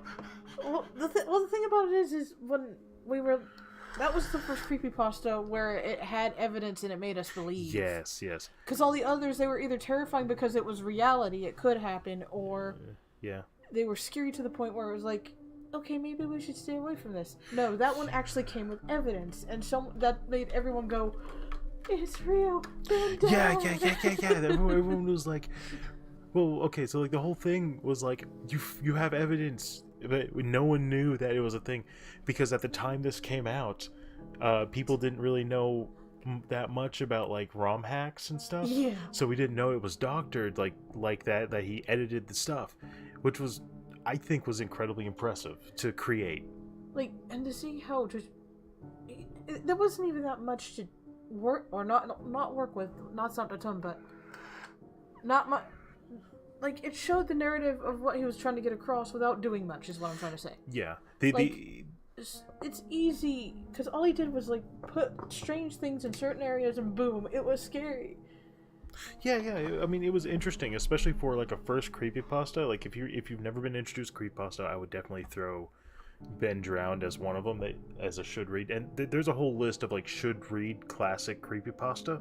If you have what was the Godzilla one? Because if you have the time, that one is the biggest one because of all the images. So that one, if I get to that one on one of these streams, it's going to be the very last one. Yeah. Because there's 300 pages. Exactly. It is. And it's mostly because the image files, I don't think it's nearly as much when you actually have everything consolidated. Like, we listened to that one back when we were dating. Yeah, it was insane. It took us like 2 or 3 times meeting because we were still living with our parents. Yeah, it was insane. Yeah, it was in different parts. But it was so cool, and that shows how well that kind of thing works together, because he has images and stuff that go with it. I don't think that one's on here. I was just curious. Yeah. But yeah, if you had the time, because I think the creepypasta in all, it took us like 10 hours. Yeah. So. All right. If you have the time, it's one I recommend, just like Ben Drowned. All right. That one's an A. That's what I was thinking. A solid A. The only other thing is that the way the creepypasta is written and the way it's become is like Sorry. I'm trying to move my foot. I've been doing that the whole time. I'm trying to move my foot. Shut up. The only reason why the main reason I wouldn't put it in S tier is because it does have that. It gets watered down because it is like a. It gets cliched. Yeah. It's been cliched, but this is one of the ones where it did really well. Yes. All right. Can we tell who this is? Bendy. Is it? Yeah, that's Bendy. Okay. I see it. Bendy, it's a solid B for me. Because I like the way the aesthetic is used for horror. Okay. I think I'm really impressed by it. Since I haven't played the second game, I really do want to, by the way. I'm just gonna go off the first game here. For me personally, it would be an S, just because and spoilers here, at the end of the game you find out that the voice actors for the characters have kind of been saved. You went B, I went S, it'd be in the middle. Huh? You went B, I went S, so it'd be in the middle at an A. That's what we agreed. Okay. Sorry, I thought there was a way to do it right in the middle, but I guess not. But unless we just want to insert a new tier. But that's like just the voice actors' souls and essences are kind of taken from them just to make these characters, and when you kill the characters, you kind of kill the voice actor over and over and over again. It actually shows it. That and then the deformities that were made, if you don't know. So, yeah, I'm droning. No, you're good. It's just, I think in a lot of these, most people, I would like to guess that most people have can probably recognize most of these for the most part. As far as like bending the ink machine, so that one blew up, but I really like like I said, the aesthetic with horror I think was really impressive, and it was also, the game itself was real smooth. I miss Boris. Everyone does. You did see the boss battle I did with him. Yes. All right, Beetlejuice. Do you even need to ask? you know with me. It's a classic, damn it. That's how it's gonna work. It's classics. Well, so okay, if you're gonna go there, if it's just gonna be classics, like for me, it's an A, just because like I didn't get the endearing side, but it is a classic comedy, and it's a Tim Burton, and let's just go there. Who can go wrong with Michael Keaton? Okay. Michael Keaton's a good actor. He's another one of those that if you give him bad roles, he can still do a damn good job. And that's how we got that awesome live-action Batman. But that's besides the point. Before he got a fucking iron suit.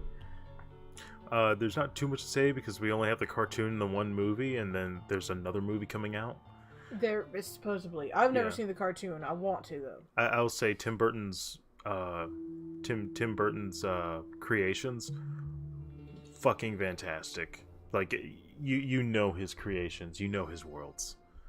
Are you familiar with this? Because we saw this. Isn't that Zalgo? No, it was a movie. We watched it in theaters, I believe. Sinister? No. Okay. Brightburn. Okay, Brightburn was that was the one that Danielle wanted to see. Okay. Yeah. It was basically the horror version of Superman if he ended up going down a darker path. I am not going to lie.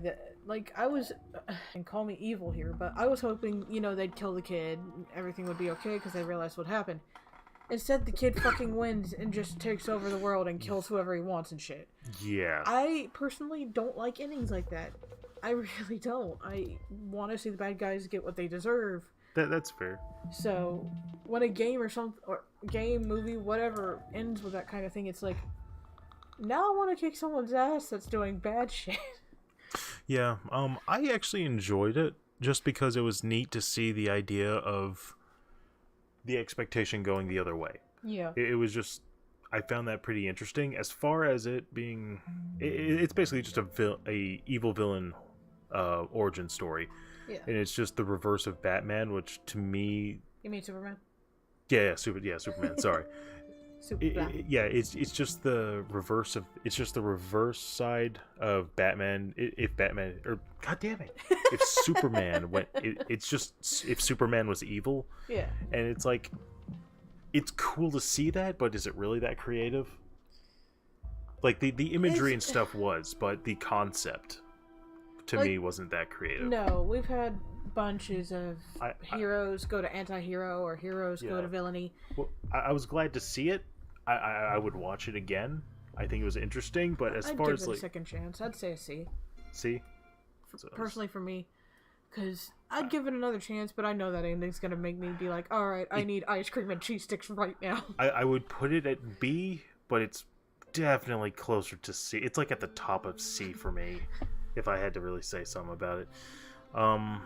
It's Candyman? Yeah, it's Candyman. Candyman? I don't know shit. All I know is the ritual thing. It's like I haven't seen the sequel, but I've actually heard the sequel's very good, and when we get the time, I may look it up. I have seen the first one a couple times now, and I personally enjoy it.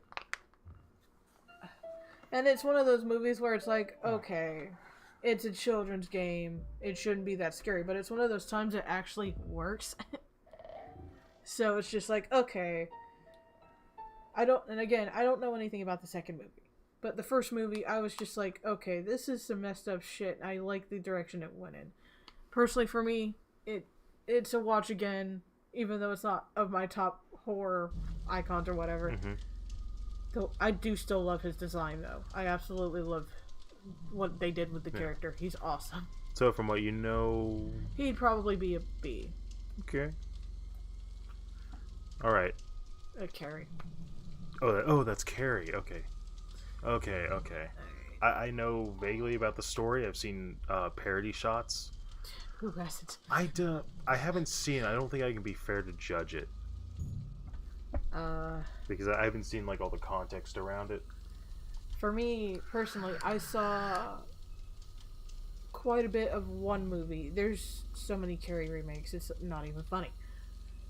But the one I did see, it was okay. Okay. It wasn't anything to write home about. Maybe the book is better, as I say, but... Alright, so like a... Personally, for me, C to D. Because it was nothing to write home about. I'd probably put C, because D is like, we don't like it distinctly. It's one of those movies I could see why people do like it, but yeah, for me, it's no. So, White Block. Hold on, can I... No. Trying to see if I can... If you want to put the white blocks at the end, so we at least know. Because you just moved the white blocks, so just put it at the end. Yeah, I guess. I mean, fucking... Get them out the fuck away, they don't count. Alright, I'm just gonna go ahead and do this.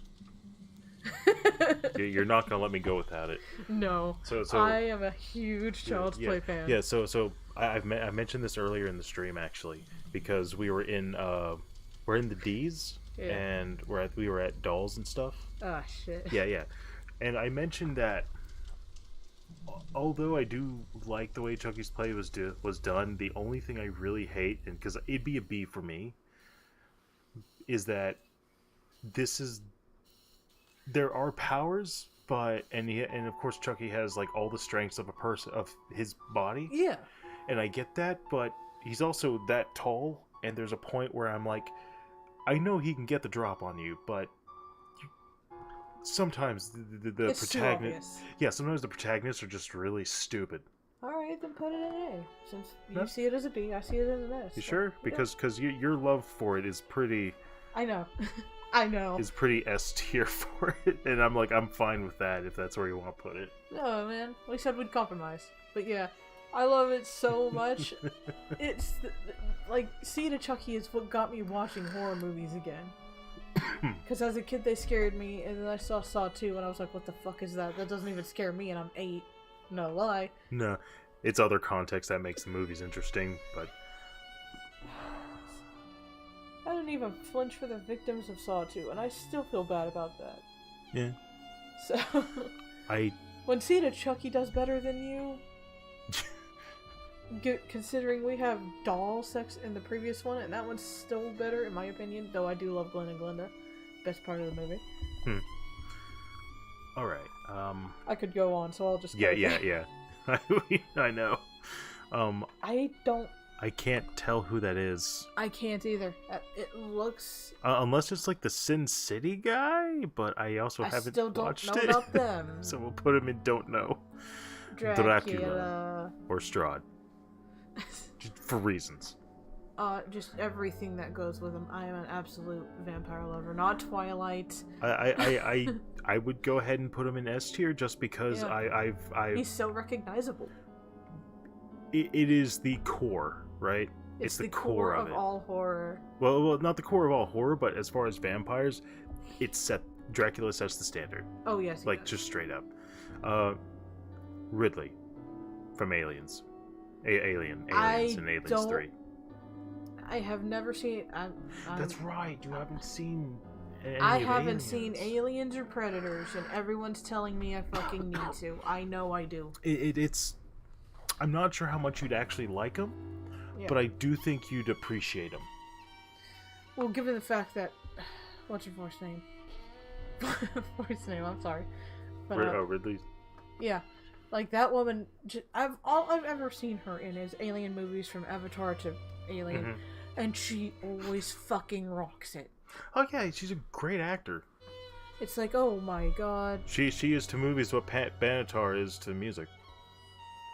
I love your innuendo. Innuendo? You mean comparison? Yes. Yeah, well, yeah, I mean, it's like, there's a lot of people who don't know necessarily about her. She's amazing, like, these days, but, like, if you will always recognize the music or the media. Yeah, you could see her and you go, holy shit, she's the protagonist from this movie and all that stuff, and it's like... I'd put Ridley as a solid B, because it's not so much horror to me. Like, it's not... More like, sci-fi. Yeah, it's very sci-fi, but it's not as much horror.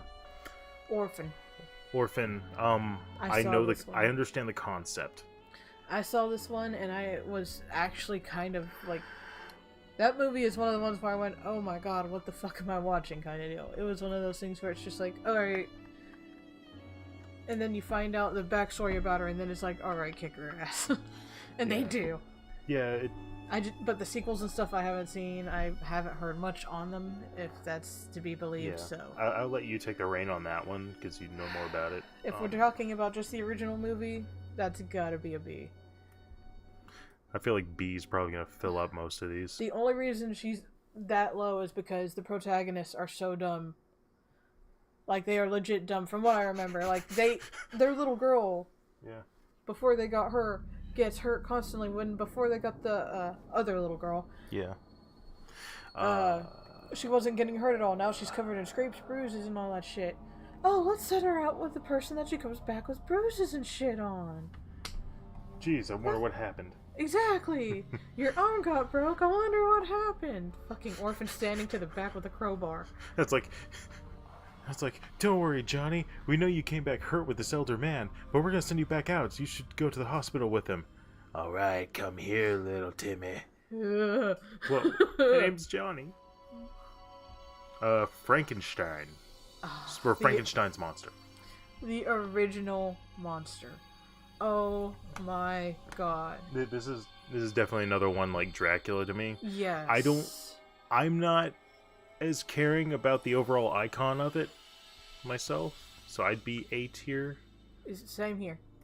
Mainly because just Drax got me, but I do find the concepts very, very entertaining and very, like, okay, I could see how this works. Well, I'm also kind of disappointed.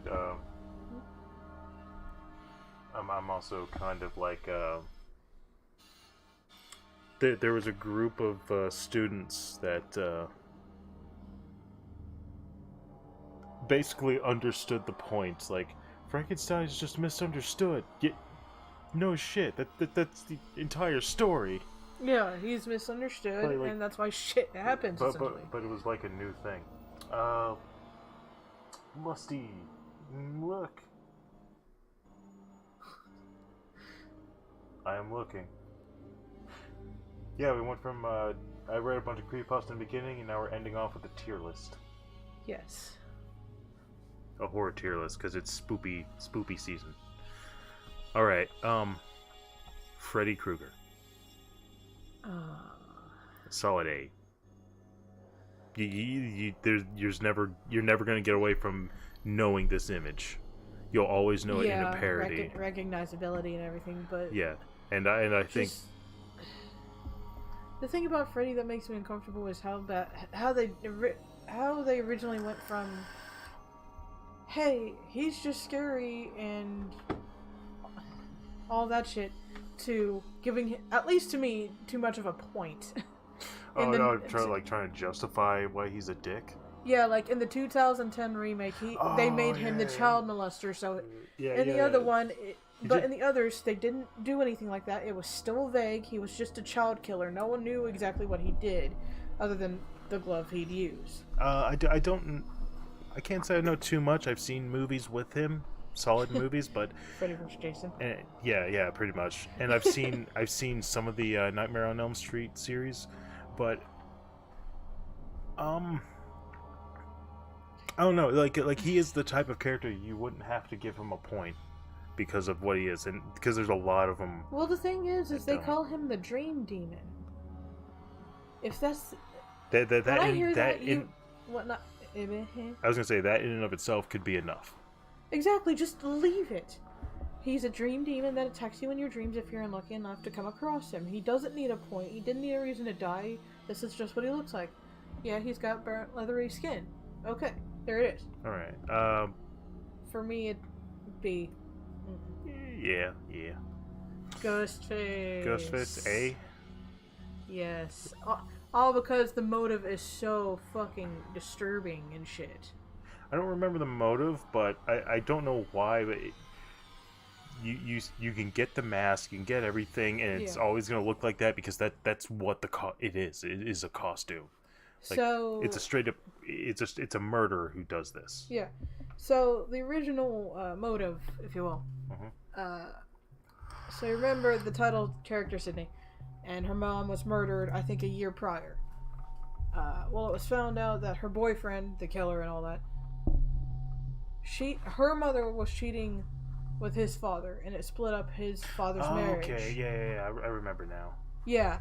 So, to get revenge, because, that doesn't happen every day, he raped Sid's mother and then killed her. And they got such a high from that they decided they were going to keep killing, but blame it on Sid's father, which didn't work out. And that's just the first movie. Mama, what are you doing? What about Hannibal Lecter? Have you ever seen Silence of the Lambs or Hannibal? I saw Silence of the Lambs. You showed me, actually, and it was just like, okay, this is good. Yeah, it's good. I'm not sure where the best thing about the movie was him. Yeah, he's absolutely. He is just a really interesting type of villain, and he's not even really the villain initially. He's just what he's done. Yeah, he's a fucking cannibal. And there's parts of it that just kind of leave a lot to the imagination, and I think in the setting that it gives, it's appropriate because he tells you what he's done. You know what he's done. You haven't seen it until later on or something. Yeah. He'd have to be A for me, just because of how he's well written. He's well written, and you just see how much in his mind he is. Mm-hmm. How he's always thinking, how he's always making plans, and it's just startling. Because he is reality in a way. There are people just like him.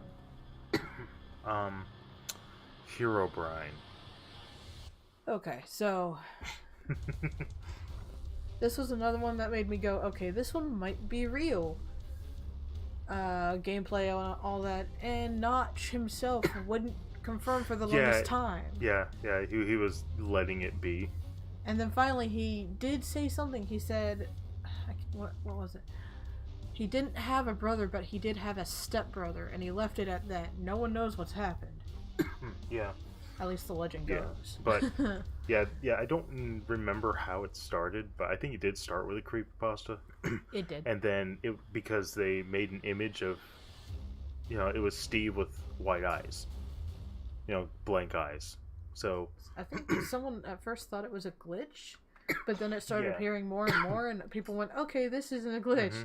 Well, so the thing is when they brought in that you could make your own skins, it was just that much easier to propagate. So at this at today's point, unless your game really goes all kinds of crazy and you're playing vanilla, you shouldn't be worried. Yes. And people have made videos where they use the skin and then they manipulate the game so that way you can do all kinds of crazy shit. So it's not things I can be surprised anymore, and I like it to an extent, but it's just okay. C. C to B for me. I I can't put him in B because it's been overused. At this point, yes. And it's like, I want to enjoy Minecraft, and I don't like the idea of someone screwing me up. It would be a grifter at that point. Huggy Wuggy.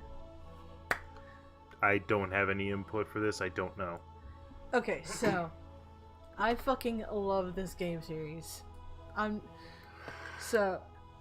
there's a special part, like, in the last episode, as far as I know, that's come out, where the pink, I can't even remember her name, but most people just call her Pink Huggy Wuggy. Kissy Wissy, or Missy Kissy, I think that was her name. But Missy Kissy, before she, like, opens a gate or something, she looks at you, looks at the handle, and then looks back at you with a bigger smile. I remember seeing that for the first time, and I thought, that is me trying to steal sweets while my husband isn't watching me. But, I love the game series. A lot of people say it's a ripoff of Bendy and the Ink Machine, just done with dolls. I don't care. Not really. I don't care. I love the hell out of it. Maybe some of the story is, but I mean, everything else around it isn't. For as me, far as I it's can tell. just, well, the parallels, people are like, oh, they're drawings. But wait, these are toys. Children. And it's like... Well, I'm sorry. It's an easy place to make lore when you're dealing with, like, children's stuff, and like a lot of the concepts of horror come from making the things that generally bring people comfort and enjoyment, yes, and turning them into a horror setting, and it's another thing of, like, subverting the norms, and I think that's why people enjoy things like that. That's why. Whereas I don't think Five Nights at Freddy's does that, because animatronics were already kind of fucked up, but now you're taking it to the next, I guess, to me, the next logical conclusion. Yeah. That one would have to be an A for me. All right. Reddit sign. This looks like, what I can barely tell, it looks like a doctor's getup. He's, like, fully masked down here with, like, almost like a bandage-like look. It might be just a mask and these glasses, and he's like this. I don't know anything like that. I can't tell, so I don't know. That would have to be, I don't know then. Laughing Jack? Okay. Right? That's Laughing Jack? Yeah, that's Laughing Jack. Okay, so I know who Laughing Jack is. I heard half of the CreepyPasta until it got to the point where the little boy was going to kill the woman. And I've gone through things that, if you know the moment I'm talking about, you'll understand. I went, oh hell no, I'm done. Turned it off, haven't gone back. Gotcha. So... And it horrified me. And I'm not... That's one creepypasta, the origin story of Laughing Jack, that is one creepypasta I will not listen to. You can show me just about anything else, but I won't listen to that one. All because of that one moment. So, for me, if we're going off scare factor here, just talking about it a little bit is actually making me sweaty. Okay. So that would be S tier.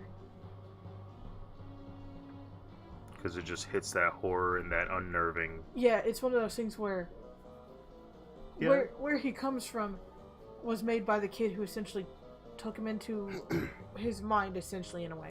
You know what? That kind of reminds me of it's done well.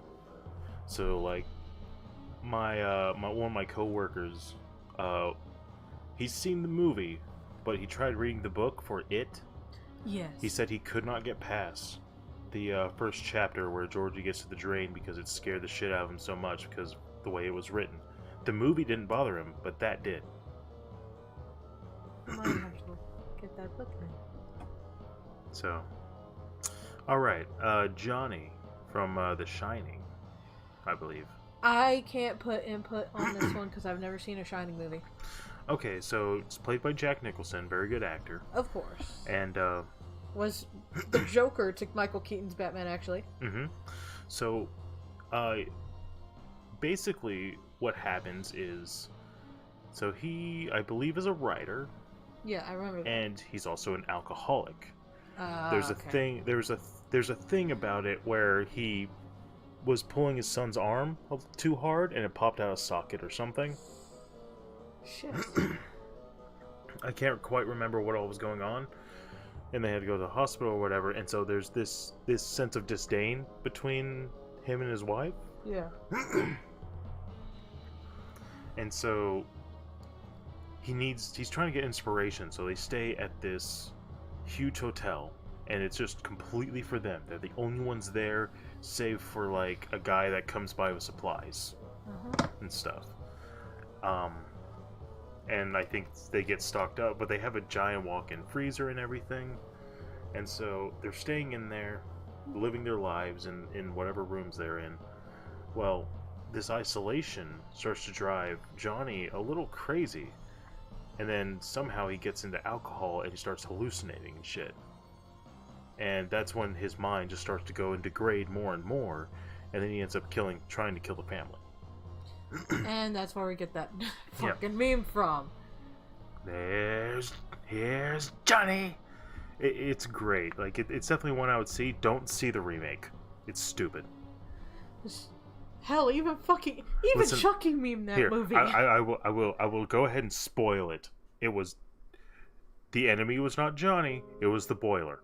It was stupid, and I think that's actually the original. Like the original concept, I think. Correct me if I'm wrong. I hope I'm wrong. But the remake was terrible. So I would make this a solid A.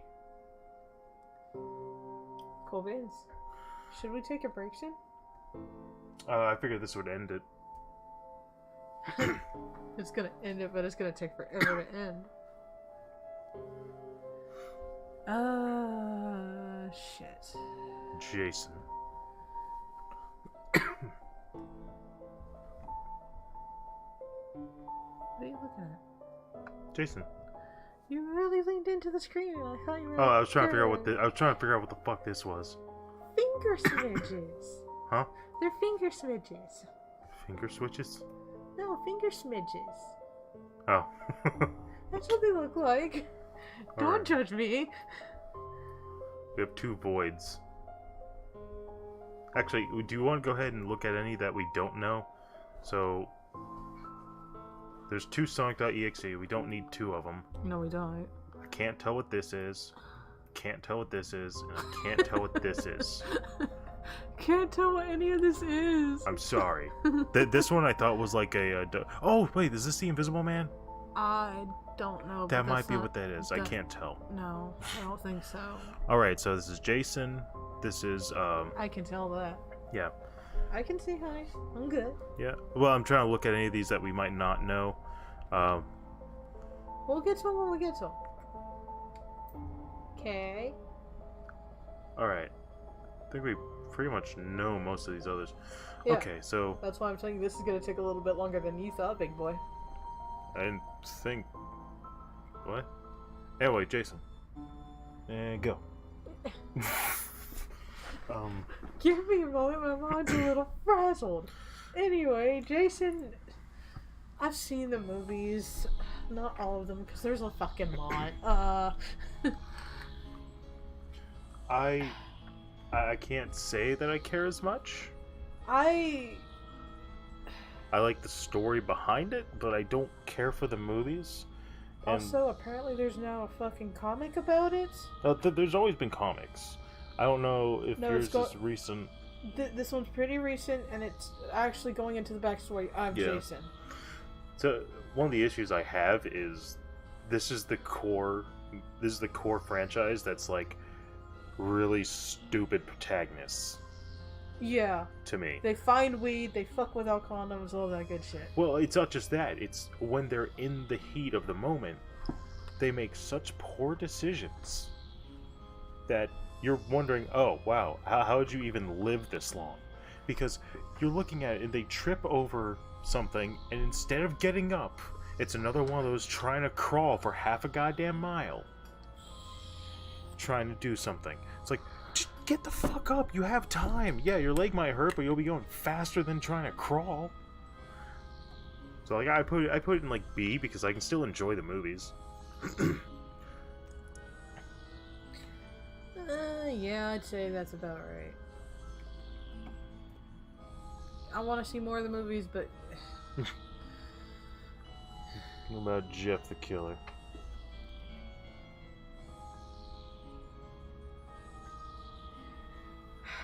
This was okay. I feel like an idiot admitting this, but this was the first creepypasta that truly made me go, okay, someone is actually fucked up. They're real. They're coming for me.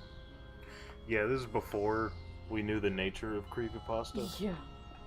So it was like, when we first read it, it was one of those things that terrified the shit out of us because we're like, oh, is that a thing that can actually happen? Because, like, there were creepypasta and scary stories that can be real, and some of them are real. And the whole thing about it is the ambiguity of whether or not it is. So it's like, you don't necessarily know which ones are real or not. And when you come to the idea that someone can track your IP address, which is a thing, it is. That initially scares you. And then that's what got us for a while. Yeah, like I slept with a knife literally next to my bed after that. And my family was not the type of shit to allow that, so... For me, Jeff is at the top of the top when it comes to creepypastas as well, so I have to give it an S, just because of how well written, comparatively to the dumb ones that it has. Yeah. Like it's not like it's a particularly well written story. It's just. But it's believable. Yeah. Well, it's that it. I'm sorry, I have seen so many goddamn creepypastas that have terrible fucking grammar, and I can't goddamn read it, and it gives me a headache. I'm sorry. Alright, Jigsaw. Alright, what do you know about Jigsaw and the, I've seen quite a few movies, of course. This is another one where I haven't seen all the movies. Well, of course. But, like... From what I've seen, and this is another character that's been added to Dead by Daylight, just like Freddy, but that was the 2010 remake, so ignore that one. If you play the game. But anyway, like, at least the first movie. The first movie was masterfully done on such a tiny damn budget. Excuse me. They even said at the awards that they attended, they didn't think they were gonna win any awards. For how cheaply made the movie was. They won, like, what, 2? I think that's because it had a lot to do with the way it was written. I think it's another one that was just written really well, that it compensated for a lot. So, oh, and another thing is, like the first Matrix movie, it didn't have, like you said, it didn't have much money. And limitation breeds creativity, generally. Like, not always, but it can. On the other end of the spectrum... It's the Spy Kids movies. Anyway. Alright, so... For me...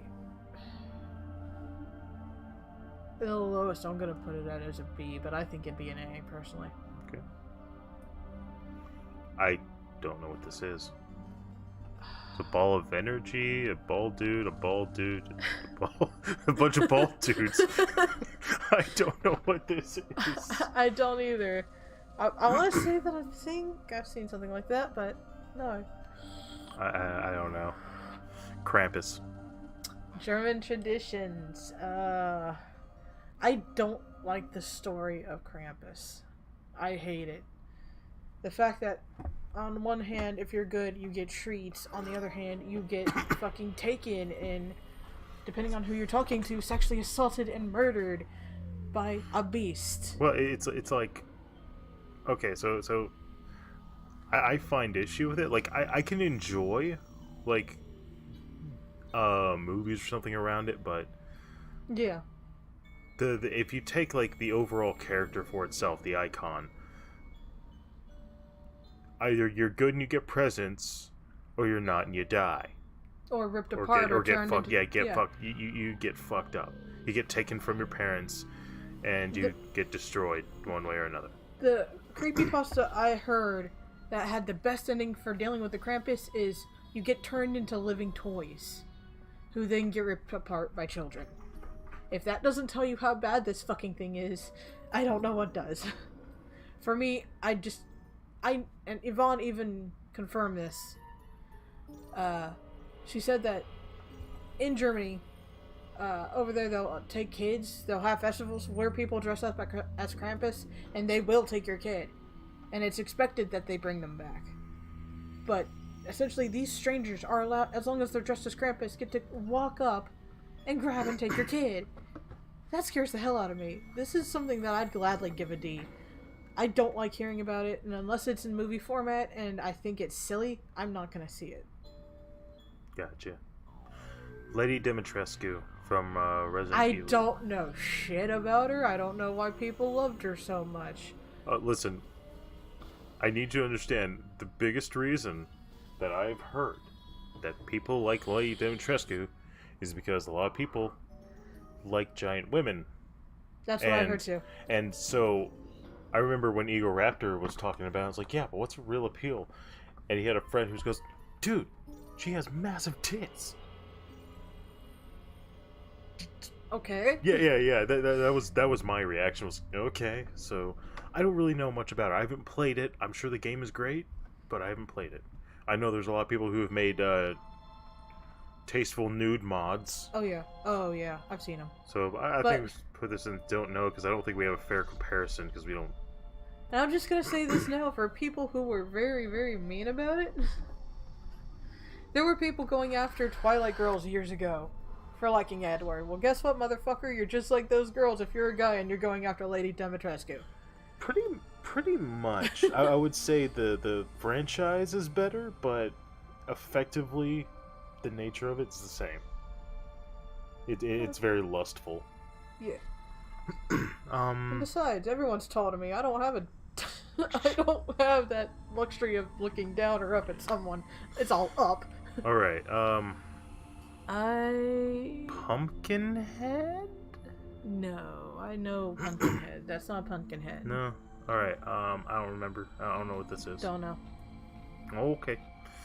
Werewolf or lichens. Either one. Okay. I love the idea of just transforming into something, especially when it's something like badass as that. Holy fucking hell, this thing is cool. And apparently very dateable. Yeah, by what everyone says. They're great. Well, okay, let's face it. How many of these is there going to be someone that's like, can I fuck it? Yeah. Like you know that's there. And like yeah. I don't want to shame anyone, but damn, man. You don't have to do that every time. For me, that's the obvious of A's. It's a pretty good one. It is, though.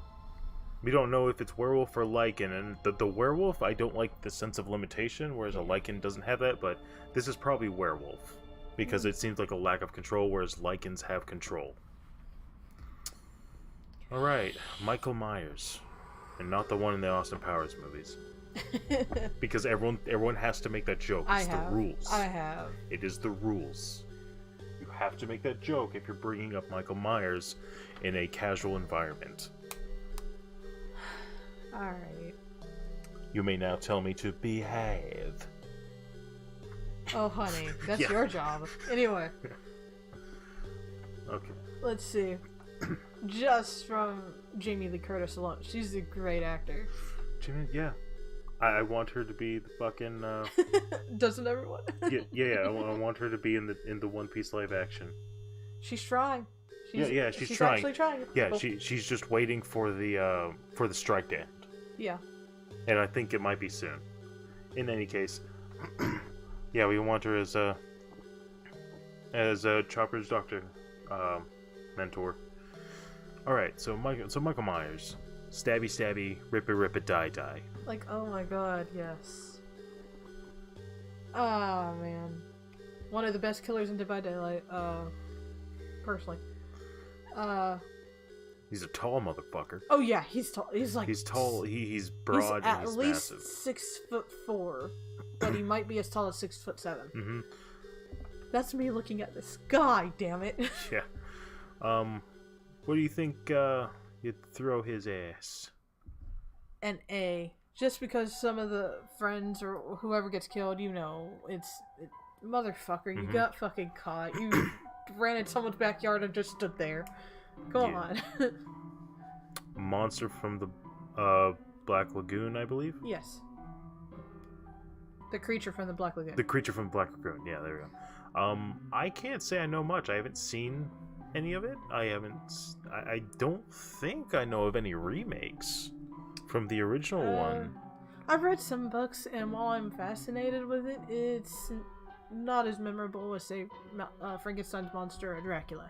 For me, it'd have to be a C. See? Okay. I'll go with you on that one. And I don't know my villains, but I think that's I don't... Resident Evil 2. Yeah. So this is guy. Resident Evil, and this is Resident Evil, I believe. No, it's not. That's Vecna. Stranger Things. Is it? Yes. Oh, okay. Sorry, because there was another similar character that looked like I thought it looked like this. I thought it was Mr. X or whatever. No. But this is Nemesis, I believe. When I see him, Correct me if I'm wrong. I think it is, and when I see him, he is absolutely horrifying. So yeah, this is one of those ones where you can't fight back, so you're trying to just survive. Yeah. I think there's a point where you can kill him At the very end or something. Yeah. But otherwise, you just have to fight long enough to get the hell out of there, if I remember right. If we're thinking of the right one, because there's like 2 of them that I don't remember. I would place him in A just because of how shitting in your pants, Lee. You're just like, shit. You know who else should be on here? What? SA-X from Metroid Fusion. Wait. The Metroid Fusion is SA-X is the X-Parasite clone of Samus. Oh, that fucking thing. Yes. Oh my god. I remember when you first showed me her, I was like, Dylan, what the fuck? Up. It's fucked up, right? Who the fuck is she? Why does she look like Samus? Yeah, it's terrifying. And there's a point where there's more of them. and it's at a point where you can it gets to a point where you can kill them, but they keep coming back. Like I saw a video of a guy having to fight 3 of them at once. No. And I was like, Jesus Christ. Keep in mind, every bit of them is way overpowered. All right. American Psycho. I don't remember what the characters' names were called. Norman Bates? Was it? Or was that another horror movie? It may have been Norman. Anyway, so American Psycho, I've only seen a few clips. But this is not Psycho, it's American Psycho. This is one where you have that really joyful guy. I've shown you a clip. It's the one where he's like kind of dancing and he's speaking almost like a fucking Jerry, the comedian, Jerry, who played the Bee. Seinfeld? Yeah, Jerry Seinfeld. Fucking damn. So yeah, he kind of like speaks with a little bit of like Jerry Seinfeld, but without sounding as awkward. And he ends up killing people, and I don't know what the motives are. And it's not in black and white; it's in color. He's like dancing, and he's explaining something, and then like he takes a sledgehammer to the guy's head or something, or an axe. And then like the whole room is covered in like plastic and shit. Yeah. And that's the scene I remember. And it sounded like business talk, but I don't know much about it. I'm just gonna say that now. I haven't seen the movie. I don't think I can really do a fair judge, so don't know. Don't know. We should try and watch it sometime. Yeah. I mean, it's spoopy season. It'll be spoopy season until September next year. Always. Well, because we need. Well, it's until September next year because we need prep time. Oh, honey, I'm always prepping. Pennywise. Okay. Either I would say either one because it's the icon because it's on icons. Yeah. For me, you're gonna know Pennywise, whether it's from the remake or the original. You're gonna know him. He's one of those ones where whether you thought he was funny, dumb, whatever, you know him when you see him. So just from that alone, I think it has to be S. Yeah. Well, okay. So, in the remake, I would definitely say that he was definitely a lot scarier. Well, he was definitely a lot more. Given the fact that there's now the pictures of Tim Curry in a clown outfit smoking outside, that kind of ruins the original one. Well, I mean, Pennywise had a hard day. He didn't kill enough kids. He's still hungry. Exactly. He's hangry. He's angry. Leave him alone. He's got a cigarette. Yeah, Pennywise is a good class, not classic. That's not the word I would say wanna use. modern classic. Yeah, I guess so. But he's just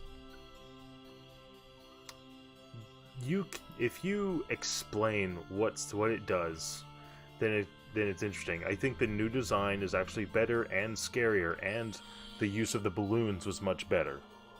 Whereas Tim Curry, I think, was really well acted in doing the subverting of expectation section, whereas this one was a little more blatant of the horror aspect.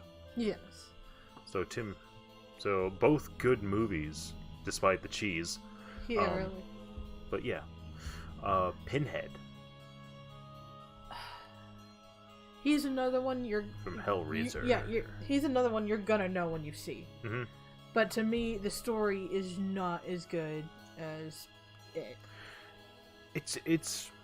Well, we don't want to compare it to anything else, just as it stands on its own. And for me, I can't say that I can remember too much about it, except for key moments, and it may have been the way that it was filmed, because when I watched it, it kind of has that dream sequence feel to me, and I find it hard to remember it.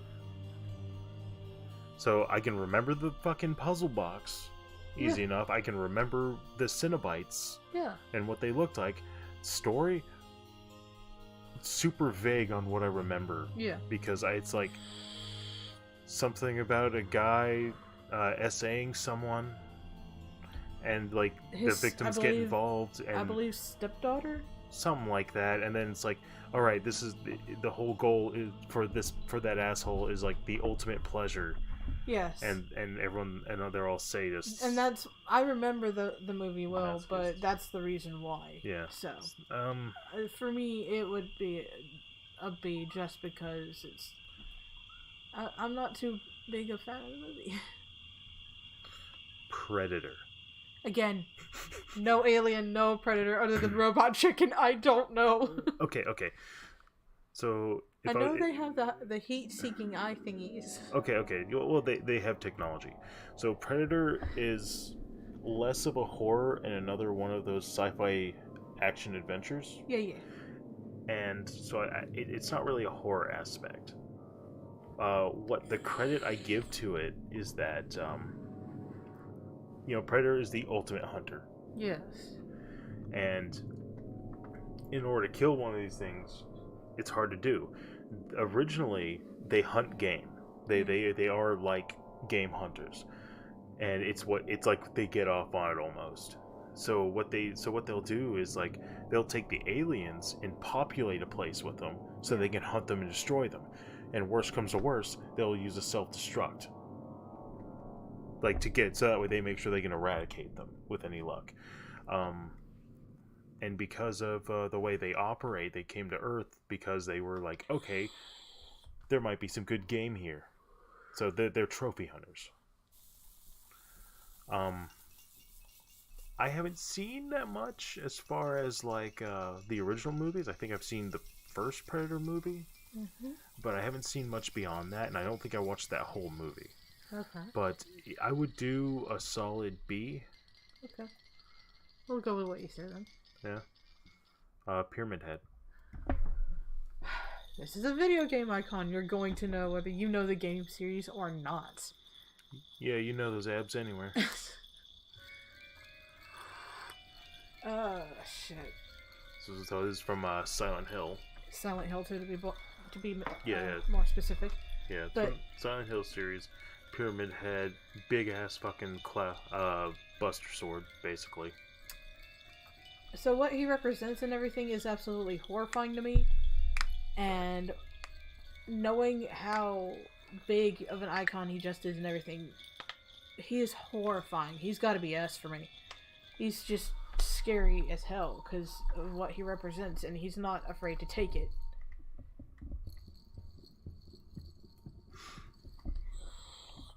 I feel like some people put him in S just because they're really horny for him. They might be. I can't say I feel the same because I don't know how he is. I'll take you to a fancy dinner. Yeah. Tip the waiter. Us. Yeah, us. I don't remember the You don't name. remember? No, I don't remember the name of the other of the tethered side. Oh yeah. I get what you're saying. Yeah. I don't remember the name of the this tethered character. But I thought this was a really interesting movie. There are some things I think could have been done better, but I was actually kind of impressed that they went the way they did. Yes. And that there was like this one has to be S, just because the story was great, the actors were great. I'd probably put it at A because there's still like a bunch of plot holes. Okay. That kind of took me out of it. All right. Like, okay, so they mirror each other, but they're like in like almost a building type complex. Like, how would you do that? I don't know. And that's kind of like was like, whoa, wait, hold on, that doesn't work mechanically though. That's really the only real grievance I have. Tim Heidecker was fucking in it, and he's always good for a laugh.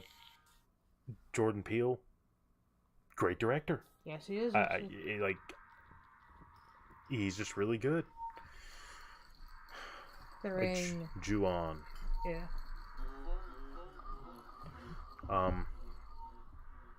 Or no, that is The Ring. Yeah, it's the Ring. It's Ju-on, but for Americans. Basically. Well, Ju-on was also it's the girl in the well. I believe Ju-on was the one that had the ghost with the little boy as well, though. Ju-on would be Grudge. Yeah. But they are very similar. Thank you, socks. Anyway. So they're pretty similar in nature. I'm gonna go with The Ring on this, yeah. And knowing the original story of it and everything, it's just fucked up. It is. I've seen the original movie, and one of the things that got me was the whole 7 days thing. I do like effectively a time attack movie. One you can't stop. Yeah. You are on a limited amount of time, whether you like it or not. Yeah. So you have to, and having a constraint, I think, is a good way of doing it. Whereas, if you don't have a constraint, you can have these big time skips where you may end up wondering what the hell are the characters doing all this time.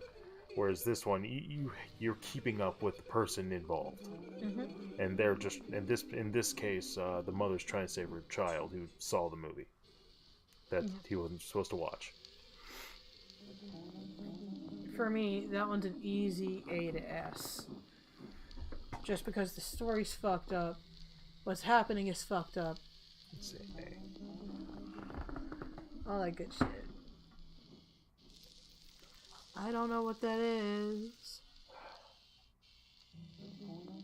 Looks like it's coming out of an egg though. Bless you. Thank you. Fuck.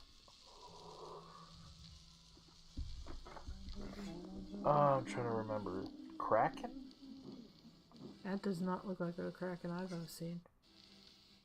Hold on. Let's... You know what? Well, no.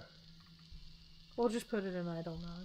Yeah. Well, I'm trying to think if we have these mixed up and this was supposed to be Kraken and this was Creature from Black Lagoon, but I'm pretty sure this was the... That is definitely Creature from the Black Lagoon. Okay. I read the books and everything. I saw pictures. Okay. It's probably one of those pictures. Camerahead? Siren Head. Sorry. Yes, I'm thinking of the... sorry. You're thinking of this skippity toilet. No. Camerahead. No, I'm joking. I know. But you do...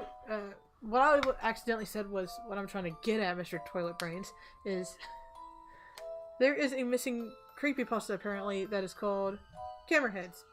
Yeah. It's gone missing, and people have a recollection of it being more like a videotape than anything, but they can't be sure. At least from the research I've done. I could be absolutely wrong on that. But it's said to be missing. No one knows where it is. And some people may not even believe it exists. So, yeah. Anyway. Bit it all for you. He's been everywhere. Yeah. Siren Head's been Siren everywhere. Head. Yeah, Siren Head. I think there was even a fucking dating sim. Correct me if Why? Correct me if I'm wrong. I'm not sure if it was dating sim or if it was just a picture that was like making a joke about, and it was like a Japanese schoolgirl outfit type thing. I've seen that. Yeah. Hey. I got it. So Siren Head I thought was interesting. It was another Slender Man type. Yes. But I think that it was interesting that from far away it can simulate people's voices. It can simulate sirens to get you to go in a particular direction to try and chase you away. And if you don't recognize that, wait, that doesn't make sense, then you're like, you're gonna get caught. I like the uncanny valley thing with like it comes off kind of like as a SCP. Like, I love his concept because he can mimic anything as long as he's heard it or something. And to me, that's horrifying. Imagine that thing hearing your loved one talk and then it kills them. And when you realize, oh shit, it's not my loved one, you have to realize they're dead and you just walked into a trap with their voice. It's fucked up. I'd have to say he's an A for me. It's just messed up. Springtrap, I believe? Yes, that is Springtrap. And I love the story of Springtrap, actually. I love how Purple Guy got caught in him. And he died in him. Again. Spoilers. So don't get me started, lore. If you want to understand the lore of it, just like go to some of Matt Pat's shit. Yeah, go watch him. He makes better use of it than I currently can. And I think he even leads you to other people who have done even bigger deep dives of the lore. Like for like 2 to 3 hour videos of it. So I don't even want to go into lore. I've watched lots of scenes of Springtrap, and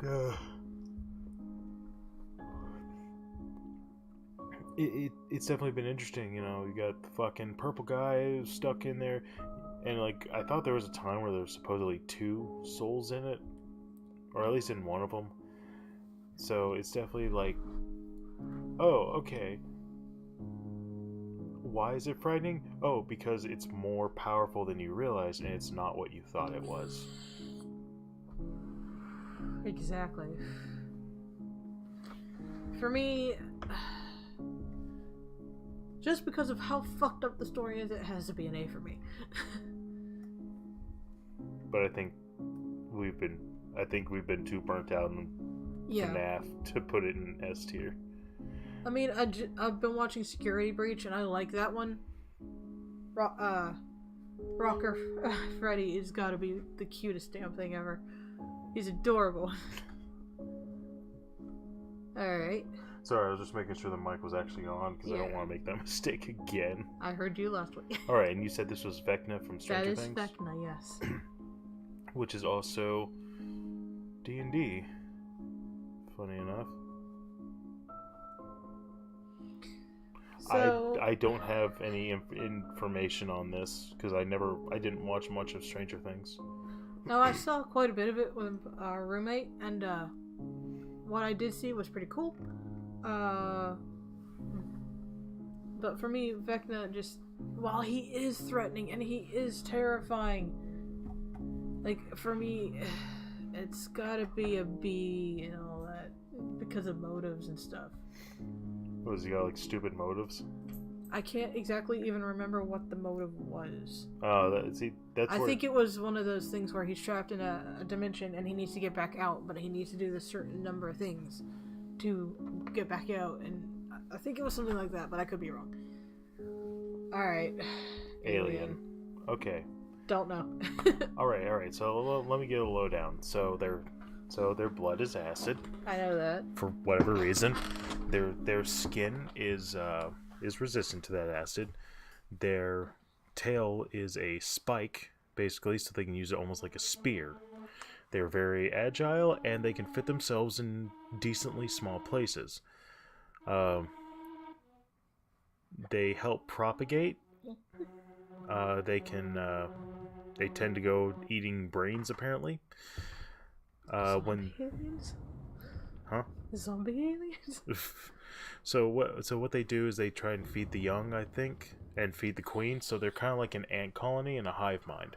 Got it. So the queen produces the eggs, and the eggs produce the face huggers. There we go. They stick their willy down your throat. They jizz the actual creature in you. Your body fertilizes it, and then it explodes out your stomach. And then it's another alien to help keep the species alive. And it also will take on traits of whatever it bursts out of. Okay. So that's where you get the term predalien. Because there was one predator that was that ended up getting an alien stuck in him, and then they didn't know, and then got your predalien, which means it was way more dangerous than normal aliens.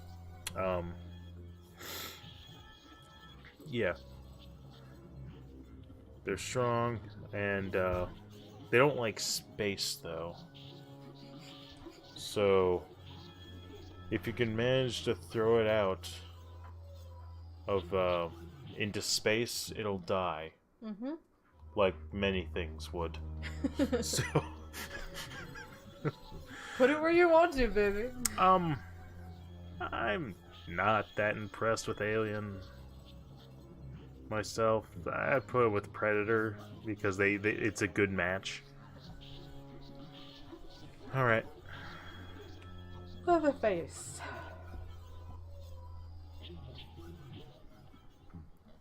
I don't care for Leatherface that much. I think he is S tier. Just because of how fucked up the story is, where it actually comes from, how fucked up that gets. Yeah, no, he's gotta be S for me. I never got that interested. Texas Chainsaw Massacre just didn't catch my attention. Sorry. Let Me Smash just came by. And I have to, and I'm going to acknowledge it every time it happens because it breaks up moments. Yeah. Lemon Smash. So Leatherface, I never really. I've watched the movie of Chainsaw Massacre, but I couldn't bring myself to really care. Like it. You said it'd be B for you? Probably. Alright, then we'll do it. Okay. Don't know. I'm trying to think if that's the village, but I don't think it is. I don't remember what that is. Cthulhu.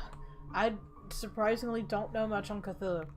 I can't say I know that much. We haven't played anything with Cthulhu. We haven't watched anything. I thought about getting the books, but I still haven't, so that would be an I don't know. Yeah. I know the face. I don't know anything other than that. Don't know. Monica? Yeah, that's Doki Doki Literature Club. Yeah. I like the whole,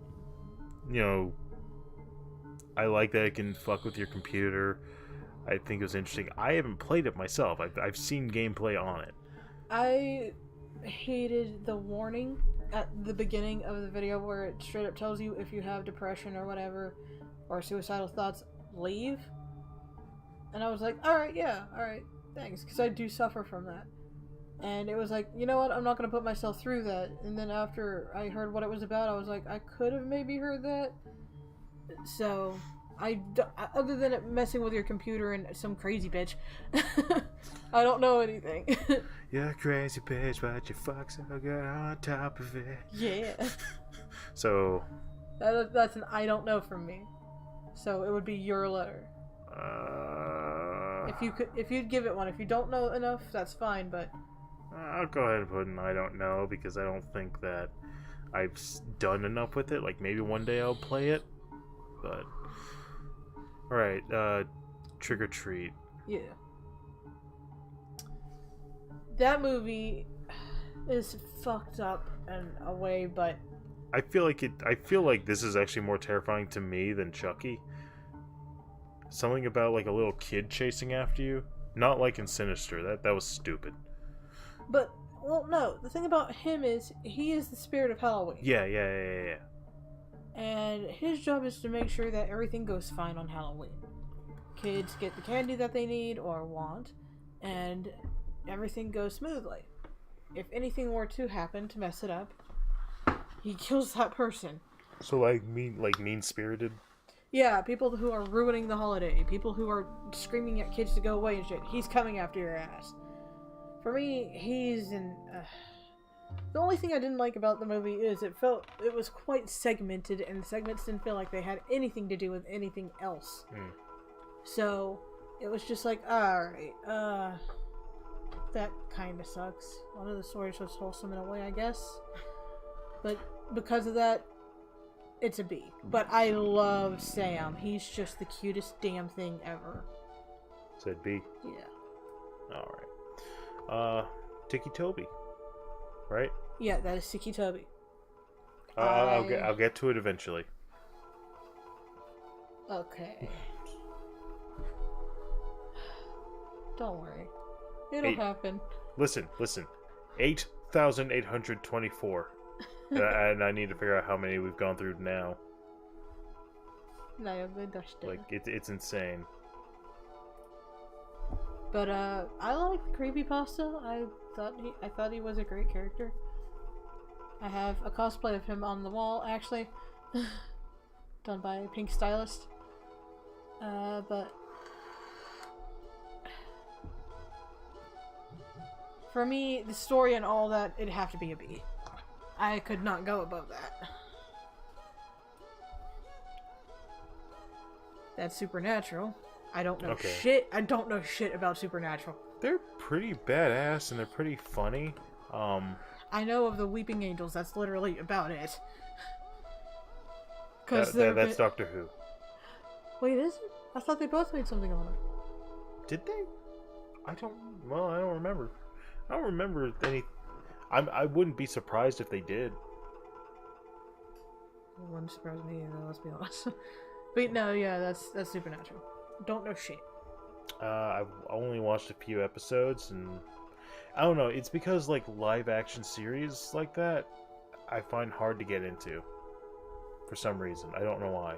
Because it's also episodic, where from episode to episode, it doesn't necessarily go together directly. Yes. Like you can watch them independently. So I don't know. Sonic.exe. This one is a great one. I know a lot of the backstory and all that. It's still a creepypasta that terrifies the hell out of me. Mm-hmm. I'm not even gonna try and lie. Every time I listen to it, I get chills. It's one of those ones. It's just S tier for me. Yeah, it's one. I think for us, it's just like an OG. Yeah. Because so Sonic.exe was interesting because it was a video that showed you something and it used things that were actually available. Yes. And took advantage of that. And I think it did really well. And then the fact that someone was able to create it, basically do the same thing Ben Drown did. Yeah. To what I think was equal to a point. Well, maybe not quite. Maybe a little less than equal, but it's equal enough. But because it's Sonic, and that's where you see it less. Because of the world of Termina. Yes. You can expect horror elements from the Ben Drown series. That's to be expected, and it's hard to it's gotten played out though. Mm-hmm. And I could say some of the same stuff about Sonic.exe, but it was short enough and it went straight to the horror things, and I don't think it ever played off. It never played off as being real, whereas Ben Drown did. Mm-hmm. It wasn't until way later he admitted, no, it was fake. This is how I did it. Yeah, this is how I did it. But this never did that. There was never a false thing. Like, we knew it wasn't like a real thing, except for the parts that he used from actual material. Yeah. And the mod thing that he made. I like that there's been able to be a whole bunch of lore built around this specifically. Yes. About what's going on, what this Sonic.exe is, what happens to Tails, Eggman, and Knuckles. Or Tails, Amy, and Eggman. I think Knuckles' heads was there. Knuckles, yeah. Tails, Knuckles. And Eggman. it didn't do a hyper realistic bullshit. No. From what I remember. I remember the images, and I thought the images were fucking terrifying. Alright. Leon. God, he is the best damn character. He's a badass. He's a badass. He puts up with, what's Amy? Ashley. Ashley. He puts up with Ashley shit. He goes on babysitting shit. Yeah, people hate escort missions, man. I know. I'm one of them. Anyway. I mean, there's one, you know. And let's be honest, he is hot. Yeah. He's a, It'd have to be an S for me, just because when you see the series, when you see him, you know the series. It's not one of those things that you question, so it's just like, okay. I don't know, so it kind of gets me, because keep in mind, one of the things about Resident Evil 4 was the original concepts started with what ended up becoming the first Devil May Cry, supposedly. So Leon looks very similar to Dante. Yes, he does. But he's human, and he has blonde hair, and Leon already comes from the series. Like, he was already established before Dante. Yeah. So Dante is loosely based off Leon's image. But when they were creating the first Devil May Cry 4, it got so far removed that they made it its own games and then expounded on it.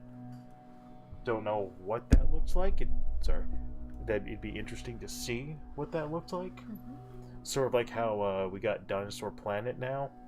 The what would have been for N64, but ended up becoming Star Fox Adventures. Yeah. For GameCube.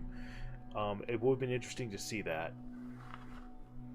And maybe one day we will, if there's ever some concepts that weren't completely scrapped. But, yeah, I don't know. Maybe A for me. Okay. Alright, that's all of them. Indeed. So what do you think? Are there any of these afterwards that you would change? No, actually. I think they're all in their rightful place. Yep, and looks like the most of them went into A tier. Yeah.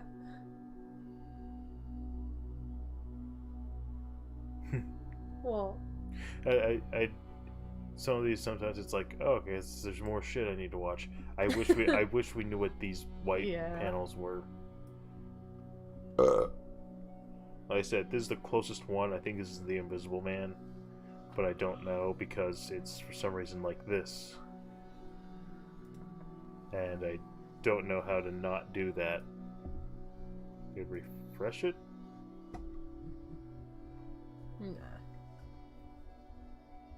nah. No. All right. So I think that would probably take care of it. Yeah.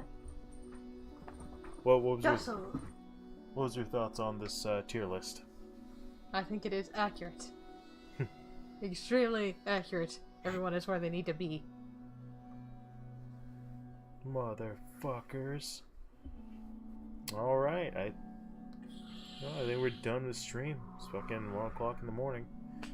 So we've ended off with Dreams of the Night of the Nameless City. That's the last one we did. I need to write that down before I forget.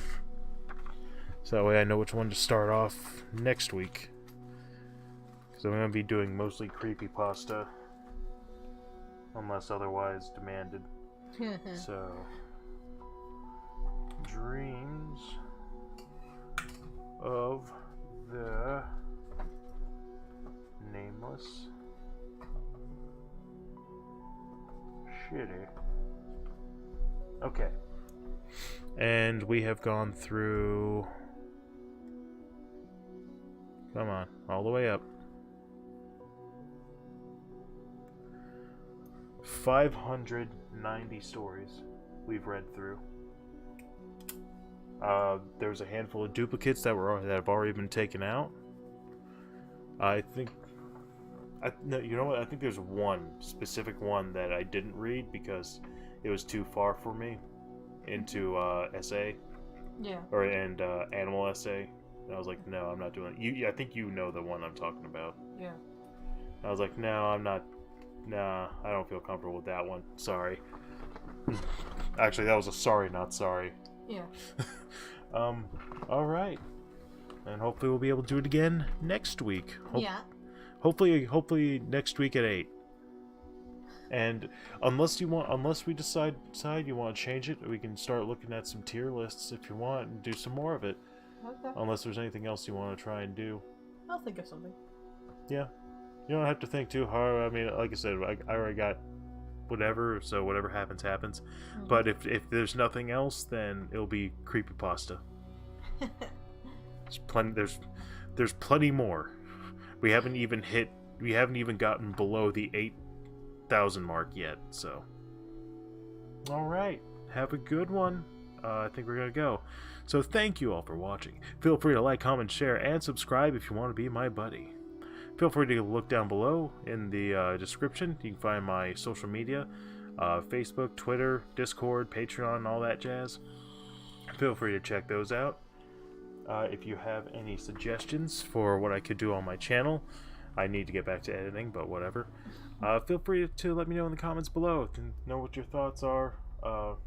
I'd like to be charitable and think that some people might actually look at these streams after the fact, and maybe one day, but probably not going to be soon, but I'll keep hopeful. So, you guys all have a good night. And always remember, you have potential.